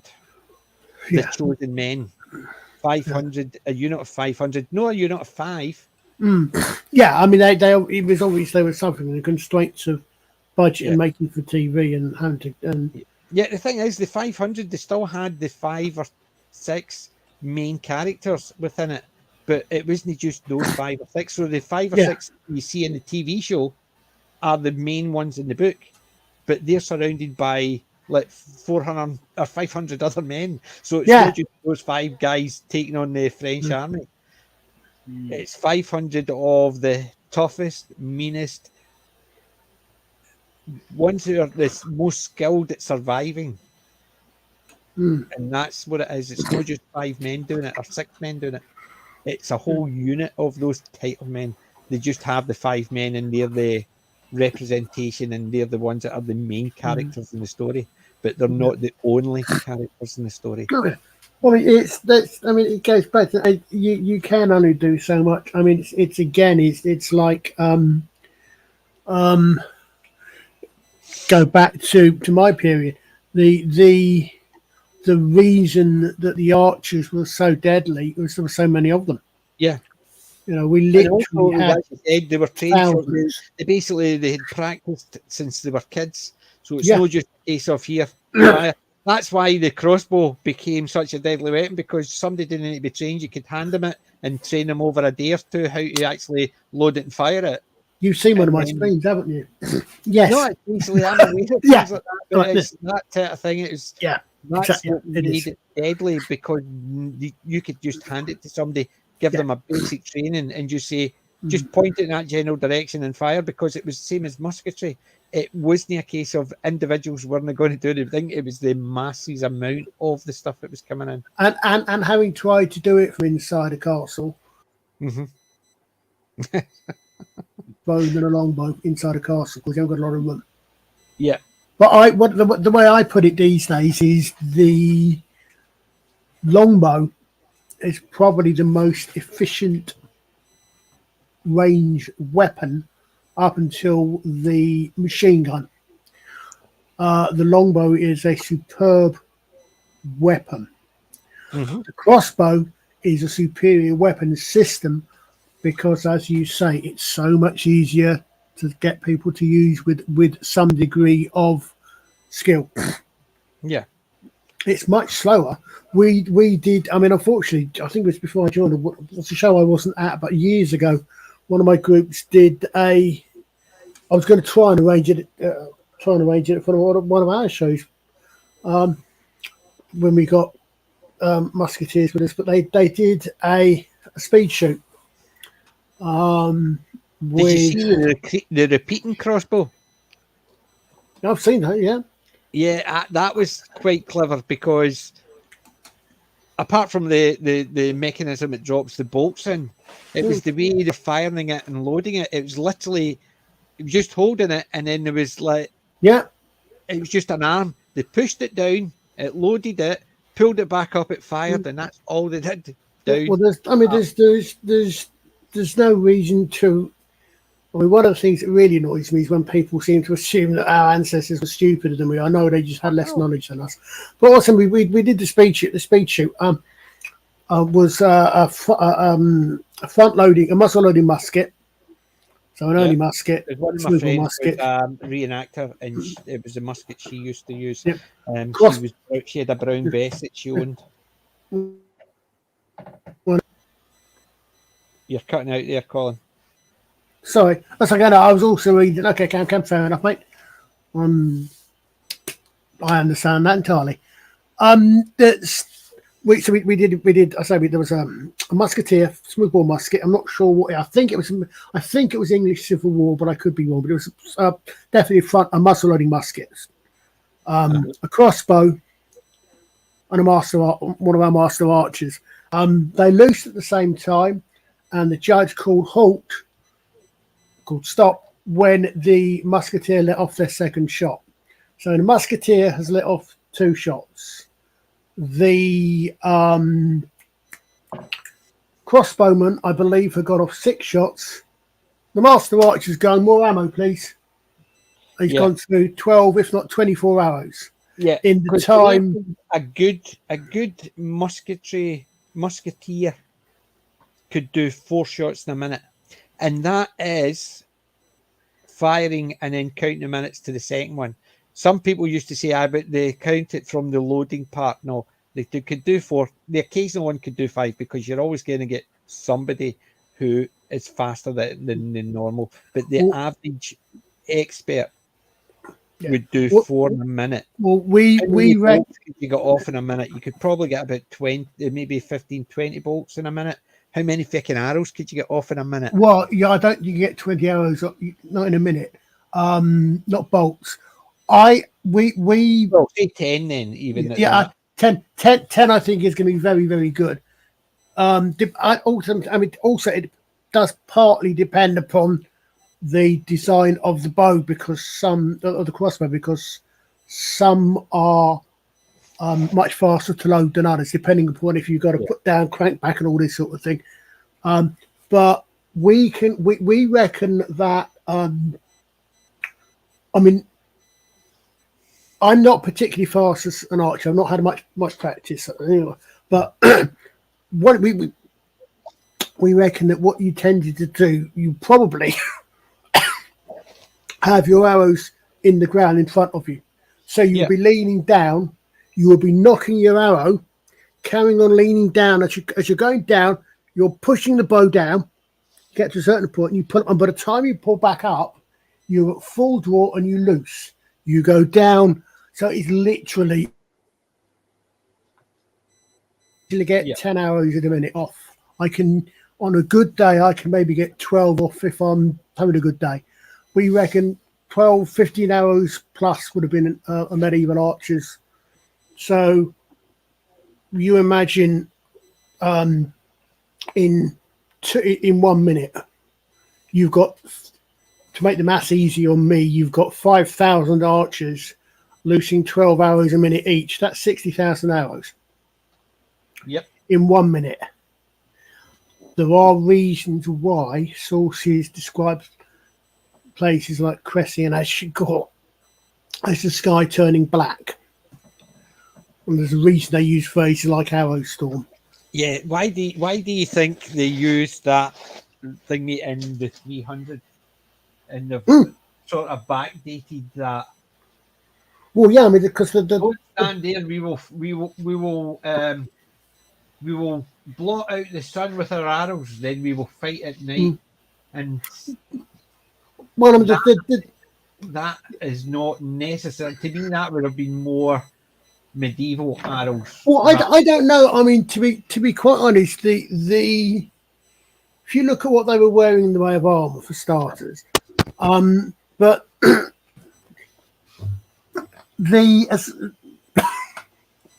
bow is the oldest known stored energy weapon in the world, in that there are pictures of bows being used in cave paintings 10,000-20,000 years old. The main advantage of the longbow is that it's a longbow, and it's called a longbow because it's longer than I am. Yeah. So, and yes, you have composite bows and stuff like that. Which they're stronger and stuff like that. I'm just basing it on the fact is you're talking about probably. I would say medieval would be, I suppose, more durable because it's mostly composite, so they're less. They can take a bit more punishment, which means you could probably fire them faster without worrying it's going to snap. Yeah, well, yeah. I mean, the thing is, you forget these. There's a lot of things that people don't necessarily immediately think of. There's an arms race, as I like to look at when I'm doing my archery, my arrow talk between armor and arrows. And the arrow, the bow really goes out of use when the firearm comes in sufficiently effective to be regularly reliable, because it will go through any armor available at the time. Arrows have to be lucky and well falls, and from a powerful bow. I mean, a war bow is £90 plus, £90 full plus is a war bow. Less than that doesn't count as a war bow. Because you need the power. This is the thing, and of course, all the power with the bow is from the length of it, which is why a short bow, which is what you see horse bows, for example, they're bent, they're recurved, because that puts more wood or whatever in there. That gives you more length. The more length you've got, the more power you're going to get pulling back on a regular basis, which is why your bow is. Exactly. Your bow is like, so my bow, for example, would perhaps not be a long bow for Jim. Simply because it will perhaps, I mean, it's about a thumbs up. All relative. Yeah. I mean, it's about. I mean, one of the things I do is we talk to kids. You go, okay, you go up there and you stand there on your 7th birthday, and this grizzled old veteran of at least 21 comes up to you. He clenches his fist, sticks his thumb up, puts the base of his hand on top of your hand, puts a stick up, measures where that stick comes against that stick where the top of his thumb is, and that's the length of your bow. So your bow is approximately that distance taller than you. So that's because all the power is in the length of it, which is why a short bow has less length. So when you get the bows from the ancient period, they wouldn't have had the power, perhaps, or the range. They still got a speed, in fact, possibly more speed, because they're not pulling back so much. The speed is all to do with the individual. Yeah, but I mean, it's a case of also, that's why I was saying about when I was thinking about it, is along that line, is because it's not only the speed, it's also the durability. So you're not going to have someone doing it that fast where you've got less control, because if you think about it, the faster you are, you're less control. So Yeah. you could snap it more. So that's what I was meaning about. Yeah. Although we practice for accuracy, to be quite honest. Oh no, I'm You not talking don't- about for injury and stuff like that because of that. I'm just at the idea you think about it. Yeah. It's Oh say yeah. that Yeah. You were actually had a rifle that you had to individual shots. You would go in, click, click, in, click, click, in, click, click. Hmm. The more action you've got in it, there's more chance of a fault appearing because Yeah. repetition. It's just that type of thing. Maybe the Hmm. bolt doesn't come out quickly enough, or it jams, or it clicks.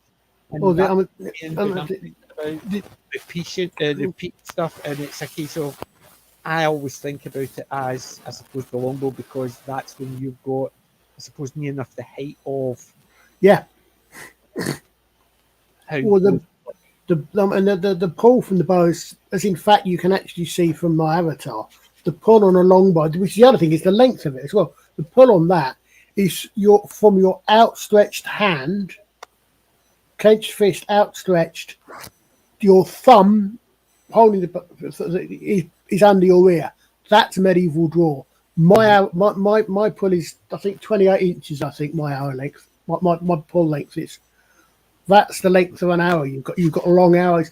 The other thing is that your arrow needs to be fitted to the bow because it's quite easy. If you actually see pictures of war arrows, they are much thicker than the target arrows we use for our bows.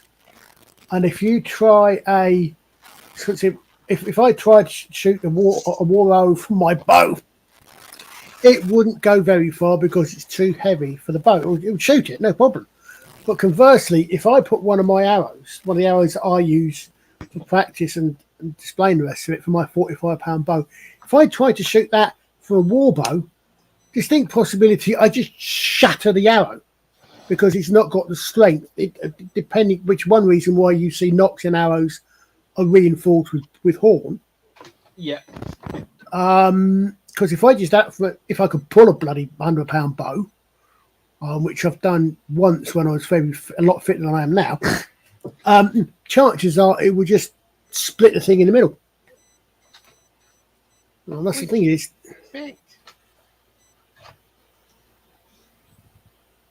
Yeah, I mean, you would expect it to do it. We all know it's all to do with strength and skill because you can get someone who's extremely strong, give them a bow and say, here you go, they could pull it back. Doesn't mean they know how to shoot it just because I think it's all to do with that. And yes, it's as I said, I only did it for about a year when I was at college. And I also did it at college as well, so I know very little about both, but enough to actually be dangerous to myself. Well, I mean, the thing is, it's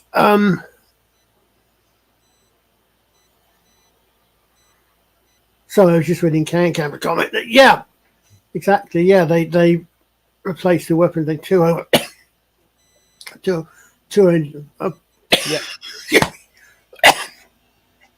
be quite honest, in the Second World War with the German stuff, they basically the tanks over-engineered to the point that people, the soldiers actually hated them. Interesting. I thought when you started this conversation 3.5 hours ago, you said about World War II, I thought you were going somewhere else, like the last official use of the longbow by the British Army. Mad Jack Churchill, 1940, on the retreat to Dunkirk. Yep. And I was going to mention it, but I think we mentioned it the last time. I think we did, yeah. Aye, but I know. But it's over-engineered. It works, but it works great when it works. Well, this was that's why the Germans had so much problems with their Tigers and things like that. They were over-engineered. If something happened to them, it wasn't a case of something quick fix on the battlefield. It was literally they had to be taken away and literally almost stripped down to be fixed. That's why a lot of tanks were just abandoned. Well, this is the other thing. This is why the most most popular assault rifle, to use the term properly, unlike certain political persuasions. The most popular assault rifle was the AK-47 and its variants, the Kalashnikov, because they were so simple to make. You could drop it in a puddle of mud in Vietnam, pick it up, and it would still shoot. Mm-hmm. They were under-engineered to the point that they were just so durable. So they could just last. That's why they were so popular. I mean, they're literally on. I think there's a couple of. I'm not sure if it's the actual nations or if it was just the insurgent organisations that led their independence movement in Africa, where the flag is an arm, a hand holding a Kalashnikov, and that's on the national flag. I think of a couple of countries, or it was. Mm-hmm. You know, that's what they were. That ubiquitous. I had to. I mean, it's a shame Wendy's actually gone now, because I have to, if I'm going to be honest about it. We call it the English longbow, but that's because the English did what the English do best. We took it. And armies have been doing that for years. Look at the Roman army and the Gladius Hispania. Yeah, it's the Spanish blade. Basically, they got it, and then they actually just, although it was called the Gladius Hispania, is basically because it was made in Spain, but it wasn't actually a Roman weapon. It was, oh, that's a good one. We'll have that. Thank you very much. Yeah, but the same with the bow. We adopted the bow from the Welsh, and which is why, I mean, for example, I was saying earlier, we're going up to Llantrisant. The reason we do shows in Llantrisant is that 1346, the Battle of Crécy, everybody knows Agincourt. Yep. Not many people know Crécy, and even fewer know Poitiers. 3 big battles where the longbow came into its own. But at the Battle of Crécy, which is a fascinating, you get the Black Prince, son of Edward III, 16 years old at the time, 16, 1-6, leads his wing into battle, and he's getting attacked by the French, and he's in trouble. And someone says to the king, your son, Edward Woodstock, he was known as the Black Prince. I think there was something that came later that he wasn't that. I'm still not entirely certain what the correct address there is, but he's known as the Black Prince now. Got in trouble.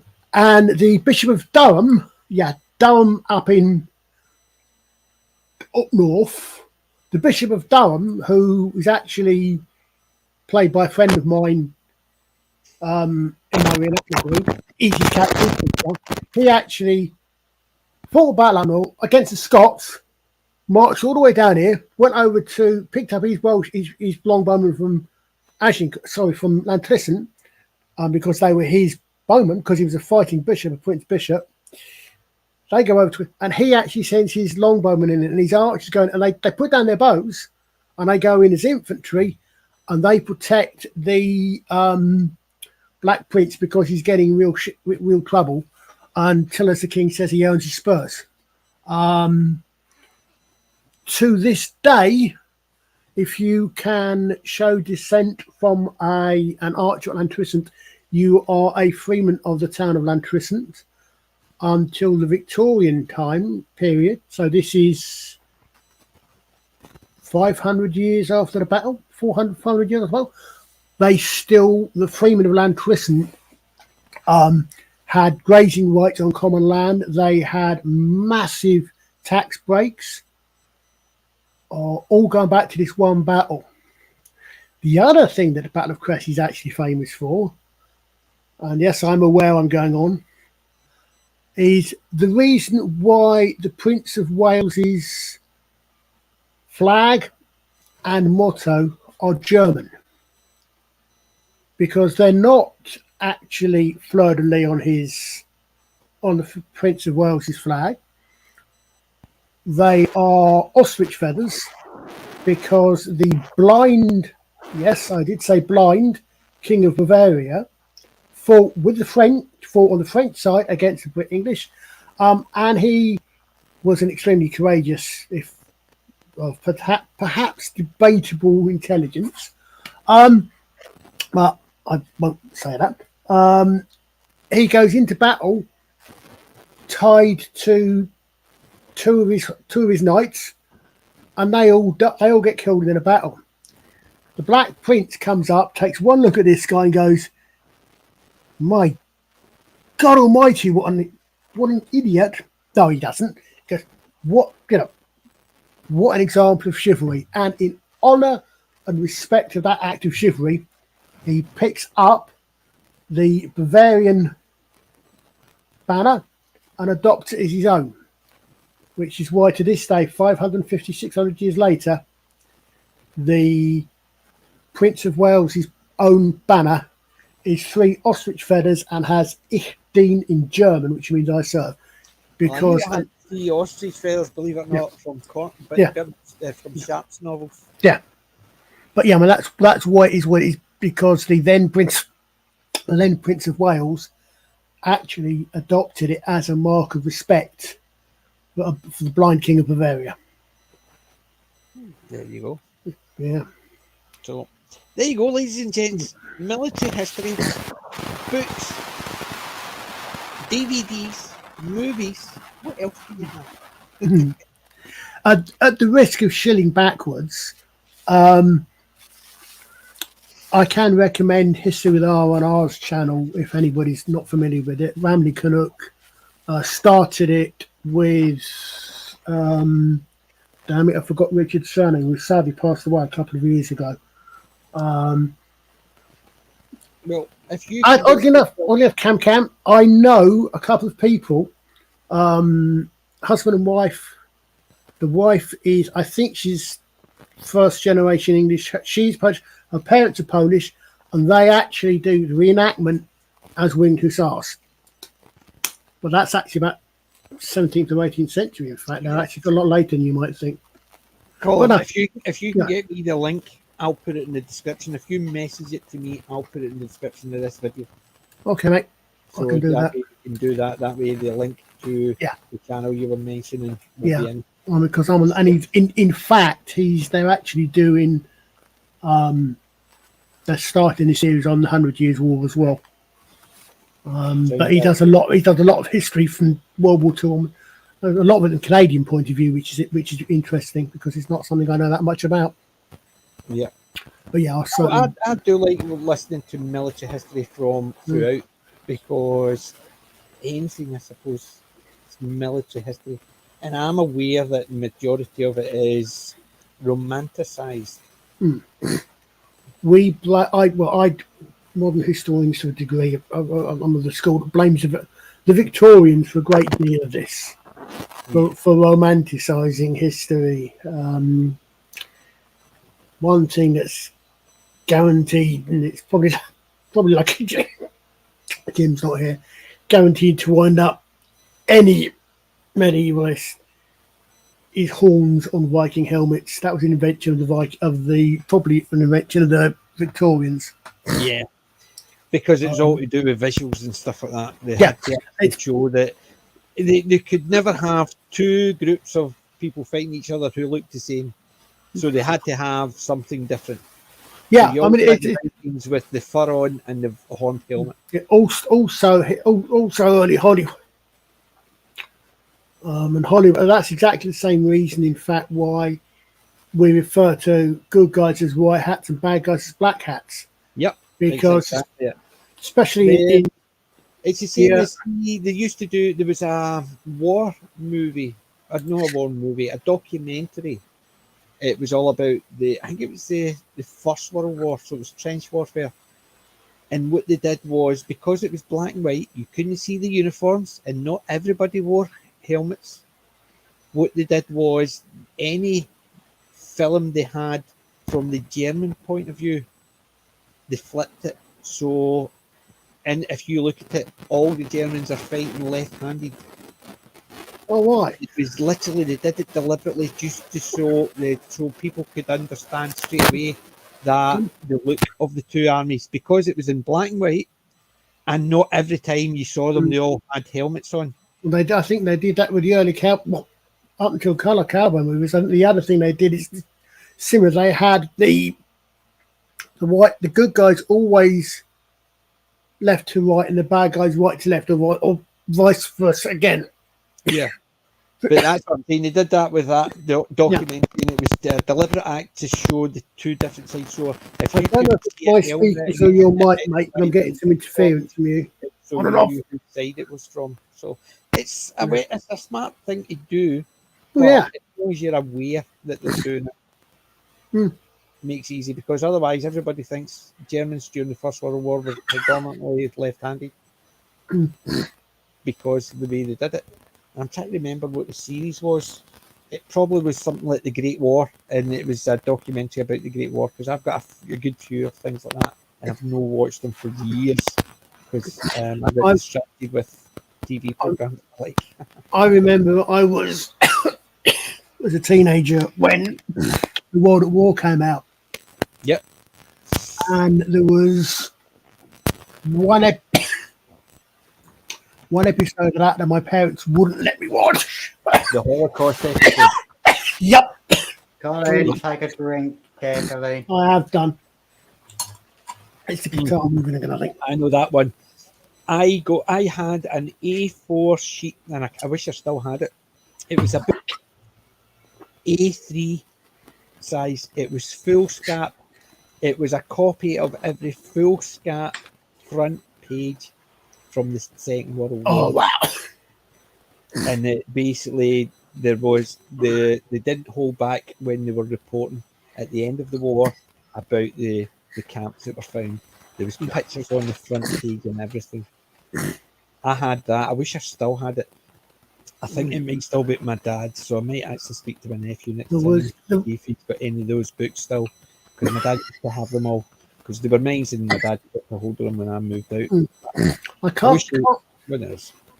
can't remember who did it, but when I was a kid, you used to be able to get these folders, and it was about probably about A3. It was a card, a card folder on the top, and inside it you had bits and pieces, and it was all historical stuff. It was all the same, all one thing. So something like World War II or whatever, and some of the things would be pictures. They would, as you say, they would be front covers of pages and all sorts of things. But yeah, I mean, it's basically, it was, because I remember the World at War, I wasn't allowed to watch certain episodes and stuff like that. But what we'll do, ladies and gents, since it's actually coming up to 12:30. Yeah. And I'm up at 7:30 in the morning. Oh. I know. Sunday normally a long night, but I'm getting work done around it. Colin, you got me started. Early. And Colin is actually coughing his lungs out. Oh, and that, yeah. I'm still getting over this cold I had weeks ago, I think. Yeah. So what we'll do, ladies and gents, we'll finish off there. So thank you all for sticking with us. And I must admit, I do like when we flitter around different things, but when we get to the military stuff, one of these days we're going to do a nice, good war movie. Guns and everyone. A Second World War, a First World War, a Napoleonic War. It could be a medieval warfare. Something. There has to be one where we do something like that. Even if it's only a case of we don't do it on a Wednesday, we just pick a day and do it, and it's just military stuff, and we just talk about them in general. It's definitely something we'll need to do in the future. Because we've got our plan up until near enough the end of September, we'll see. I might actually throw something in for October. So what we'll do is we'll finish off there, ladies and gents, boys and girls. And Alec, Colin, thank you for sticking with us. Thank you to Cam, Kelly. There have been too many. There's been hundreds and, well, a couple. I'm not talking about the... Oh, God. Kelly. Mr. Hyde. You were saying? Don't say they popped back in just as I said that. Fucking hell. How come that happened just as I was finishing? So thank you one and all for sticking with us. Remember, ladies and gents, I ain't old. I'm classic. Myself and the guys